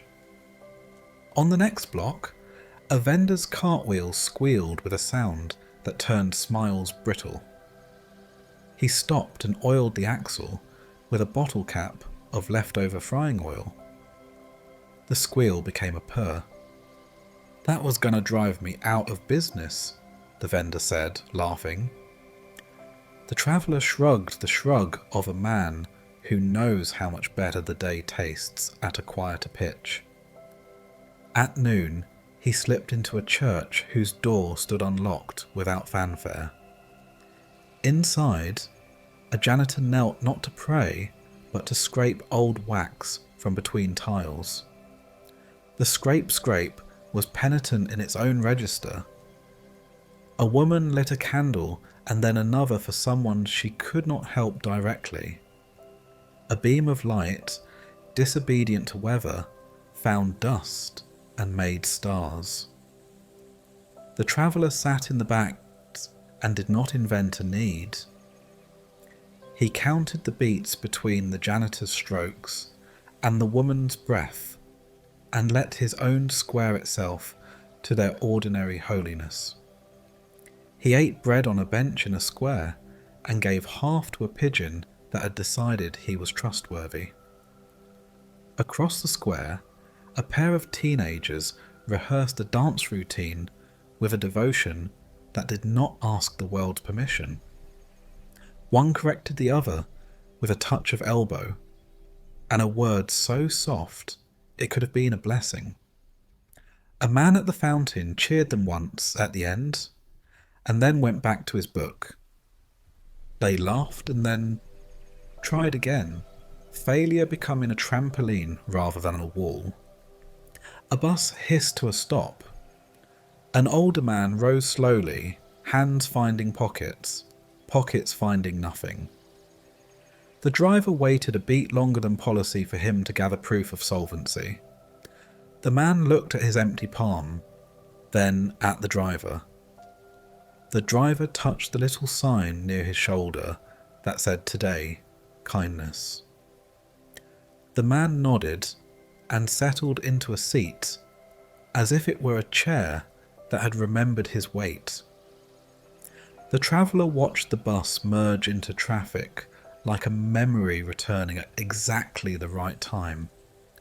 In an office lobby, a receptionist pointed a courier to the elevator and, as he turned away, called him back to hand him the ID he had left at the desk. A tiny retrieval that would ripple through hours. The courier, save from a doubling back that would have meant missed stops and annoyed faces, placed a hand over his heart in thanks. The receptionist smiled the smile of someone who plants small trees where no one expects shade. He cut through a market where a jar of olives had broken on a stall's edge and turned the ground into slick danger. A woman knelt with paper towels. A man tore a cardboard box into squares to cover the mess. A child announced, "I will guard," and stood solemnly at the edge with arms out like a small, delighted barricade. The stall owner, flustered, tried to apologise to everyone for everything. The traveller laid a palm on his forearm and said, "It's just Brian." The sentence did not fix the flaw. It fixed the man. In a pharmacy, a young pharmacist paused with a prescription and frowned, then called a doctor to confirm a dose.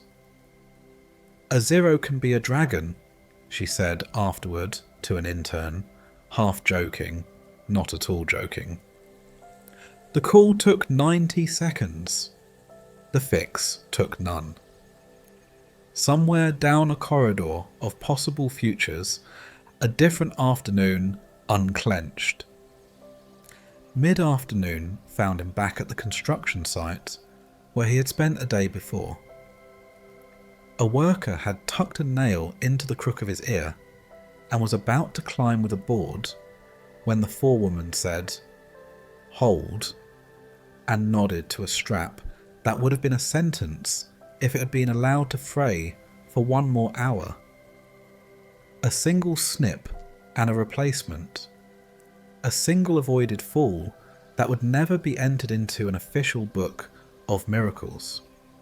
The traveller felt a gratitude so exact it had an address. This strap, this ladder, this voice that said "hold." He walked past a window where a woman inside held a mug whose handle had broken off. She looked at the two parts and sighed. On the sill, A tube of glue weighted like a tool that wanted redemption. She set the pieces together and held them with steady pressure for the time the label advised. A count of small, unglamorous seconds. The traveller saw her blow gently and set the mug down with a ceremony that did not need guests. At a cross street, two men nearly collided. One was carrying a parcel that had the vulnerability of cake. The other, a phone. The parcel survived because the phoned man said, "My fault," early. The traveller cherished those two words the way a dry plant cherishes rain. Outside a school, a crossing guard held up her sign and winked at a child who had learned fear of streets. She walked her halfway and then said, "The legs are yours." The child nodded as if granted a license. Two cars inched, then stopped.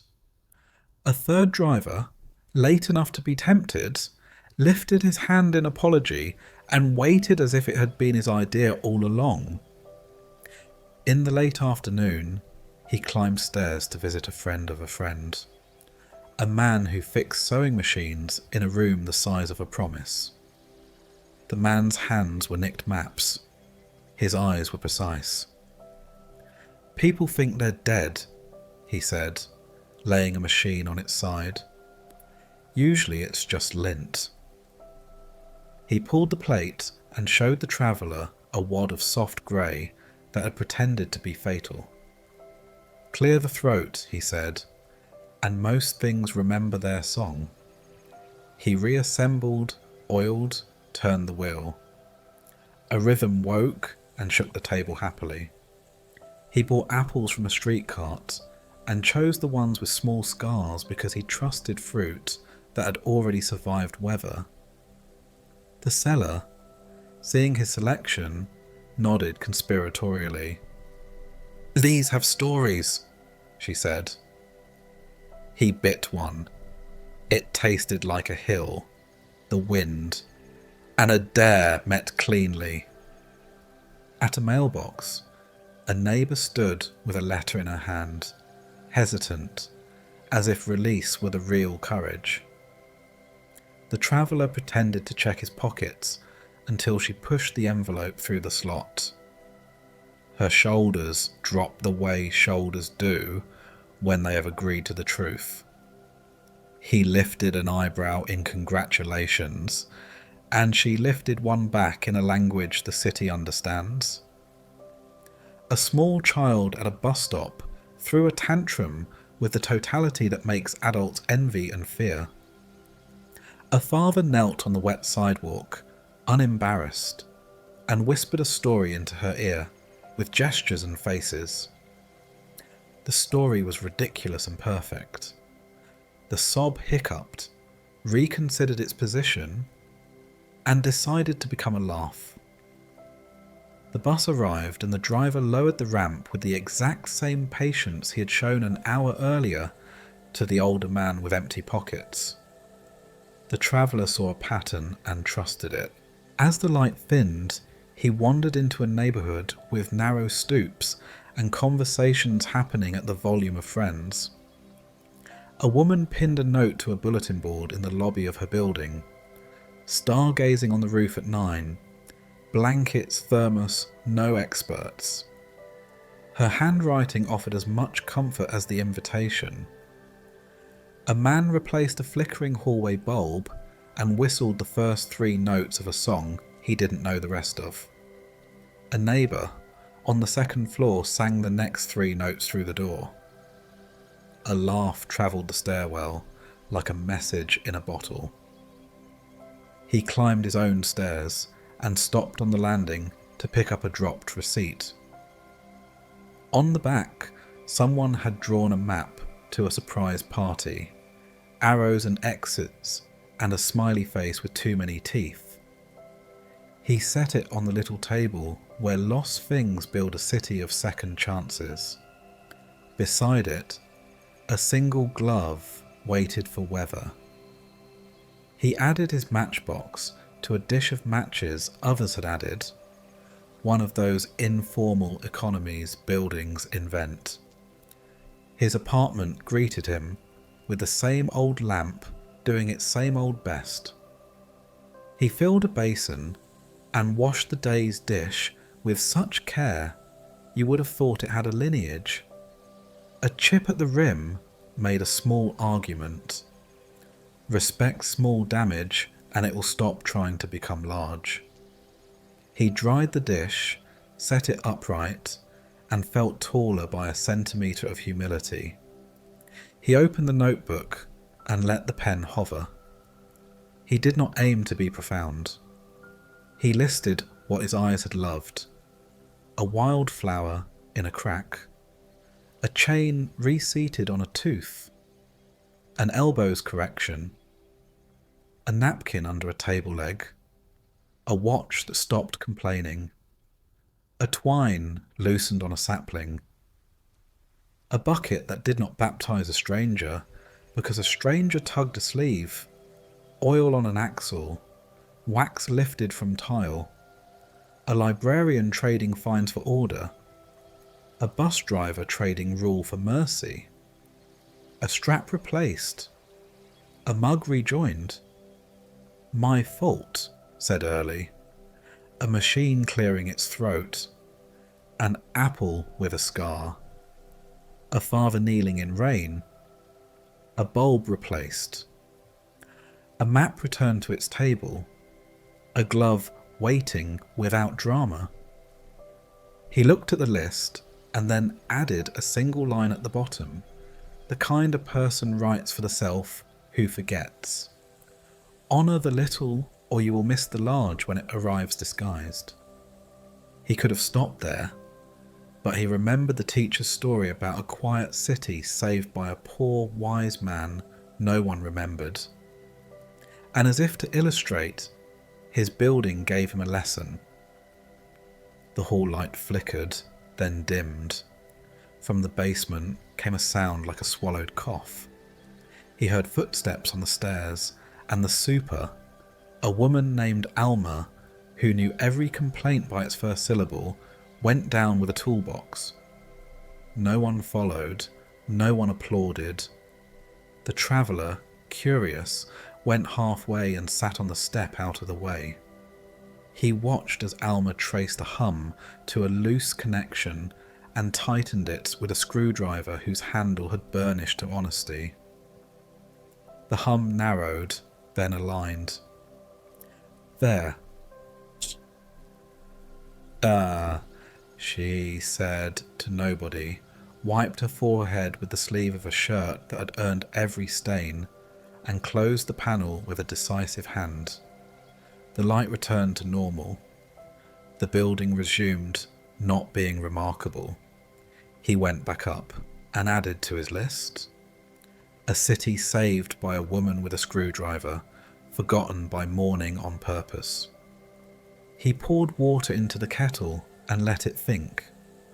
While it gathered itself, he relaced a shoe whose knots had been practicing escape. He fixed a loose screw on his chair and felt the immediate gratitude of a future avoided.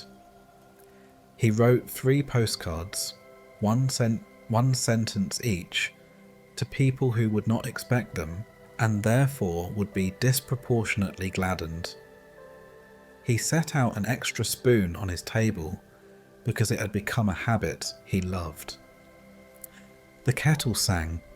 He poured, steeped, removed the bag at the honest minute, and sat. Upstairs, the piano tried a lullaby and then committed. He rested his hands around the cup and felt heat teach him that comfort is often cheap and frequently neglected. He drank. He breathed. He remembered the small corrections of the day and felt repaired. Before sleep, he stepped to the window. Across the street, a person in another window was watering plants with the attention of a jeweller. On the corner, a streetlight converted insects into constellations for anyone patient enough to look. A bus stopped, and the driver waited the 3 extra seconds that make humans possible. Somewhere, a janitor scraped wax from a tile. Somewhere, a pharmacist rounded a dose toward life. Somewhere, a father knelt on concrete. An apology was delivered before the defense. A machine remembered its song. A tree leaned into a loosened tie. A hinge remembered wind. A hand tugged a sleeve, and a story ended in paint rather than in sirens. He turned away from the glass and lay down with the quiet conviction that his day had contained a chapter most people would skip, and that it was the chapter that taught the rest how to make sense. He touched the knot at his wrist and felt again the lesson friendship had braided. Strands are stronger when they accept being small and essential at once. He closed his eyes with a vow so modest it fit on a thumbnail. Tomorrow, choose the gentle reply before the clever one. Oil what squeaks, tighten what wobbles, forgive before the stain sets. Say thank you at the beginning and at the end. He slept as the city practiced 1,000-minute safeties, unremembered and indispensable, the quiet architecture of a wisdom that does not need to be seen to hold. Morning reached the river before anyone else, laying a pale stripe down the middle, as if drawing a breath the city could time itself by. Mist unspooled from the surface and went looking for rooftops.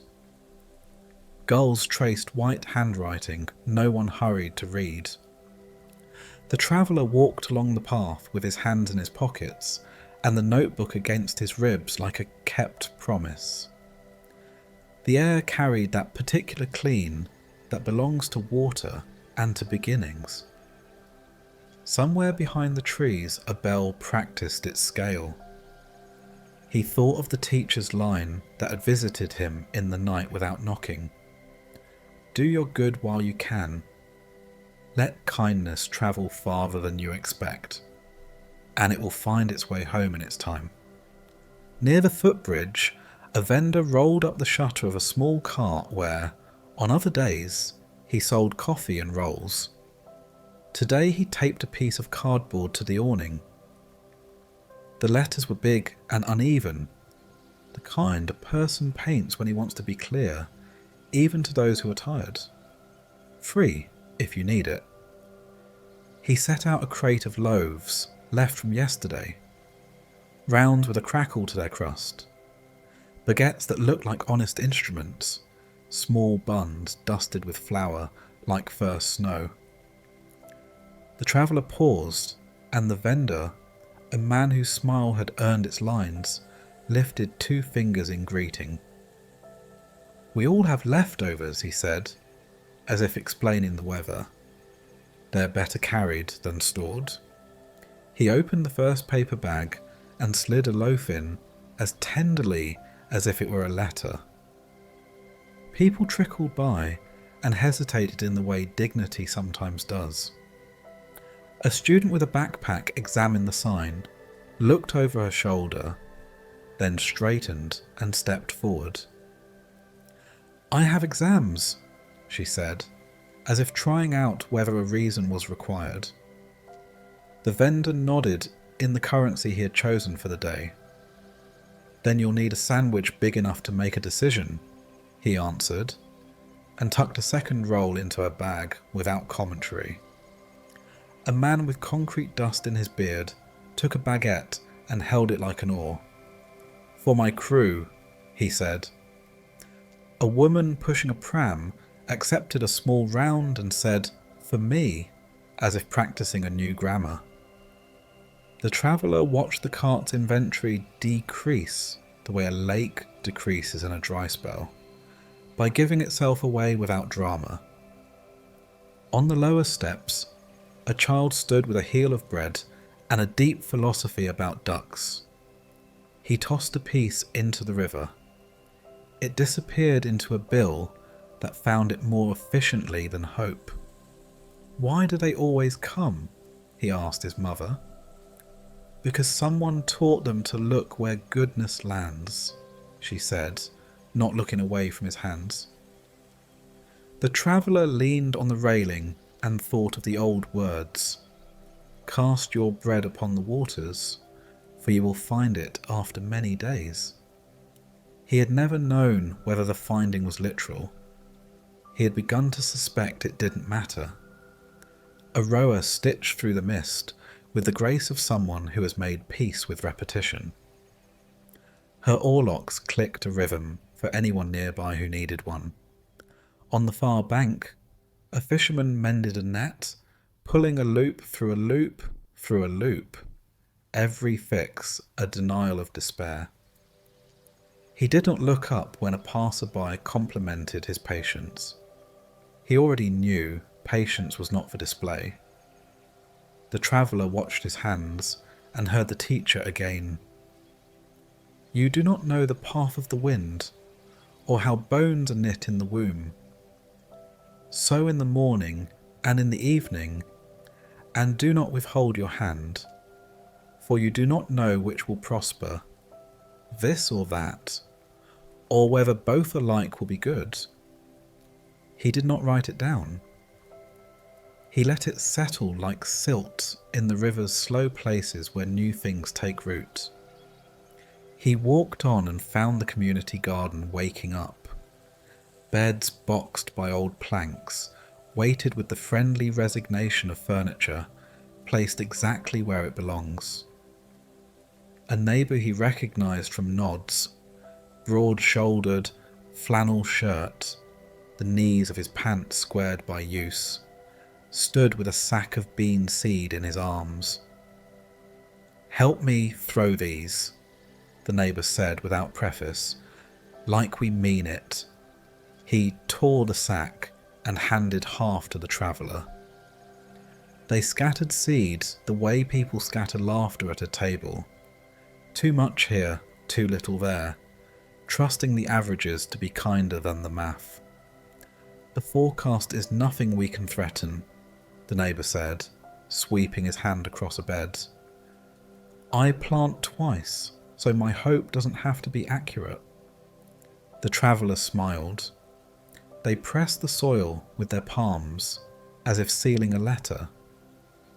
Before they left, the neighbour pushed 3 bean seeds into the traveller's hand as if tipping him in currency that keeps paying. "Windowsill," he said.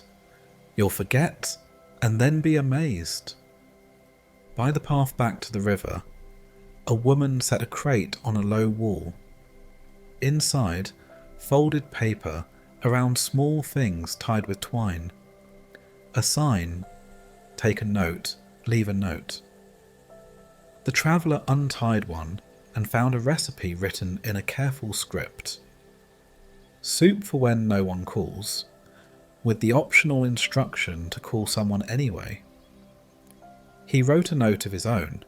Bread reheated at 180 for 10 minutes is a second mercy, and tucked it under string for whoever might appreciate a practical magic trick.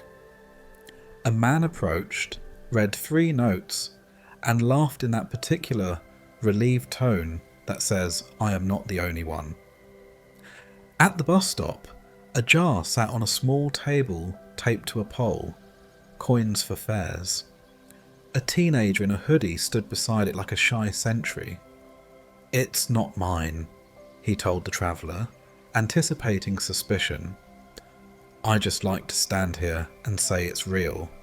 He rattled the jar once to prove it had a voice. A woman rifled her purse, came up blank, and looked ready to graft her day to shame. The teenager tapped the jar with 2 fingers, and the traveller, without making a ceremony of it, dropped in enough coins to buy a handful of roots. "7, and also to 8, he said under his breath, the old verse translating itself into bus transfers. The woman smiled in a way that would last till evening. The bus arrived and the driver lowered the ramp for no one, as if rehearsing mercy. He crossed to the farmer's market where tables became altars to ordinary miracles. A beekeeper sold jars of gold labelled with floral biographies: clover, linden, city rooftop. "This one tastes like a summer you can't quite remember," she said, and offered a wooden stick dipped in sweetness that argued persuasively for itself. The traveller bought one jar for himself and another for no one he knew. He found the vendor with the sign from the bridge and traded the extra honey for a promise. "When the crate is empty," he said, "eat something you like anyway." The vendor laughed and said, "I accept a good bribe." A girl with a shaved head stood beside a table with a paper sign: "Bake sale, school trip, pay what you can." Her brownies wore a humility frosting cannot achieve. People placed coins and bills, and once, a folded envelope whose thickness startled the girl. She did not peek. She said thank you to everyone at the exact same volume. The traveller offered a bill that would buy her bus seat, and then, because the old sentence had lodged in his ribs, another for the seat beside hers. "7, and also to 8, he said again, this time aloud. The girl looked up and said, "We need 8 chaperones," as if the verse had plans. He promised to ask his friend Jun, who was good at walking toward things with his hands open. By late morning, the vendor's crate had grown hollow. He refilled it from a second box, with the satisfaction of someone who had thought ahead for once. "Look at us," he said to the traveller, "learning to prepare for generosity the way we prepare for weather." A man in a work vest halted, read the sign, and stiffened the way need does when it touches a mirror. The vendor, unstartled, handed him a bag with 2 rolls, then added a third one with his own left hand to make sure the man saw it was not pity, just math. The man's shoulders dropped half an inch. "For later," he said, making room in his mouth for thanks. At the edge of the market, a violinist tried a melody in a minor key, and then, after a coin from a passer-by, switched to something brighter, not to earn, but to bless. A little boy holding a paper boat tugged his mother toward the river. "Can we sail it?" he asked. "It will get wet," she counselled. "It's a boat," he countered, logic pure and fearless. They knelt and launched. The boat travelled a foot, then another, then tipped, transformed from plan to pulp. The boy's face mourned and then decided. He picked up the wet paper, squeezed it into a ball, and threw it high to the gulls. One dove, and carried the mistake skyward like a lesson perfected. The traveller touched his notebook and felt the page inside him where plans can fail and still feed something. He turned down a side street where a sign for a free store leaned against a wall. "Take what you need, leave what you can." Inside, the room smelled like closets and salvation. A man sorted coats by season. A woman with a clipboard arranged a shelf of books by height, because height was as good a system as any today. A young mother tried on a pair of boots and asked a stranger she would never see again, "Do these look like a good decision?" The stranger said yes with authority she possessed for no reason other than having been asked. The traveller left the honey on a shelf labelled pantry, not because honey is a staple, but because kindness is. At the library, the fine-forgiven teenager from the morning had finished his hour of shelving and was about to leave when a woman at the copier realised she had no change. He used his last coins without the drama of a hero, and then, blushing, waved off thanks like a fly. The librarian saw and wrote a note on a sticky square, "Debt paid forward," and stuck it to the teenager's sleeve. "What is it for?" he asked. "Proof," she said. "You can keep it or spend it. Both work." Sweat collected along the traveller's hairline. He crossed to a shady bench and sat between a man reading a newspaper slowly, as if practicing for a test, and a woman darning a sock with a needle like a half moon. "I don't mend to save money," she said, unprompted, as if hearing an accusation.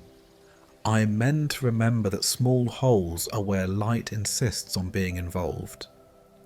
She bit the thread, smoothed the fabric, and held it up to the sun to admire the new geography. The traveller nodded as if he too had repaired a sock, which he had not, but he had repaired afternoons with not entirely different tools.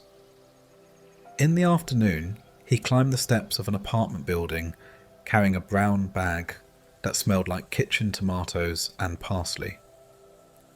Lila had texted him a picture of a pot and a question mark. He found her door propped open by a book of poems and a fan playing diplomat between air and heat. Jun sat cross-legged on the floor, chopping onions into obedience. Lila rinsed lentils in a colander, the way rain rinses a city. "We are making too much on purpose, car des fondreux.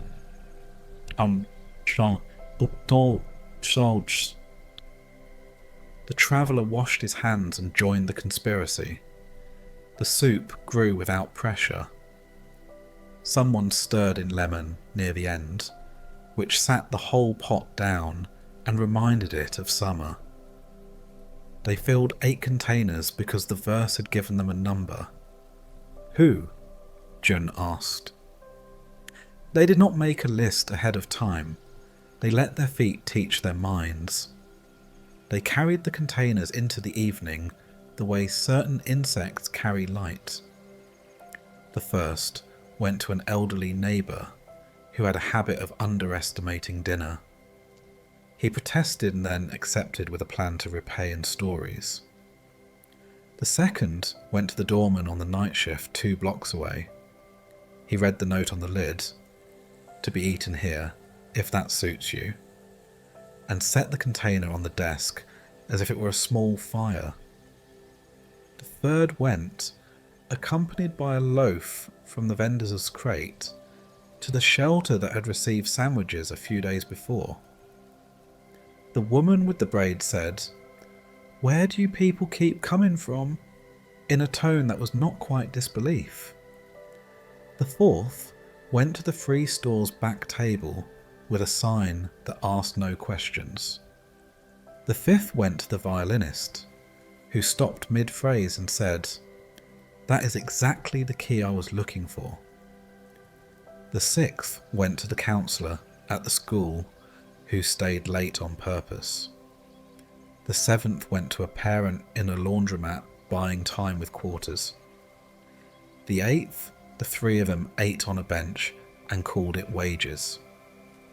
As they walked, they tucked small things into the world's pockets. Jun taped the bus fare jar's lid more securely. Lila left a roll of clear tape at the free store's table where someone was trying to make a label into a verb. The traveller slid a note under the umbrella repairman's door, promising a thermos of tea on the next cold morning. None of it was dramatic. All of it felt like stiffening a net so it would not lose what it might catch. They reached the bridge at dusk and leaned their elbows on the rail like parishioners. The river had traded silver for ink. Lights from apartment windows gave the water jewels it did not request. A woman stood a few feet away, holding a stack of flyers. She was young, earnest in a way that would have frightened him when he was. "Food drive," she said, handing them a sheet. "We'll need hands tomorrow." Her eyes did not measure them. They weighed only the possibility of yes. "Yes," Lila said like a person who didn't need to consult her calendar about the use of her hands. June added, "We have a pot," as if pots were members of a family qualified to volunteer. The traveller wrote his name and then his phone number, and then, because the paper had room for it, a sentence: "We have more spoons than we think." A ferry horn stitched a line across the water. The boy with the paper boat had returned with a second boat, this one folded more carefully. His mother smiling in that way that means her day has stopped fighting her. The traveller watched the little craft hold its shape for twice as long and still fail, and this time the boy clapped for it, even as it turned to pulp, as if to applaud effort instead of outcome. He imagined the old phrase again, imagined bread cast on water returning not as bread, but as something the water had taught, buoyancy perhaps, or the art of clapping at the right time for the right thing. They parted with a plan as simple as hunger. Tomorrow, again. The traveller walked home alone through a city that had begun to close its smaller eyes. He passed the vendor's cart. The sign still declared its generosity, as if the day had not already proved it. Only 2 loaves remained. He bought neither. He trusted someone else would need them more. He dropped a careful coin in a jar he had not noticed earlier. Flower fund. The vendor, counting spoons, waved. "See? Jada, see?" he said. "We are all bakers if you go back far enough." A few doors down, he saw a woman sitting on a stoop with her head in her hands. The kind of posture that begs the world to walk quietly by. He sat 2 steps below, far enough to be polite, close enough to be present. He did not speak until she looked up. "My cab didn't come," she said, a sentence that carried more freight than the words could show. He offered his phone and his time. "We can wait together, or we can make a plan that doesn't need a cab," he said. She looked at the street, and then at her shoes, and then at him. Plan, she decided. He walked her 3 blocks to a friend's doorway, talking about nothing that mattered and exactly what did. When she rang the bell and it answered her, she squeezed his hand in the easiest kind of gratitude and disappeared. In his room, he set the 3 bean seeds in a cup with soil stolen from a houseplant's corner. He watered them without apology. He placed the cup by the window where the light sleeps in the morning. He wrote a label as if they were distinguished. Try. He washed the pot Lila had pressed on him for the cycle to continue, she'd said, and placed it on the stove to dry with its mouth toward the ceiling like a person listening. The bracelet at his wrist had absorbed the day's water and felt cool. He opened the notebook and let the pen sit in his hand before trusting it with the story. The river taught me to put things where I may not see them again. A man gave away bread and did not go hungry for it. Ducks received small theology lessons. A boy applauded a boat that failed its intention and succeeded in joy. Seeds fell into dirt that told no one its plans. A jar bought rides. A jar bought flour. A room with 3 coats gave Honey a place to rest. A soup travelled by 8 addresses and returned in the shape of laughter on a bench. I left a sentence in the world in case the world needed a sentence more than it needed me. He stopped, lifted his head, listened to the quiet apartment and the hum that means a building is choosing to keep being useful. He added, smaller because the vow itself preferred to be small, I will plant in the morning and again in the evening. I will not wait for certainty to be generous. I will give portion to 7 and also to 8 because the day's troubles don't issue a schedule. I will keep a spare umbrella by the door and a second spoon on the table and a few extra coins near the bus. He set down the pen and blew on the ink as if it were a birthday candle, not to extinguish, but to cool. Outside, the city practiced its own giving, streetlights giving sight, windows giving proof of life, buses giving themselves to roots, trees giving a little more oxygen than they owed. He turned off the lamp and lay down. Sleep came with the feel of a tide. The last thought that touched him was not a thought, but an image. A handful of crumbs in the palm, a river below, the brief arc of a wrist, the circle on the surface. The certainty that the circle moves outward even when you turn away. The schoolyard woke like a drumline after rain. Puddles mirrored the sky's uncertain blue. Chalk lines brightened as if watered from the inside. Children arrived in small weather systems, some loud as March, some quiet as first frost, dragging backpacks that seemed to carry both books and possibilities. A ball skipped across the asphalt and landed in a shallow pool with a splash that crowned a circle on the surface. Laughter followed, the kind that does not apply for permission. A whistle blew, not an alarm, but a reminder that games can have rules without losing their joy. The traveller sat on a bench just outside the chain-link fence and warmed his palms on a paper cup.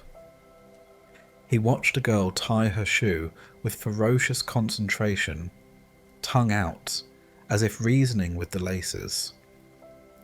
Beside her, a boy practiced bravery by climbing the lowest rung of the jungle gym and announcing it to no one.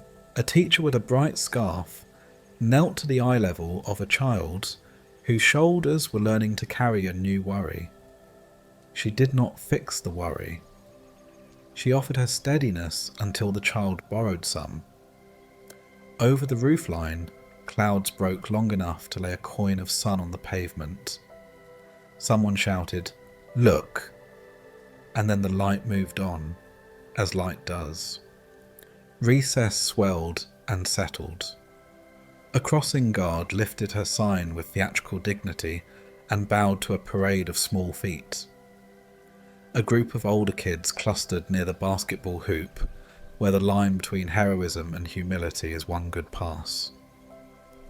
A loose ball bumped the fence by the traveller's knee. He trapped it with a foot, the way he'd once known how, and returned it with a bounce that surprised his calf into thinking it was younger. "Nice save," a boy said, and the traveller accepted the compliment with the grace of an uncle. On the far edge of the yard, a chalk artist began a city of squares, hopscotch, numbering its way toward the future.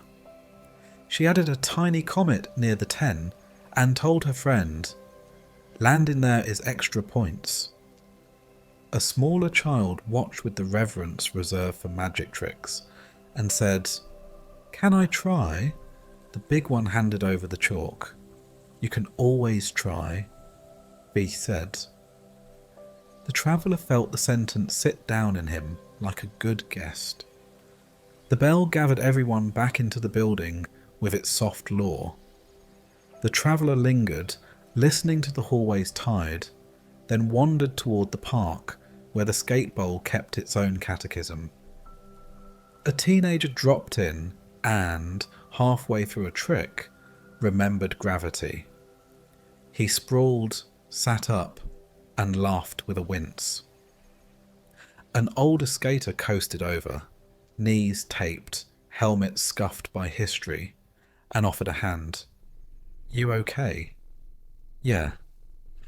"Try shifting your weight a breath earlier," the older one said, and demonstrated, not showing off so much as showing how. The younger tried, failed more beautifully, tried again.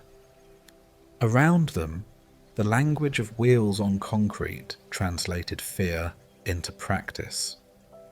Near the bandstand, a viola case lay open like a small boat. A girl stood with bow poised, eyes closed, measuring courage against air. She began to play a scale that did not apologize for being a scale. A grandmother on a bench tapped her cane softly in time. Two toddlers froze mid-run, caught by a sound that made their bodies think of wind in invented trees. When the girl finished, the grandmother clapped twice, in the careful way people clap for seedlings. The traveller's feet learnt the way to the community centre, where a door propped with a worn novel advertised after school. Inside, a room held chaos at a manageable volume. A volunteer with a pencil behind an Azir Hohia taught fractions by cutting an apple and letting the pieces explain themselves. A group at the far table soldered wires onto a breadboard that glowed like a city seen from a plane. "It's not magic," a teenager proclaimed. "It's just electricity that's in a good mood." The tutor nodded solemnly. "Most of life is that," she said. "Finding the mood and not making it worse." The traveller drifted to the art corner where a boy, stern with concentration, painted a sky the precise colour between storm and truce. "What's that bird?" the traveller asked. "A swift," the boy answered without looking up. "They sleep while flying." A girl at the next easel didn't glance away from her paper. "You made that up?" she said. "No," the boy replied. "They take naps in the air. Like my uncle in the recliner, but prettier." The traveller laughed. "He's right," he said, and the girl, without granting victory, added a swift to the corner of her own sky. Memory opened like a familiar book. He saw himself at that age, navigating a first job in a grocery where the floor learned his footsteps. He remembered learning the names of apples as if learning the names of cousins: Macintosh, Gala, Brayburn, Jonagold. He had once dropped a pyramid of oranges and wanted to move to another country rather than bend to pick them up. An older clerk had crouched beside him and showed him how to cradle two at a time with each hand, a skill as ridiculous and useful as any. "No one is counting how many you dropped," she'd said. "They're counting how many you picked up." He tasted the old relief again and wished he could mail a piece of it to every kid trying too hard in this room. Outside, the sun practiced being generous.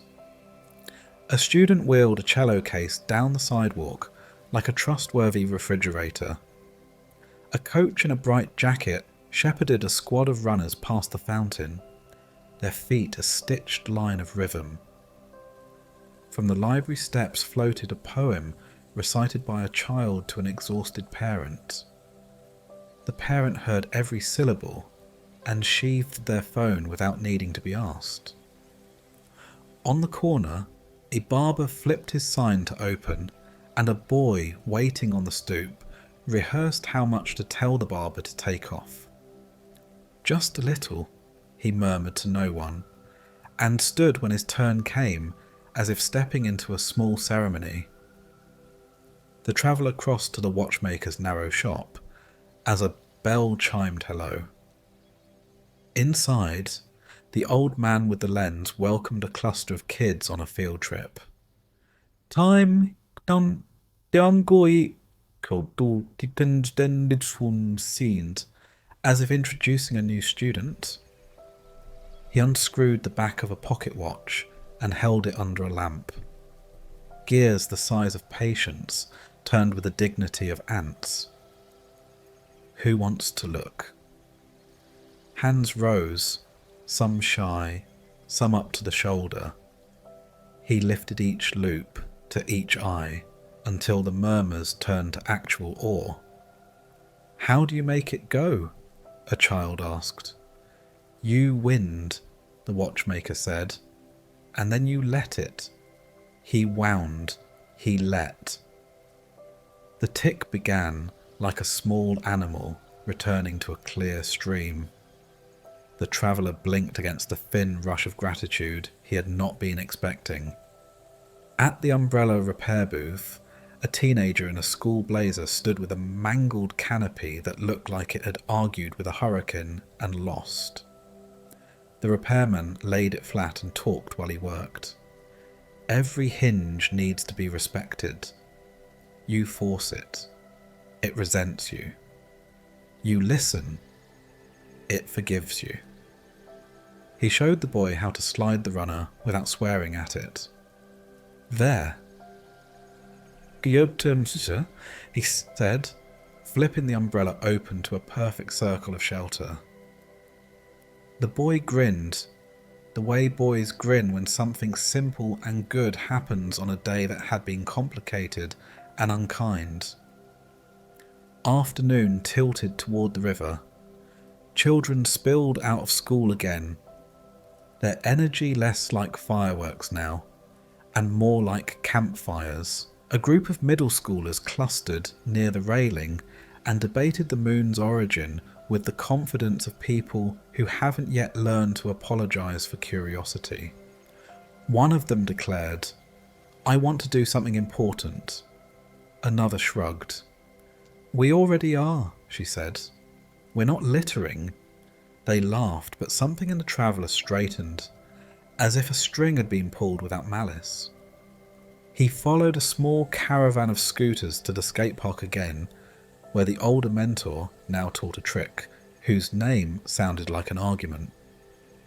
The younger skater tried, failed, and then stood longer than necessary at the edge, chewing on defeat. "You can swear," the mentor offered lightly. "Or you can try again." The kid grinned and chose the latter. Elsewhere, a girl practiced a jump rope sequence that required arithmetic and lungs. When she missed, she laughed in the key of perseverance and started over without looking for an audience. By the basketball court, a youth worker in a yellow hoodie set down a crate of water bottles and a stack of notebooks. "Open mic tonight," she announced. "No judges, no scores, just voices." A boy in the corner shrugged it off with the practiced dismissal of someone who wants to be invited again. The traveller made a note to be there. The night had been promised to something quiet. This qualified. He cut by the small museum tucked into the council building, where a curator had placed two photographs side by side. A classroom in 1954, rows, hands behind backs, and a classroom last year. Tables in clusters, hands in the air, a girl wearing a cape she refused to remove. The placard asked a question rather than delivering an answer. A group of students peered, trying to translate the black and white faces. "They look serious," one said. "Maybe serious was the uniform," another offered. The traveller liked them both for refusing to be glib. In the late light, the vendor at the bridge sold coffee to teenagers pretending to like it. It's a learned habit, he confided. So is kindness. He handed out sugar packets sparingly and napkins freely. A skateboard clacked. A gull voiced its disapproval of gravity. A bus sighed. The day kept offering apprenticeships. Evening drew the first stars out of their shyness. The youth centre's multi-purpose room glowed with the kind of light that forgives acne. A mic stood on a stand that wobbled slightly, and then remembered its job. Folding chairs arranged themselves into rows with the help of kids who had learnt the sacred geometry of setup. On stage, tape marked an X that didn't quite land where anyone stood. No one corrected it. The room filled with the hum of anticipation and foot taps. On a table, a plate of cookies cooled into courage. The youth worker stepped up and welcomed them with a hand that trembled just enough to be human. Rules are simple. She said. No booing, no fixing. We clap for trying. We clap again for finishing. If you're too scared to go first, you can go second. Laughter softened the edges. A girl with a braid approached the mic and read a poem about a river that learned to walk uphill when no one was watching. Her voice shook for 2 lines and then found shore. The room clapped as if it had invented clapping. A boy beatboxed so shyly that his own rhythm surprised him into grinning. 2 friends sang a harmony that kept almost becoming one voice, and then generously staying 2.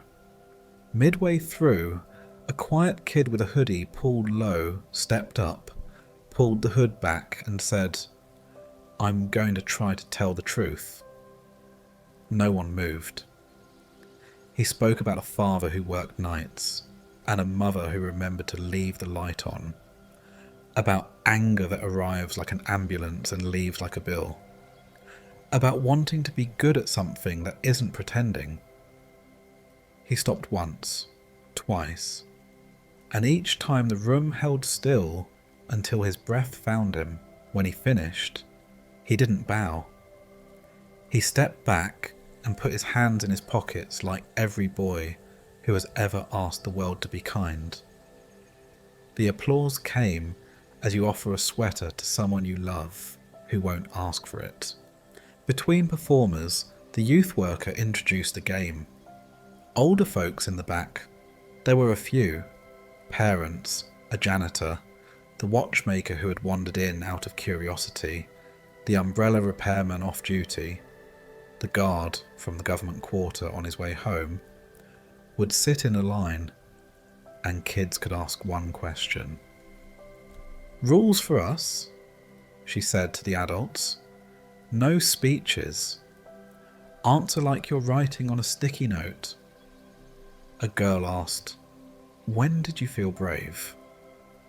The guard said, "First time I said, 'I don't know, but I'll find out.'" The watchmaker said, "When I charged less than I could and slept better." The umbrella repairman said, "When I opened in the rain." Laughter warmed the rafters. "Advice you wish you'd gotten when you were 12? Another kid asked. The janitor said, "Hydrate before you're thirsty." The librarian, who had slipped in late, said, "Write down the names of your friends' grandparents. You'll want them later." The traveller realised he was on the line and said, "Learn to enjoy being bad at the beginning." A boy in the front row wrote that down with the seriousness of a monk. After the open mic, chairs clattered into stacks. The youth worker handed the mic to a girl who had not performed and said, "Close us out." The girl whispered to a friend, shrugged, and spoke into the mic with a tone that told the room she was the room's equal. "Thank you for listening to us," she said. We are not finished, but also you're not. Half the adults laughed and the other half looked at their shoes and made a plan to be braver tomorrow. The traveller walked into the night with the kind of quiet that follows singing. On the sidewalk outside, a boy kicked at a leaf like it had insulted him and then apologised by picking it up and throwing it into the air so it could land differently. The traveller smiled at the young person he used to be, the one who mistook speed for purpose and volume for voice. He felt no condescension for that boy, only fondness, the way you feel for a younger sibling who ran too fast and then learned to walk with company. He cut by the river and leaned on the railing where he had leaned that morning. The water held a scatter of lights. Across the way, a cluster of teenagers sat with their shoes off, ankles dipping into the evening as if testing it for temperature. "Do you ever think about being 40? One asked. "No," another said, and they all considered the luxury of that. A third said, "I think about next Tuesday." They laughed, and the sound crossed the water, uncomplicated. Back in his small room, he set the cup of soil on the sill, the way he had before sleep, the night prior. He had forgotten the seeds until now. 3 tiny green hooks had surfaced, bent like questions mid-curve. He crouched and studied them, their audacity making him shy.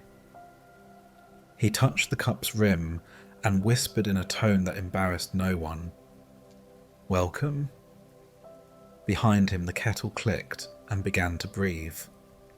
He poured water and sipped and felt the young leaves recalibrating his inside weather. He opened the notebook. The page received what he had to say like a bench. He wrote not sermons but sightings. Children threw a ball into a puddle and laughed where the circle widened. A teacher loaned steadiness and did not send a bill. A skater failed beautifully until failing became practice. A girl played a scale as if scales were a way to build a spine. A watch ticked because a hand wound and then let. An umbrella remembered its purpose. The youth centre taught clapping as a sacrament. A boy told the truth and did not die. Elders wrote sticky notes from the future and pinned them on the present. 3 bean hooks broke the dark because no one told them not to. He paused and felt the old verse nudge him. "Rejoice, young one, while you are young. Let your heart be glad in the days of your youth." He added his own footnote in smaller script, because small fits between lines. "And remember the one who remembers you before the days lean heavy. Practice joy now, so it knows the way back when called."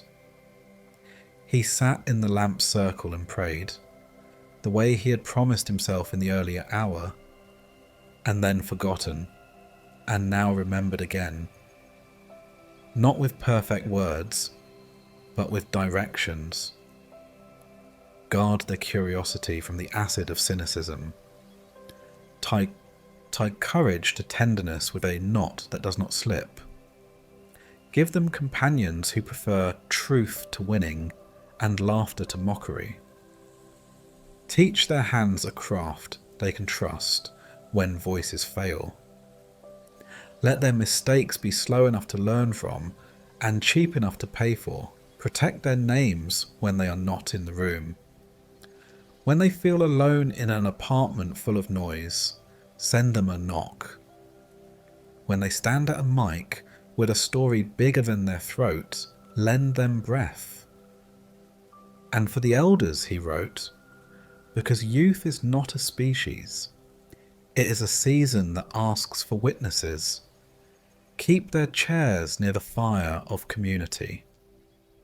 Let the young come close without having to pretend not to be young. Melt pride into blessing. Let us borrow the steadiness of those who have practiced. Let us return it with attention. A wind tested the window and passed. Somewhere in the building, a door clicked, and a laugh continued down the hallway. The piano upstairs tried the exact phrase it had tried weeks now, and found, at last, the ending it liked. He closed the notebook and set his palm on it, as if to keep it from leaving. He stood at the sink and rinsed the cup for tea, and watched leaves in the cup of soil find more light by doing nothing dramatic. He thought about his own beginnings, the flailing that had felt like failure and was simply direction learning. He remembered a teacher who had written, in red pen and patience, "You are not your first draft." He said thank you to a room that had not been there. The kettle cooled.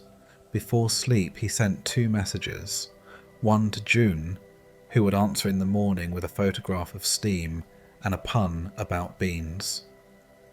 One to the youth worker, offering to stack chairs again and bring cookies that broke along honest lines. He put his phone face down. He touched the braided bracelet at his wrist and thought of the 3 strands and the small lecture they had been delivering to him every day without a single word. He lay down and let the day replay without edits. In his last waking seconds, he saw the boy at the mic and the watchmaker's pie gears and the sprouted hooks and the chalk comet by the 10. The city's breathing slowed. A streetlight collected moths and made constellations for anyone awake. He slept as children do after swimming, not from exhaustion, but from satisfied muscles, and as elders do after telling a story well, not from absence, but from completion. Somewhere, a youth made a wish over a candle no one could see, and the room, this time the whole quiet city, kept it safe by staying. Evening arrived softly, the kind of light that does not cross a threshold until it has been invited. The traveller took the stairs 1 flight at a time, holding the rail out of respect for both his knees and the years that had taught them the truth about gravity. On the second landing, a window framed a slice of sky the colour of cooled pewter. On the sill, a pot of basil had gone leggy and sweet, leaves thinning into a crown of pale green. Someone had set a glass of water beside it, as if reminding life to finish its sip. He knocked at the door that smelled faintly of chamomile and floor wax, then let himself in when a voice he knew called that he should.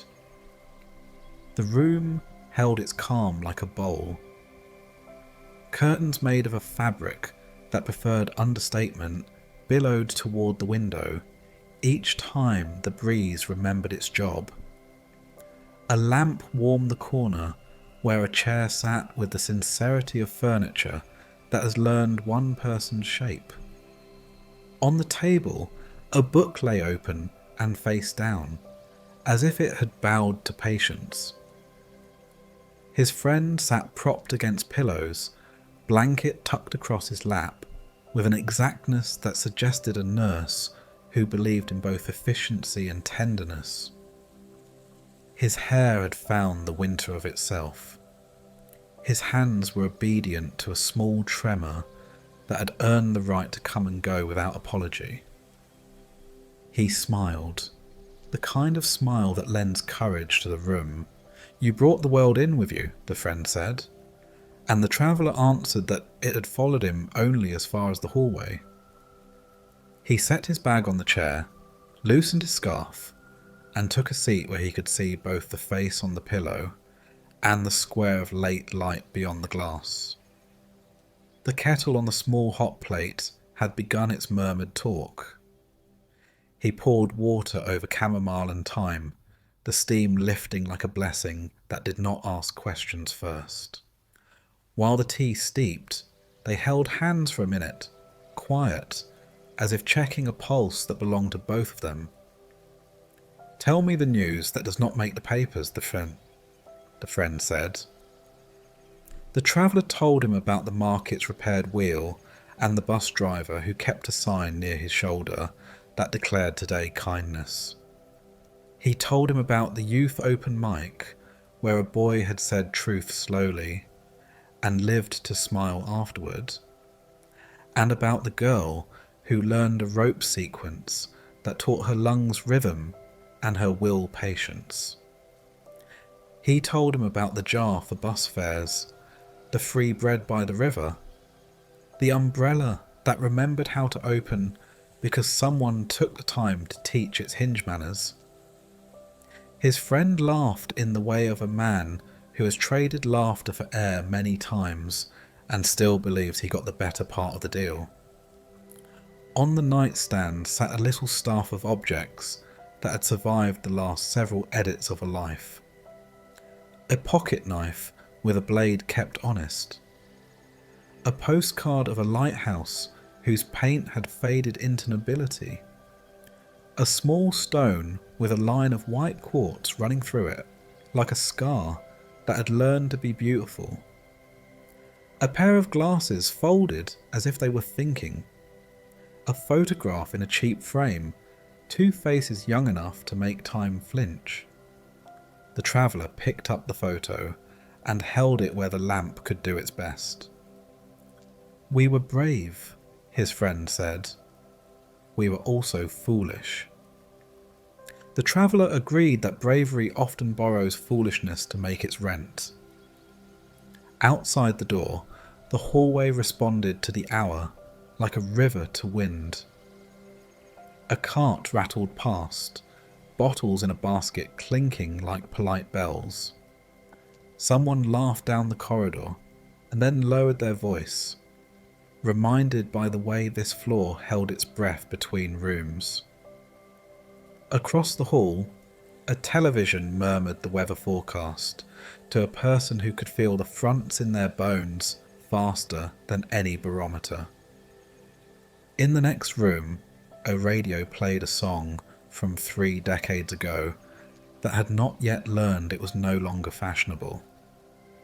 The traveller poured the tea. The friend blew on his cup, as if blowing on a candle. The room tasted of apple and hay. They looked at the box on the chair, the one labelled "Keep and Reconsider." "Shall we?" the friend asked. "We shall," the traveller answered.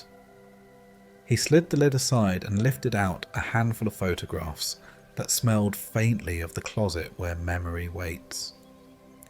Here was a canoe on an insult of a river, 2 grins broad enough to turn the canoe into a throne.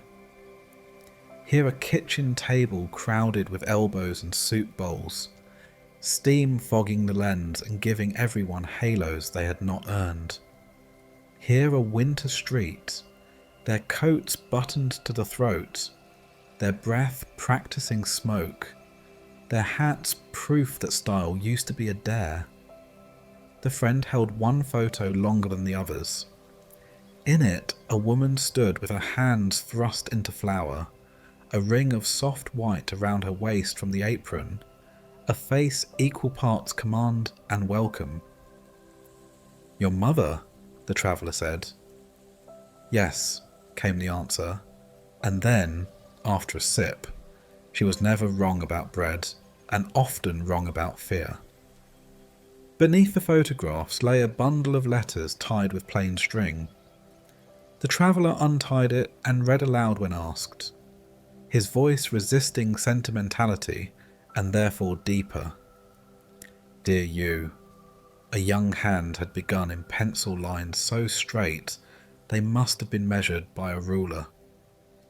"We met at the ferry.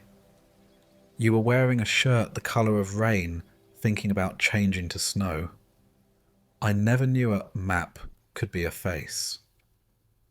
The friend closed his eyes for those sentences and let them walk from the past to the bed without tripping.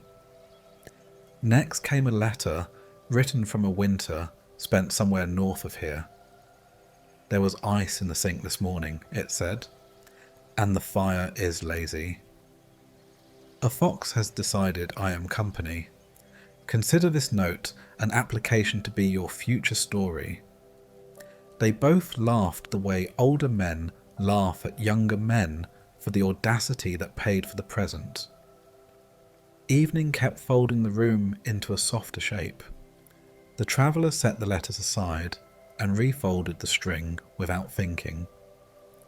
His friend said the pharmacy had changed the pills again, that their lids had made a sport of themselves and required a tool he did not wish to name.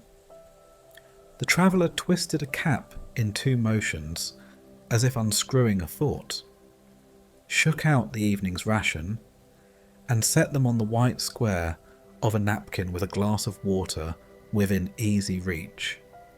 "Thank you," his friend said, and then, to the ceiling, to all the ceilings he had ever lived under, "I did not know I would one day be grateful for a glass near enough." They talked about the body because the body had demanded a role in the conversation. Fingers that tremble, knees that vote for sitting even when the mind runs down a hallway yelling wait, eyes that had dimmed the windows through which they looked out on the world, teeth that had retired from their duties as grinders and asked the jaw to do more than its job description had promised, shoulders bent into a humility that did not always feel holy, ears that selected frequencies according to the day's fondness. And then the smaller, stranger changes, how flavours grow simpler and better at telling the truth, how sleep decides it will come in 2 parcels rather than 1, how time slows in rooms like this, and then, without asking permission, hurries when a story is being told. They name these things without complaint. Complaint would have been too obvious and not useful. Naming them gave each its right size. "Do you remember the almond tree?" the friend asked. "That park near the museum where every spring the bristles turned white, and for a week the wind had the manners of a wedding." "I do," the traveller said. "I think of it when the barber sweeps." They smiled, surprised by the accuracy. They let silence do some of the heavy lifting then. Silence does not tire if you do not fear it. The friend reached for the traveller's hand and squeezed twice. The traveller squeezed back, the smallest theatre with the largest effect. The oxygen machine in the corner, when it cycled on, made a sound like distant surf. The rhythm said, "We will keep this up if you will." The bedside clock ticked like a volunteer who will not be thanked. The lamp hummed with the certainty only old lamps achieve. A moth tapped the glass once, twice, and then found the screen and stayed there, embarrassed by its own distraction. The traveller told a story from the market about a scarf that had turned a cold day polite. The friend told a story from a time when coins mattered more in their pockets than they mattered now in their memories, and how a man had handed over his last coin for a pie to share with a woman who did not yet know she would grow old with him. She had laughed into the crust and made a crumb map of a future that largely came true. The traveller brought out his notebook at last. He asked if he might record a few sentences to put under the date, so that later on his heart would not try to pretend it had done this alone. His friend said yes, with a kind of pride. He asked first about small things. What tea deserves to be bought always? How to keep a house plant from sulking? The friend said lemon ginger on days when your hope has a cough. Water your plants on the same day you pay a bill, because responsibility breeds responsibility. the traveller wrote. Then he asked harder things. What would you tell the version of yourself who believed apologies should be negotiated? Say them the way you set a glass near enough, the friend said. Early. Without stage business. What about forgiveness? Forgive in the currency of the offence. Small coins for small cuts, a larger offering for the injury that tried to make you smaller but did not. What about love? Love people's dailiness more than their photographs. The friend rested while the traveller watched a cloud pass black across the window and then lighten its burden as it went. When the friend's breath had steadied into the shallow rhythm of a nap, the traveller stood and moved around the room gently, doing the chores that are too small for angels and too sacred to skip. He straightened the pile of magazines so their corners did not need to work so hard. He refilled the carafe. He set tomorrow's shirt on the chair with the buttons already undone, so the morning would not ask too much. He opened the window for 3 minutes and then closed it again when the air turned bossy. He drew the curtain a hand's breadth so the late light could come in without the street staring. When the friend woke, he discovered the tray of fruit the nurse had left. The traveller peeled an orange and divided the segments into equal halves with the seriousness of a gift. They ate slowly, the juice reminding their mouths why fruit has outlived fads. The friend held up the last crescent and said to the room at large, "May our sweetness be remembered for its restraint." The traveller saluted with his own crescent and considered that a good sentence to keep. "Do you regret much?" the traveller asked after a time. "More than I can carry," the friend answered. "Less than I must." Then, softer, "Yes. Of course. But I have learned to hold them like birds, not in a fist, not in a shrug. Enough room for air and for leaving." He sipped water and looked toward the window where the first of the street lamps had begun its patient work. "If I started again," he said, "I would tell people earlier, when they had made me proud. I would take fewer pictures and write more letters. I would not overwater the basil. I would give my tools away sooner. I would say thank you before the cup was empty. And apologies without excuses." He smiled at the traveller to show that he remembered having said that before, and liked himself for being consistent. They dialed a number. The speaker of the phone made a small room out of voices. A niece answered and told a story about a blown tyre and the kindness of a stranger with a jack. The friend said, "That sounds like a man who will end up feeding people," and the niece said she had not thought of it like that and felt better. A neighbour called to confirm that the window boxes did not need water, and the friend saved the neighbour from speaking too many professional words by telling a joke that could be told in any decade and still earn its bread. A nurse came in and laid a hand on the friend's shoulder, a touch with as much skill in it as any needle. She checked the numbers that kept science awake and then, reassured, moved the glass closer to the friend's hand without comment. "Your friend is a blessing," she said to the traveller. "He is," the traveller agreed, with a calm that made the compliment be believed. Twilight reached the corners. Outside, a child skipped along the sidewalk for 3 squares and then walked for the next, as if rehearsing the alternation of effort and ease.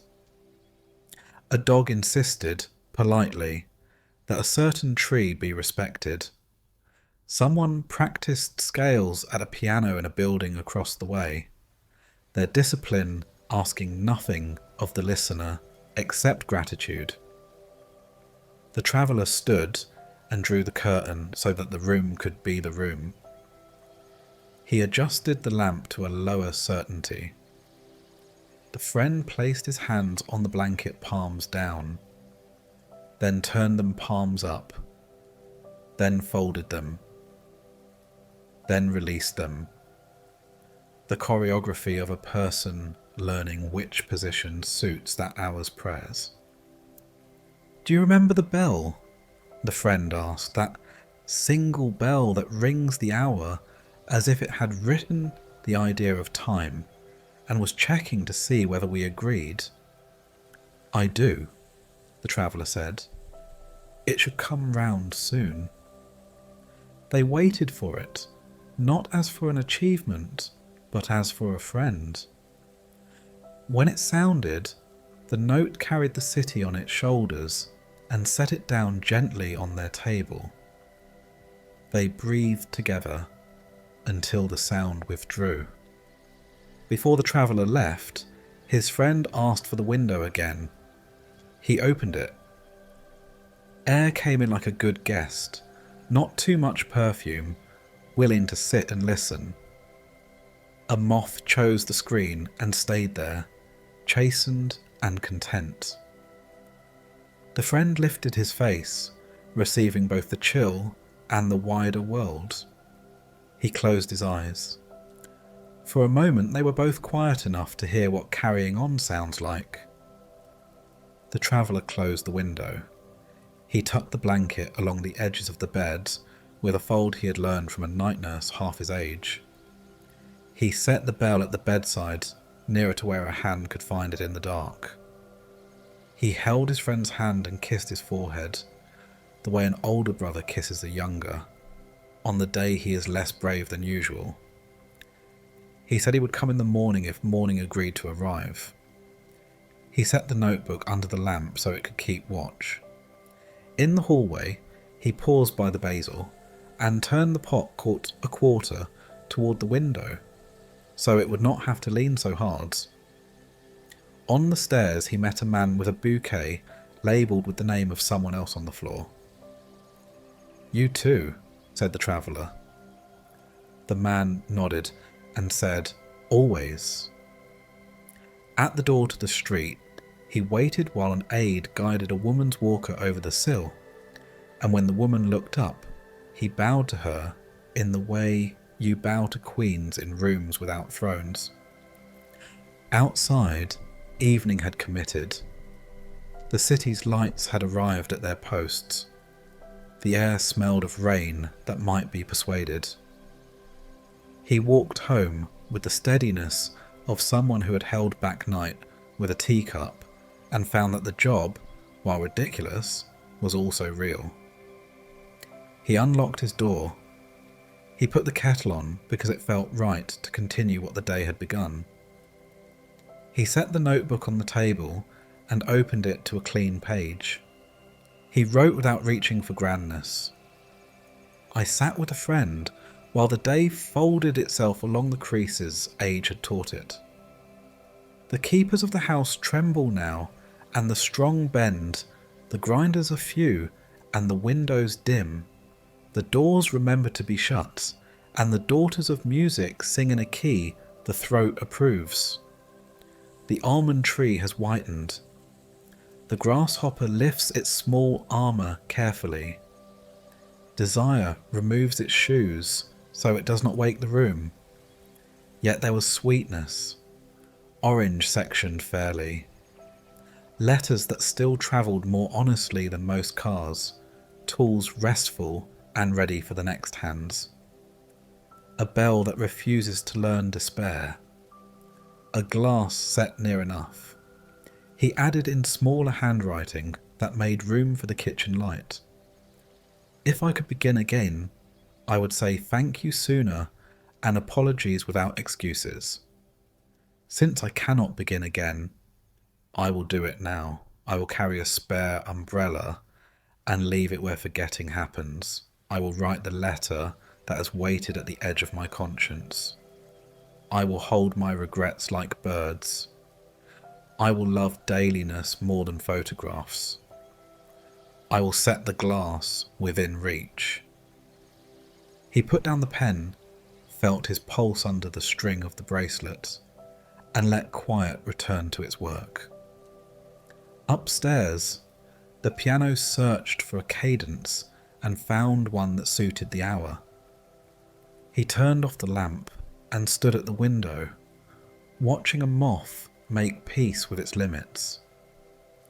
He went to bed with the sense that the night had widened and that he had not been required to fill it, only to keep company with someone while it did. When he woke once in the dark, he listened for the city. Somewhere a siren tried to argue with the air, and then lost its enthusiasm. Somewhere a nurse adjusted a blanket with the exact tug that makes a person feel held. Somewhere a bell imagined the next hour and prepared its one good note. He thought of his friend sleeping under a lamp that had dimmed but not given up its post. He thought of the basin of basil turned toward morning. He closed his eyes and let the rest of the night be generous without witnesses. Dawn tested the edges of the blinds with a pale finger, and then withdrew as if to ask permission to arrive. The traveller lay awake long enough to notice silence change into sound. A truck in first gear somewhere far off. A bird warming its voice against a gutter. The building's old ribs sighing with the day's first stretch. He sat up and found the room already tidy with last night's decisions. On the sill, the 3 bean hooks had grown a whole vocabulary while he slept, each one taller than it had any right to be. Each one leaning into light as if it had seen a map. The kettle clicked and began its soft argument with cold. He set the extra spoon on the table. Habit had turned into custom. The braided bracelet brushed the page when he opened the notebook. He did not write yet. He let the emptiness of the paper be part of the morning's liturgy. Outside, a small rain practiced quietly against the window, just enough to teach even the confident to walk with care. By the time he reached the street, umbrellas had blossomed in the hands of those who had remembered them, and shoulders had tightened on those who had not. The umbrella repairman's stall was still dark. A note propped against the lamp promised a late start and a thermos of tea on arrival. The traveller smiled at his own handwriting and pressed the note flat so the rain would not edit it. He took the long way to the hospital because the long way lets a person learn their own pace.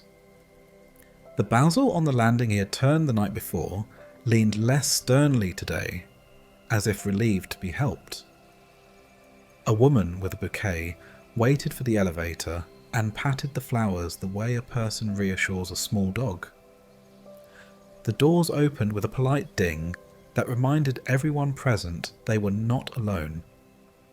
He rode up and walked the last hall by memory, left at the painting of the harbour, right at the window where the city always fogged the glass from the inside with its breath.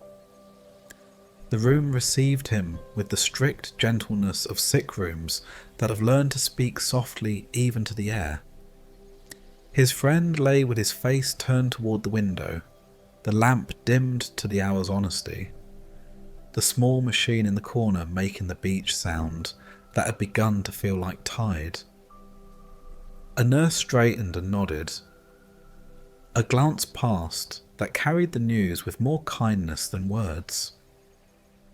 The traveller stepped close and took the hand that had taught him so many small grips. A wrench, a pen, a handle, a person. The skin was cool, but not strange. He bowed his head without naming it that, and stood a long time with the quiet that follows certain kinds of work. The nurse lifted the corner of the blanket and tucked it with the care of a bookbinder. She asked whether he would like a minute alone. He would. When she left, he moved through the small rites that do not appear in any book and have to be learned one room at a time. He opened the window the width of 2 knuckles. Rain entered with manners. He turned the basil a fraction toward the light. He placed the photograph of the 2 young men, brave and foolish, where the street lamp's evening would find it later. He counted the breaths that were no longer being taken, not as a morbid act, but as gratitude for the ones that had been. He whispered thank you in the register used for promises kept. A bell from somewhere in the city found them, brought its one good note, and left. He closed the window and the curtain halfway. He picked up the notebook and wrote a sentence without ornament. My friend left in a room that understood how not to hurry him. He added, smaller, a glass within reach, a bell that did its work, a blanket that remembered the trick. He set the notebook under the lamp, one keeper watching another, and went to tell the nurse that the room had become what rooms become at the end of their duty. On the street, the rain made the city's face honest. He walked without umbrella on purpose, letting the weather write its small script on his hair and shoulders. On the corner, a bus knelt with hydraulic courtesy for a woman with a cane.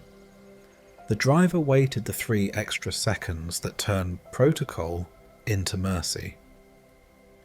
The fare jar by the stop held enough coins to ransom a handful of afternoons. He dropped in a few more, not as salvation, only as agreement. He found the vendor by the bridge, rolling up the awning and setting out the day's crusts with a sign modified by a damp fingerprint.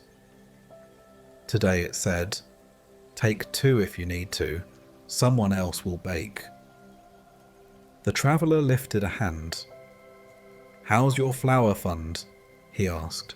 "Ahead," the vendor said, surprised and proud, and thumped the jar as if it were a friend's back. A teenager reached for a roll as if stealing and stopped as if remembering, then took it as if receiving. The traveller watched the small correction happen in his hands. At the community garden, the neighbour in flannel had already bent to the day.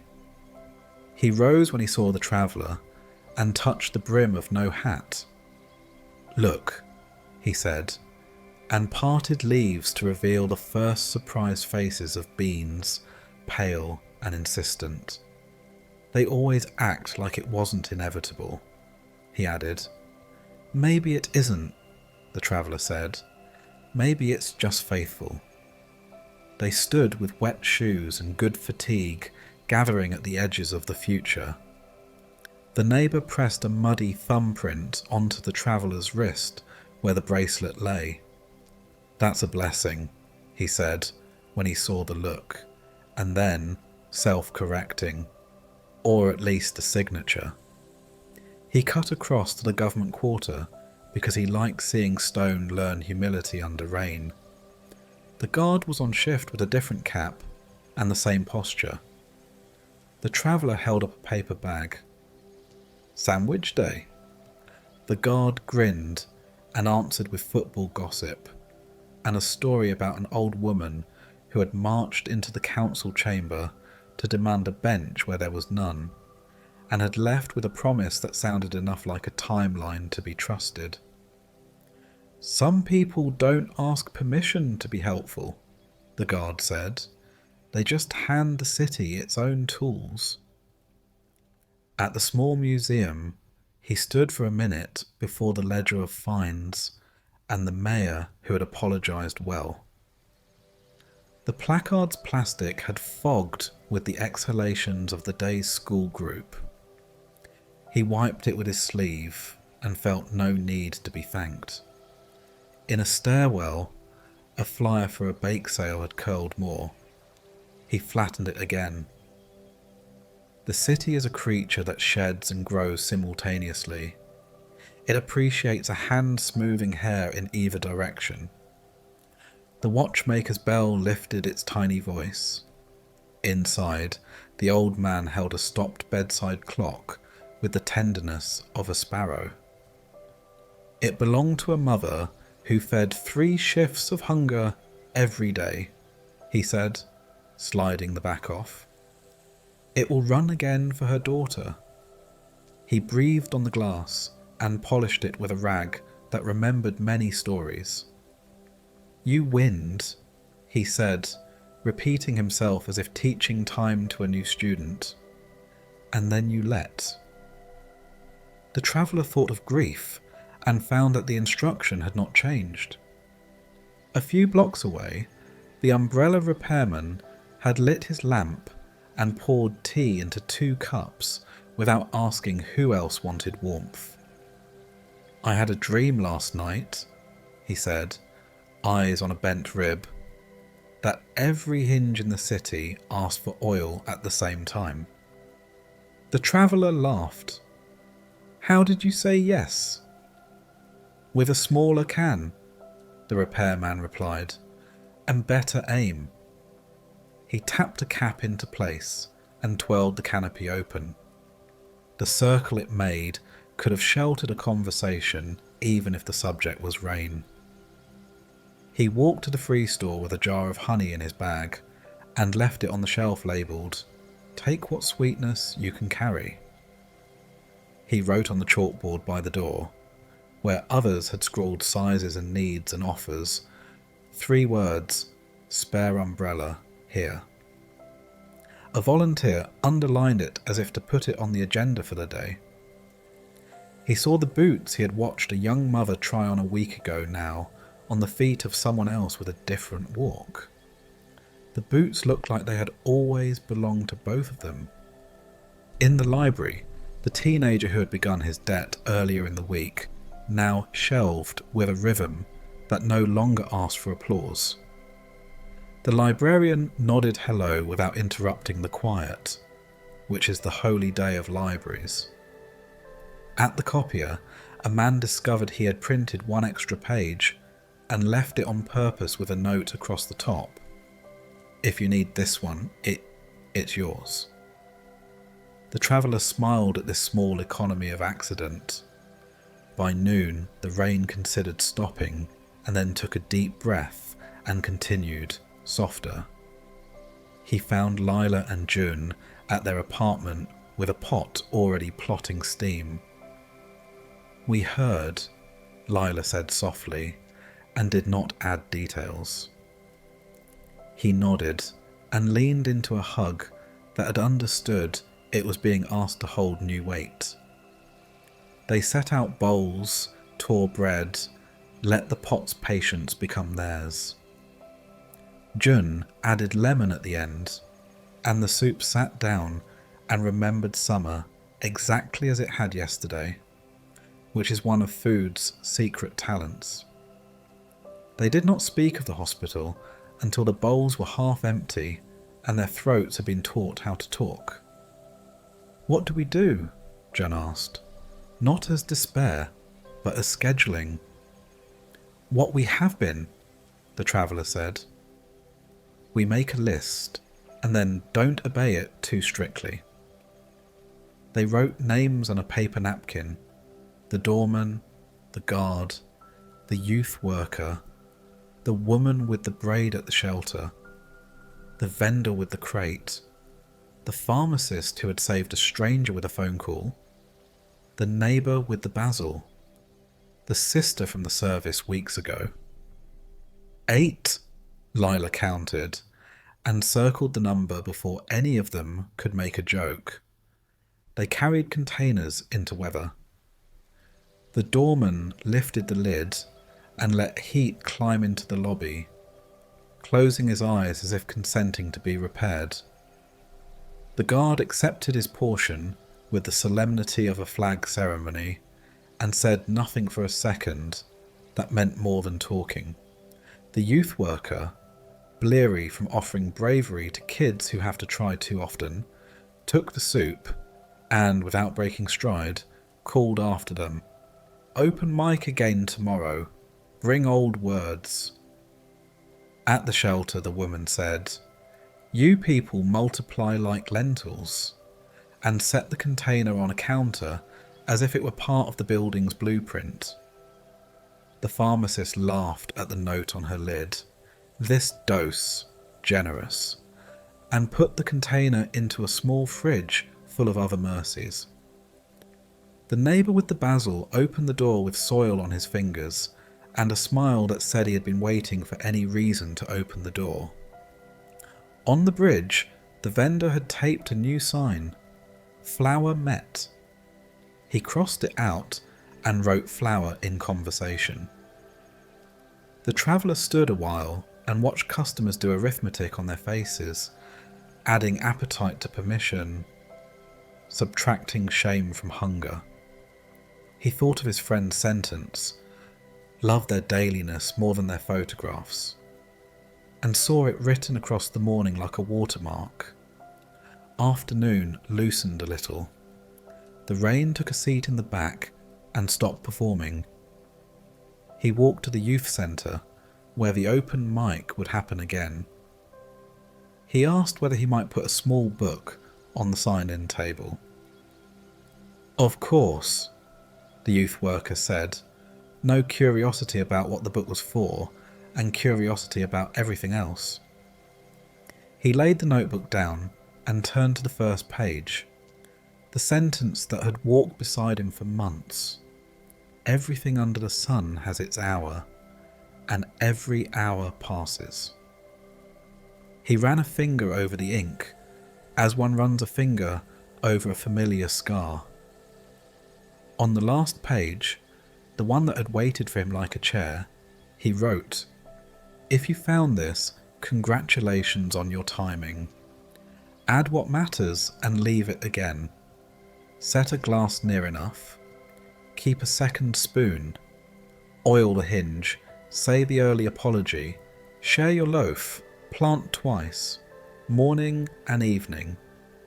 Fear the one who breathed you, and keep the small commandments. Do honest work. Speak soft answers. Keep your promises proportionate to your strength. Remember the poor wise one in the small city, and don't forget her name when the parade has moved on. When you cannot fix, accompany. When you cannot accompany, pray in the language of washing a cup. He closed the book and wrapped the ribbon around with the care of a person tying a bandage. He did not write his name. He tucked a bus token between the last two pages and drew, in the margin near the back, a small ramp. In the square outside, a child chased a paper boat that had survived a gutter and arrived at the curb like a traveller from a war. The child held it up, triumphant, and then carefully gave it to a smaller child who had watched the chase with a patient ache. The traveller applauded once, a sound small enough not to embarrass anybody and large enough to count. At the watchmaker's, he left payment for a repair that had not been requested. The old man looked confused until he saw the look on the traveller's face, and then nodded as if remembering that some debts are paid into the future. At the umbrella booth, he borrowed a screwdriver for a minute to tighten the stool's wobbling leg.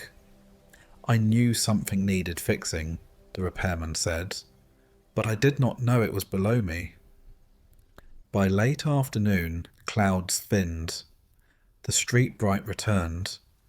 He stopped at the thrift store, where the shelf of notebooks had gained a new resident, the one he had just carried there. The volunteer with the clipboard slid it onto the row as if finding a missing tooth, and said, with complete seriousness, "Perfect." He walked out feeling as if he had left a message in a bottle and placed the bottle gently on someone's breakfast table. He crossed to the river. The ferry moved like a sentence that had decided not to be complicated. On the bench where he had written so many things, a boy sat with the braided bracelet patterns spread out on his knees, string in 3 colours, waiting for a decision. The traveller sat beside him and waited longer than was comfortable and just short of awkward.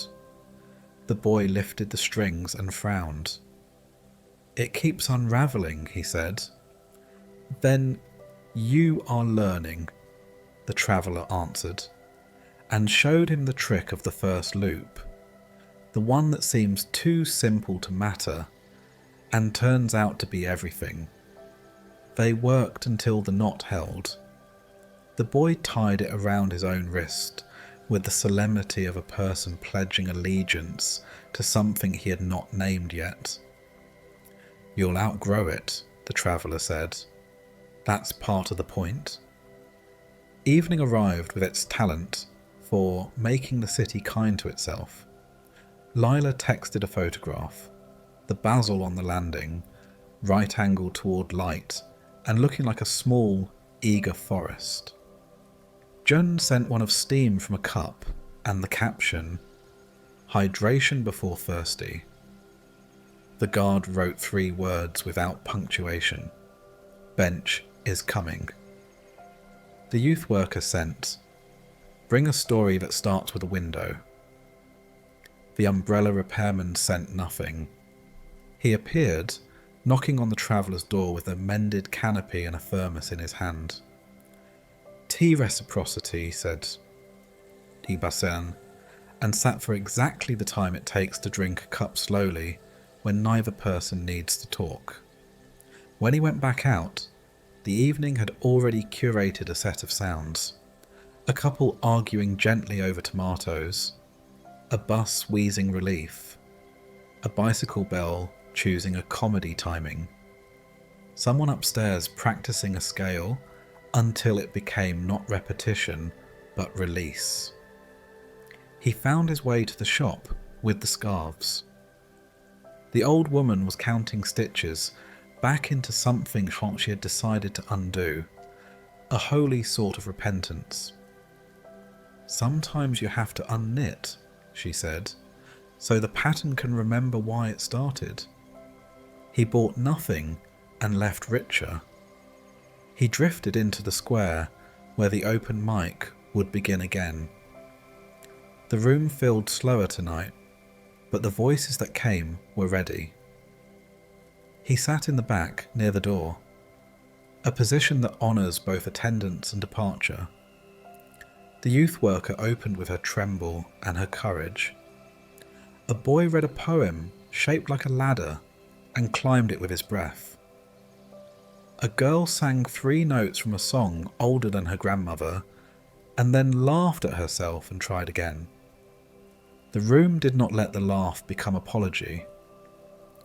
Then the youth worker did something new. She picked up a slim book from the table, the notebook, but no longer his, and said, "We found this in the wild. It seems to belong to whoever needs it. There is a sentence here I want to try living with." She read, "Set a glass near enough." The room took it in. She said, "What does that mean to you?" A hand rose. "Put kindness within reach," someone said. Another hand. "Don't make help climb stairs to find you." Another. "Don't wait to offer water until the mouth has forgotten how to ask." The traveller felt something unbutton in his chest. He did not raise his hand. He let the room speak his heart for him and liked its voice better. When it was over, he stayed and stacked chairs, a job increasingly becoming his devotion. The watchmaker folded the last chair as if replacing a backplate. The umbrella repairman tested a hinge that had begun to squeak and oiled it from the little can he carried, because his dream had not been entirely a dream. The guard held the door while 2 teenagers carried out a crate of notebooks and cookies that refused to be neat. The youth worker touched the notebook's ribbon once more, then set it back on the table with a confidence that it would find another pair of eyes. Night consulted with Rain and decided on a light mist. He walked home through streets lit in a way that made mistakes less likely. He stopped by the basil and turned it the remaining quarter toward morning. He stepped into his room and hung his coat. The piano upstairs began the tune that had been practicing landing these last weeks, and at last found it. He filled the kettle and set it on, more for keeping faith than for thirst. He stood with his palms flat on the table and felt the day settle into shelves that would hold its weight. He opened the notebook that had stayed, his smaller one, not the travelling book, and wrote, not because he needed to say something new, but because finishing is also a kind of gratitude. Today I did not learn anything the teacher didn't already say. I saw it. Bread given is not lost. Work is a servant when you make it kneel. Power borrows its hat and should return it before rain. Joy is practiced, not discovered. Grief is not a failure, it is love with its jacket off. The end of the matter is not an ending. Fear God, not as terror, but as accurate awe. Keep the small commandments. Set the glass near enough. Keep a spare umbrella by the door. Lay a second spoon on the table. Lower a ramp where a step has been forgiven too long. Oil the hinge. Plant in the morning and again in the evening. And remember to laugh when the ladder is almost steady. He drew a small almond branch in the margin, white dots for flowers, a memory attached to it, like a scent. He added, smaller, as if speaking not to paper, but to air. When the dust returns to earth, and breath returns to its giver, let the room say, we kept our appointments with kindness. He closed the book and set his hand on it the way one might bless a child who had done simple chores well. Rain gave the window its quiet applause. He turned off the lamp and went to the sink to wash the cup he would use in the morning. He set it upside down to dry. Ready is one of the names for peace. He looked at the extra spoon on the table and left it there overnight on purpose. In bed, he lay still long enough to feel the city's heartbeat under his. Somewhere a janitor locked a last door and counted keys, not to brag, but to be sure. Somewhere a nurse tucked a blanket as if it were a sentence that needed one more word. Somewhere a bus driver took those 3 extra seconds. Somewhere a child whispered a wish over a candle no one could see, and the room kept it. Somewhere a young person opened the notebook and added a line that put the older lines in better light. He slept like people sleep when the rain has remembered them, and the piano upstairs has finally let its song sit down. He slept as the beans, on the sill, lifted their small hands another breath's width, and as the basil made plans for morning, he slept while the city practiced the wisdom that looks like many small obediences, and the mystery that sounds like water on stone. He slept as if arriving, at last, at a table where the cup is within reach and the second spoon is not empty, and